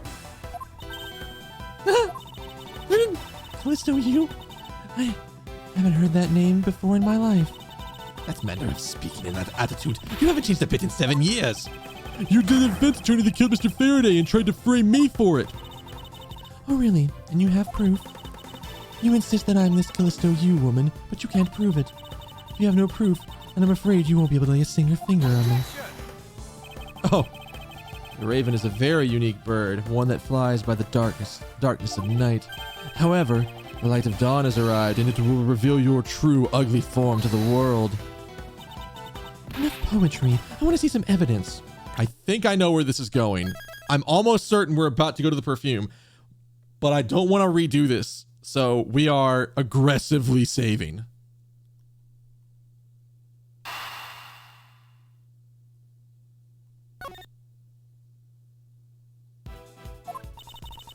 Do you really think do you really have something that can prove that she is Callisto you?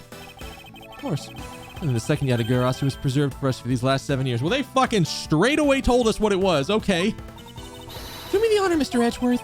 I will, Kay, for we have finally come to the end. We'll prove her to be Callisto you with this and clip this Yatagarasu's wings for good. Give me that shit. Oh, wow. Huh.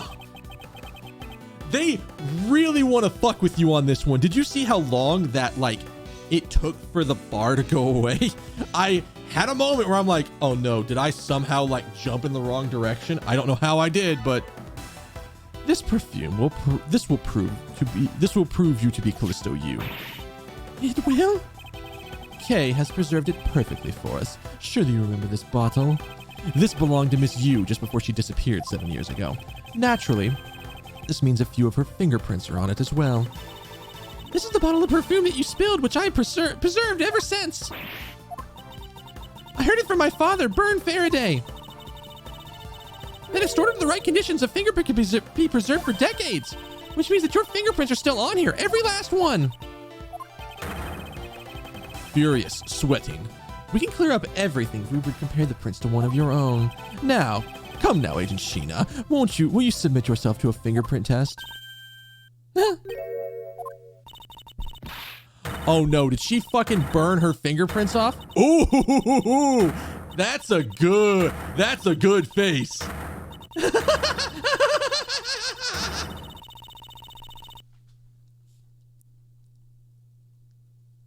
That's a good face. It looks like you've seen right through me, right? Yet again. She's just gonna fucking... You're sending the biggest chill down my spine, Edgeworth. Callisto, you. So you've shown your true face at last. This feeling of thrill, it's even greater than the time 7 years ago. Sheena, you're... Lang, I really enjoyed our days together. You're an insanely strong, nice, kind-hearted idiot of a man. So you were a spy all along. A mole sent by the smuggling ring I've been chasing after. Someone who's been feeding them intel on Interpol this whole time. Very good. Maybe you're not such a big of an idiot as I thought. Callisto, you! The woman who killed my father 7 years ago. You're her, aren't you? The fake Yatagarasu. That's right. Callisto, you is just one of my many names. But even then, that is just a facade. Good evening, ladies and gentlemen. I am the great thief Yatagarasu. What in the fuck is happening? Callisto, you. It's time. This time you won't escape. For it is the end of the road for you. Now come along quietly. You know you're the one who left the strongest impression on me, Kay Faraday. And had you not used the Yatagarasu's gadgets, I might have never known who you were. But here you are, being a thorn in my side, just like your father always was. Kay, don't. You! I'll never forget you for what you did to my father. You really are just like him. Mr. Faraday, too, possessed such laughable honesty. I fucking knew she was gonna have the gun. God damn it, Kay. You let Kay go right now, pal. You despicable. Let go of me, you filthy... Can I make a note? They probably gave us... If you remember back when we were first trying to clear Kay's name, back when we were just inside the ruined thing, she had Kay kind of like similarly held. So I imagine it was like, yes, I'm gonna need you to make this sprite art and then make this sprite art. Very similar, but not the exact same. You think I'm a fake, don't you? Well, unfortunately for you, I'm the real Yatagarasu. But that's impossible. My father was the one who created the little thief. Hey, Edgeworth. The Yatagarasu has 3 legs. Do you know why that is? why it has 3 legs. There are 3 main reasons why the Yatagarasu will always be one step ahead. First, the Yatagarasu always knows the exact location of the target object. Second, the Yatagarasu always knows how to disarm the security system. No, it can't be. Did you finally figure it out? You finally know the real identity of the Yatagarasu? The real identity of the Yatagarasu is neither Burn Faraday nor Callisto U. But by the same token, they are also both the real Yatagarasu. How perceptive of you! No way! The single person known as the Great Thief Yatagarasu never existed. Mr. Edgeworth, no! I refuse to believe this! The Yatagarasu is known to have 3 special skills. Skill number 1, the Yatagarasu always knows the exact location of the target object. And a lawyer would have the opportunity to learn the layout of client corporations. Skill number 2, the Yatagarasu always knows how to disarm the security system. The prosecutor would be well versed in the ways of a criminal. And skill number 3, the Yatagarasu doesn't leave a single shred of evidence behind. Oh my god, is he the... Oh, fuck. Uh-oh. Uh-oh. The Yatagarasu doesn't leave a single shred of evidence behind. Ever. Yep. This motherfucker. It's bad. It was only natural for the Yatagarasu to never leave evidence behind because the lead detective on the case hid it all away. You're the 3rd member of the Yatagarasu? You. I've been looking for you for a long time. 7 long years, but I finally got you, bitch. Why, Mr. Bad, long time no see. What happened to us? We used to be such a great team. You were such a great team. Then why did you... If you were such a great team, why did you kill my father 7 years ago? Why, indeed. It was nothing personal, really. He was just another person I had to kill. How can you say that? I grow weary of this and about time for everything to come to an end. And this time, I won't miss. Stop. You. Kay! Or Kay. Shit. People. Voices. It's over, Shi-Long. Ooh. Well, that's not a fatal bullet, but that's a bullet that's gonna fucking hurt. Your leg! Your leg!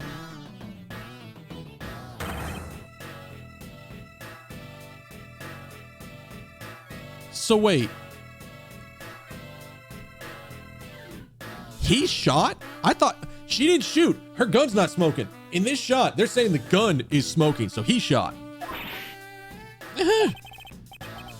You idiot. What were you thinking jumping in front of my gun like that? What are you risking your life for? I'm sorry, Detective Bad, but no matter what sort of past she may have, or even if she is a spy, it doesn't change the fact that she's my subordinate.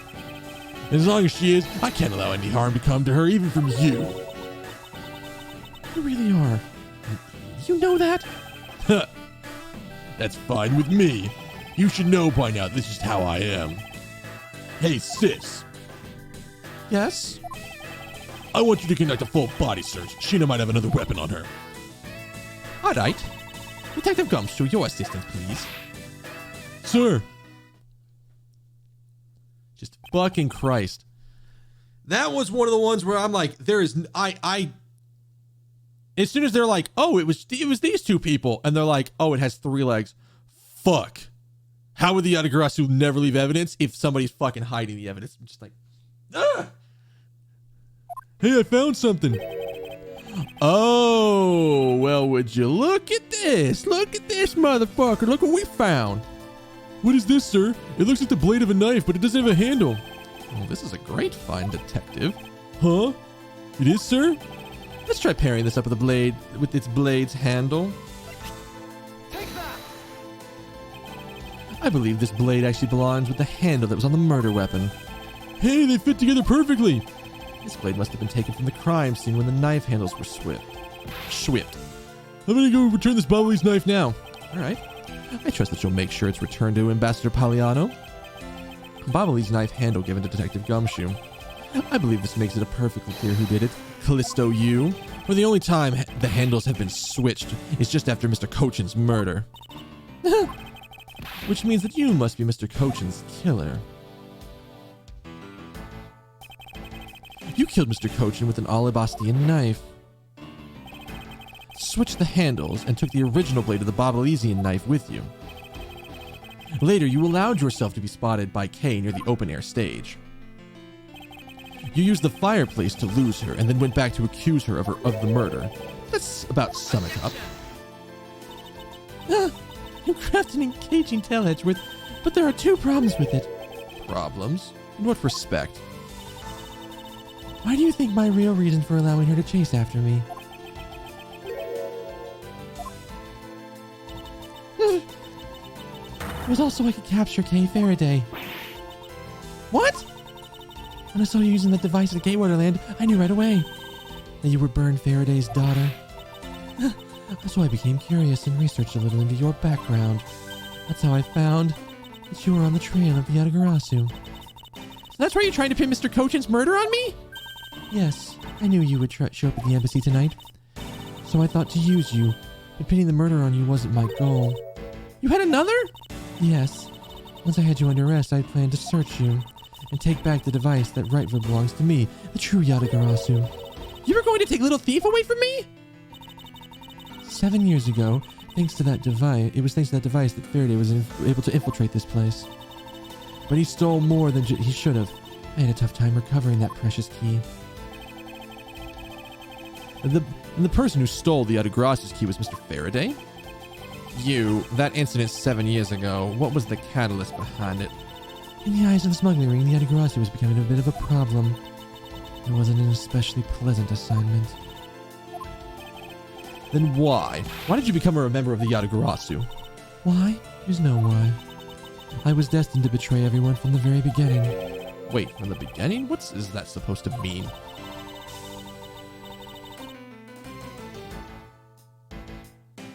Thrice as good as the Yatagarasu because she can do everything yeah. The person who I take orders from hasn't changed even now to this day. What? What? Does this mean that the leader of the smuggling ring wasn't Mr. Cochin? Then the real ringleader is still out there pulling the strings? Are you done asking what you need to know? Because we should probably get going. You're going to tell me everything you did tonight. Do you understand, Sheena? I guess I should tell you then that I was the one who set the Babalese embassy on fire. And why would you do that? I suppose it was to destroy all the evidence of the counterfeit bills. That was what the smuggling ring was trying to do. But then why start two fires? Oh. We aren't done accusing motherfuckers tonight. I'm sorry, I can't tell you anything about the ring. It's your job to complete your investigation after all. I've had my fun. Now it's your turn to enjoy the ride. Wait! I mean, Miss Sheena! Yes? When I fell earlier to the floor, these fell at my feet. What about them? They're such pretty hair sticks that I thought, well, I should return them to you. You can have them. They're of no use to me anymore. If you don't want them, you can always just throw them away.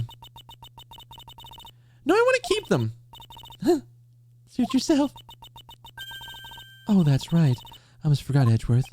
But the second problem I had with your story. I didn't kill anyone tonight. Okay, we're going real late because I...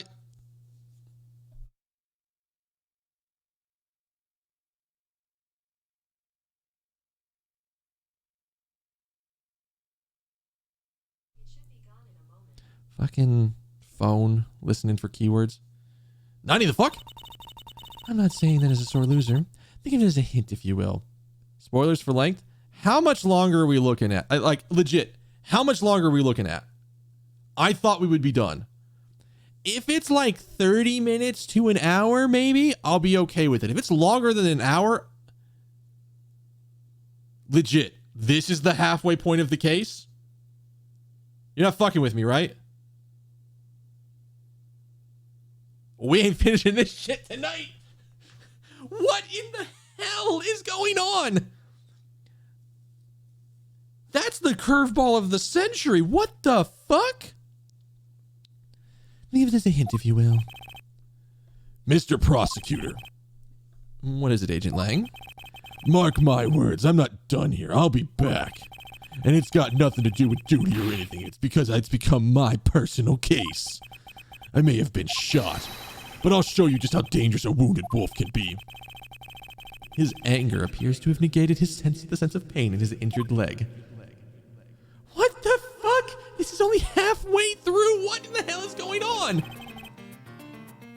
It's finally over, Kay. I feel like I peered into hit her heart a little, you know? And it's so cold and dark and incredibly lonely. The person who was giving her all these commands. The one who thought my father was a problem to be removed. That person is the real ringleader behind the smuggling ring. Mr. Edgeworth, I have a favor to ask. Can you hold on to these hair sticks for me? They're really pretty, just like the ones they were selling for the Jam and Ninja show. But until this case is over, I don't think I can look at them without being overcome. I understand. I'll take good care of them for you.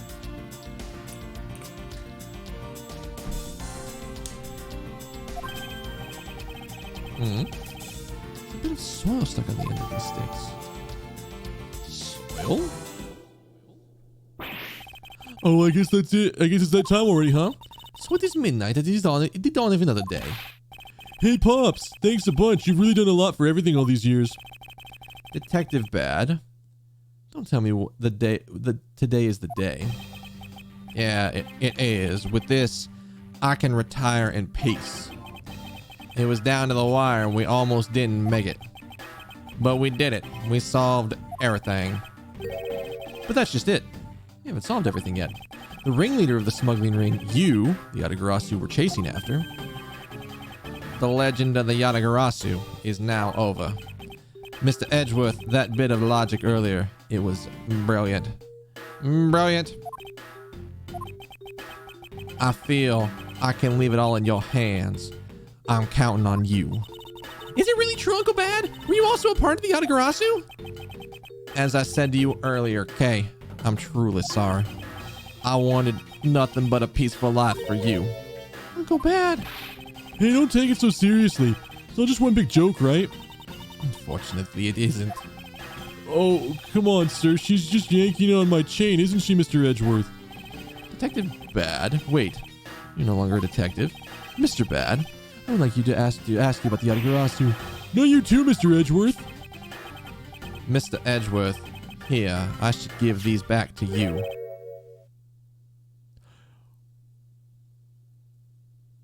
Oh. Oh. Oh, fuck. These are the pages from my KG8 case files that the Yatagarasu stole from my office. Wait, what? Mr. Edgeworth, I must apologize for last night. The Yatagarasu who stole into my room was you, was it? Wait, let me. What? Tell me it's not true. It's too insane for me to believe, sir.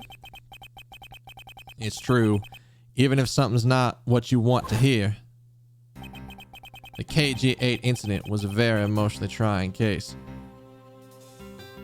Okay, I kind of wanted to get to the okay, here's a question. How much longer to the save point? Because I'm assuming there's going to be like a middle save point? Or is it like this is the end of the case and then there's going to be another episode where we do the rest of the case? Almost there? Cool, thank you. That's all I need to know. We stood in that courtroom, Faraday as the prosecutor and I as the lead detective. Faraday had evidence in his possession that would prove the defendant guilty. However, because it was stolen, the defendant was found innocent. You was the elder sister, the victim in the case. When the defendant was pronounced not guilty, she let out a great wail. That's when we realized there was a limit to what the law could do. The only way to bring someone like that to justice was to do it outside the courts. That's what we thought at the time. That's how we formed the Yatagarasu and vowed to bring light. And in Dirty Dealings, companies had the right ring, including companies that dealt with the Amano Group. The Amano Group's conglomerate? We called ourselves the Yatagarasu and flexed our collective muscle. We exposed all sorts of shady dealings as a warning to the business world as a whole. By doing that, we were able to stop the higher-ups from covering up things. And then, it was finally time. We had arrived at the moment when we'd find out the ringleader's true identity. It was then that you literally stabbed us in the heart, and Faraday, he died for it.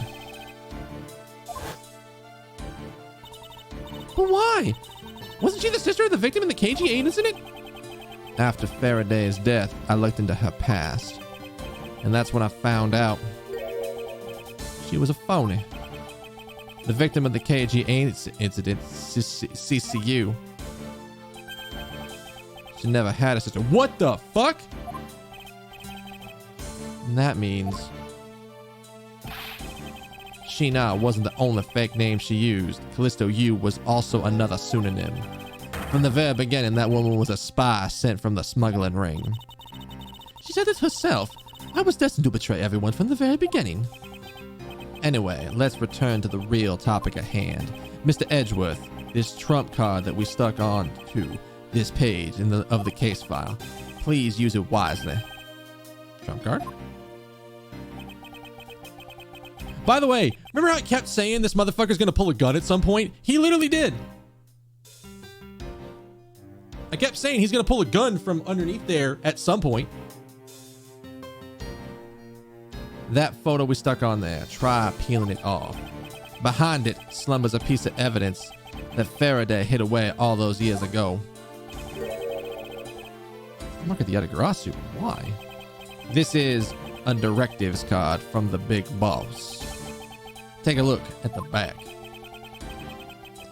This is something Cochin had on him at the time of the KG8 incident 10 years ago. Oh, fuck. My voice is going to be shot tomorrow. That blood is from the victim of the incident, Miss CCU. But why is the card adorned with the mark of the Yatagarasu? The reason why we called ourselves the Yatagarasu was because of the three-legged raven marks the smuggling ring's boss used. Apparently, orders from the boss would come on these cards without fail. The person who received the order was supposed to burn it immediately after reading it.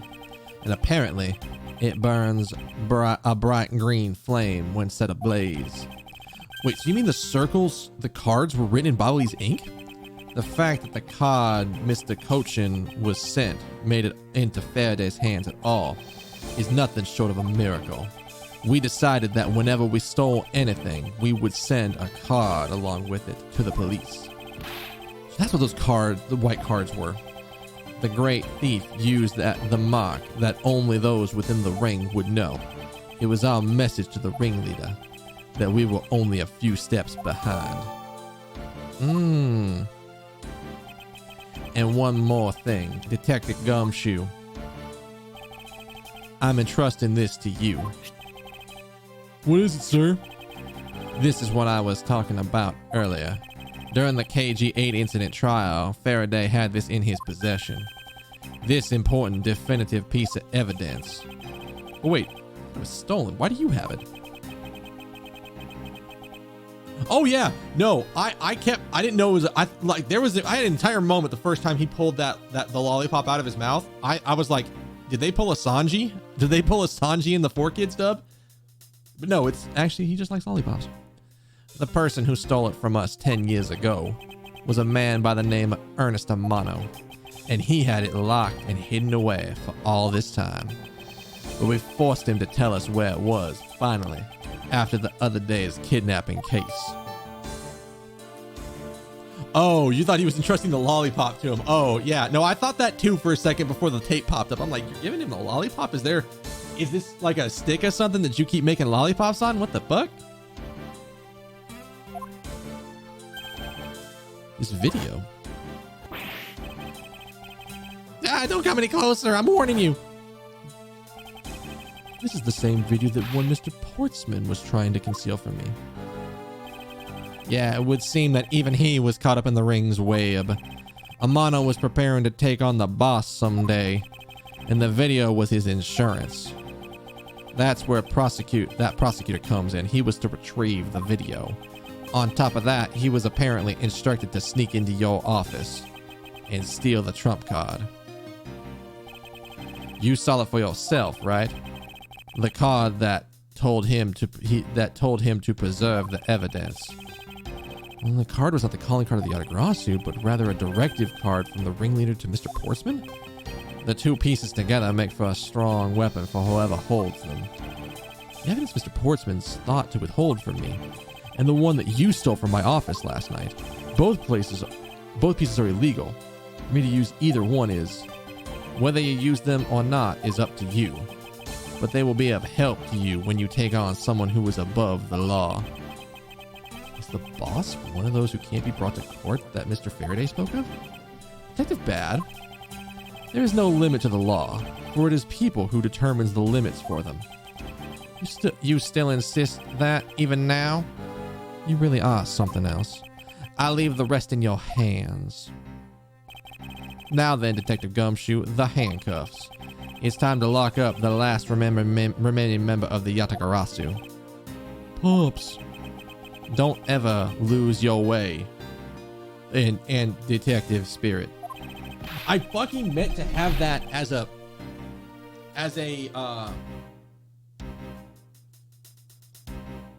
sound thing on my soundboard. Just instantly hit the spike from fucking Kill La Kill. But I keep forgetting to grab it. It's on my list. I just keep forgetting to do it. Why is this happening? This isn't justice. Hey, thank you. What the fuck? Could you do that again? Was that really distorted or was that me? Objection! Oh, there's just some weird distortion at the end of the thing. Okay, whatever. Fine. I can deal with that. I apparently don't have a clean objection uploaded. I'd have to edit that. Like I told you, always, do not get emotionally involved. Now, let's go. Yes, sir.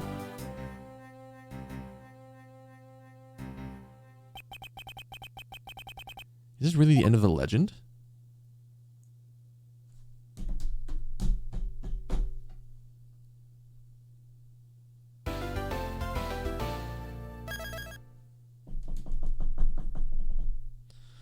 Oh God, that was a long sequence. That was an extra. I'm glad I went the 45 minutes. I'm glad I went like the extra like 45-ish minutes. Because we got to a good save point. And that, peoples, where we're stopping. Thank y'all for being here. You guys are all awesome. That was like, okay, we're starting to weave into like crazy territory, and then we just did fucking 6 loops in Crazy Town. I don't have any other way to explain the shit I just went through. That was wild. It does burn your bread. It burns my bread. My bread is burnt. But we're gonna have to burn it even more next time. So, next time will probably be Monday. Normal time. Here I thought I needed to have Ace Attorney 2's scene ready to go. Sure. We will pick this back up on Monday. Normal time. Saturday will be no stream Friday, no stream tomorrow. I'm going to see the Demon Slayer movie tomorrow, so that's gonna be fun. I'm gonna get to go do that. There's a theater not too far away from here. Kind of like one of those like small like tap house style theaters that's going to it's still showing the Demon Slayer movie and in subbed form, so I'm good there. So we're gonna go do that tomorrow evening. Saturday is gonna be my Tyrant's Grasp game. Oh no. Saturday is a completely different thing. Momocon is still doing his AMV contest, and I am helping with the judging on Saturday. So that's a thing. My Saturday is basically blocked for that. I think my Sunday is also partially blocked for that, so there probably just won't be time for a stream on Sunday. More than likely. Might have a choice like in case 5 and attorney 1. Yeah, I could see it. Oh yeah. Where the trick is to not present the evidence, and they're like, but you have this. I know you do. But wait, how do you know I have that? How do you know I even have? How do you know this evidence even exists? It only became into relevancy because you said so.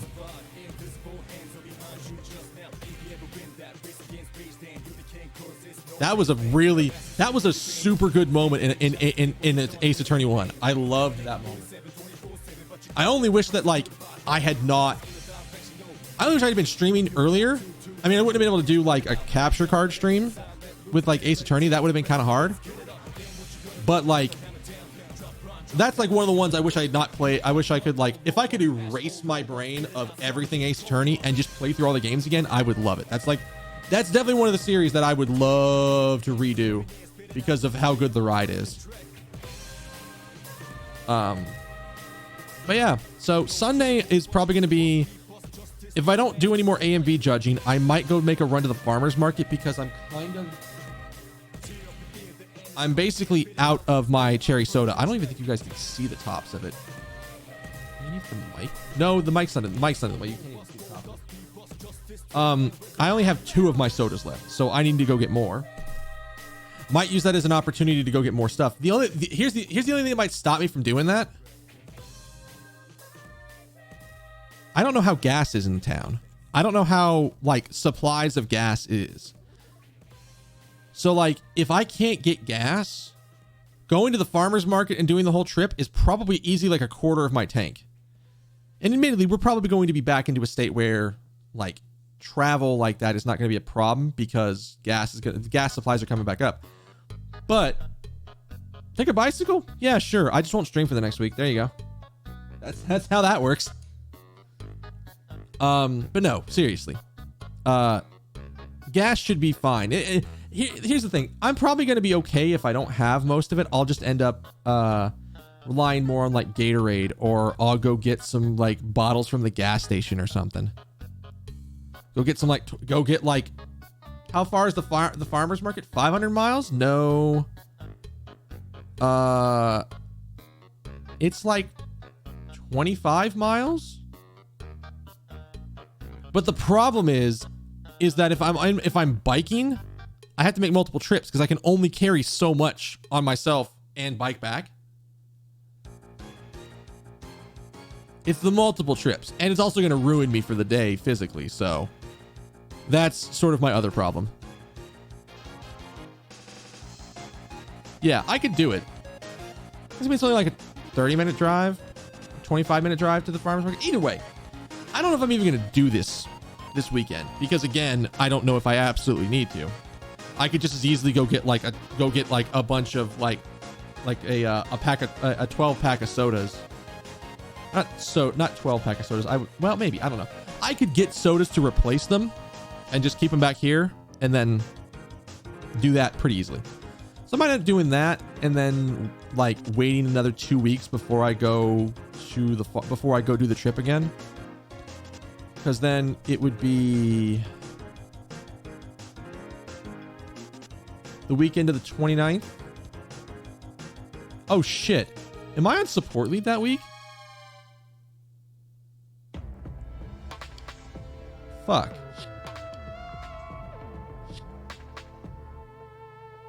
Well, you know what I might do? I was talking about taking the week off, the week after my support lead rotation week off, just to have a week off. And if that's the case and we're doing that, I could just take that week off and go do it during the day. Middle of the fucking day. Nobody's going to be there. So we'll just do it then. That actually might be a better plan because I have enough stuff to keep myself occupied for a little bit food wise. And I have like a bunch of things that I need to burn through in terms of supplies. And then I can just make a big ass day out of it and just go get everything I could possibly ever need. So I have ways around this. So either way, I'm going to head out of here for the night. Thank you all for being here. You guys have all been awesome. If you're new, hit the follow button, hit the bell, come back, hang out. Like I said, next stream will be Saturday well, no stream on Saturday. No streams this weekend. It'll be Monday. I almost said the standard thing, and it's not the standard thing. So go back. It's Monday. Next stream, we're going into the second half of this case, and we're gonna fucking go at it. All right. I'm gonna head out and get ready to go to bed. Before I do, though, I need one kindness from each and every one of you. You should have a good morning, good afternoon, good evening, good night, good day, whatever it has to be, wherever you are at. And I will see y'all Monday for more Ace Attorney. We've got a ringleader to catch. All right. Later.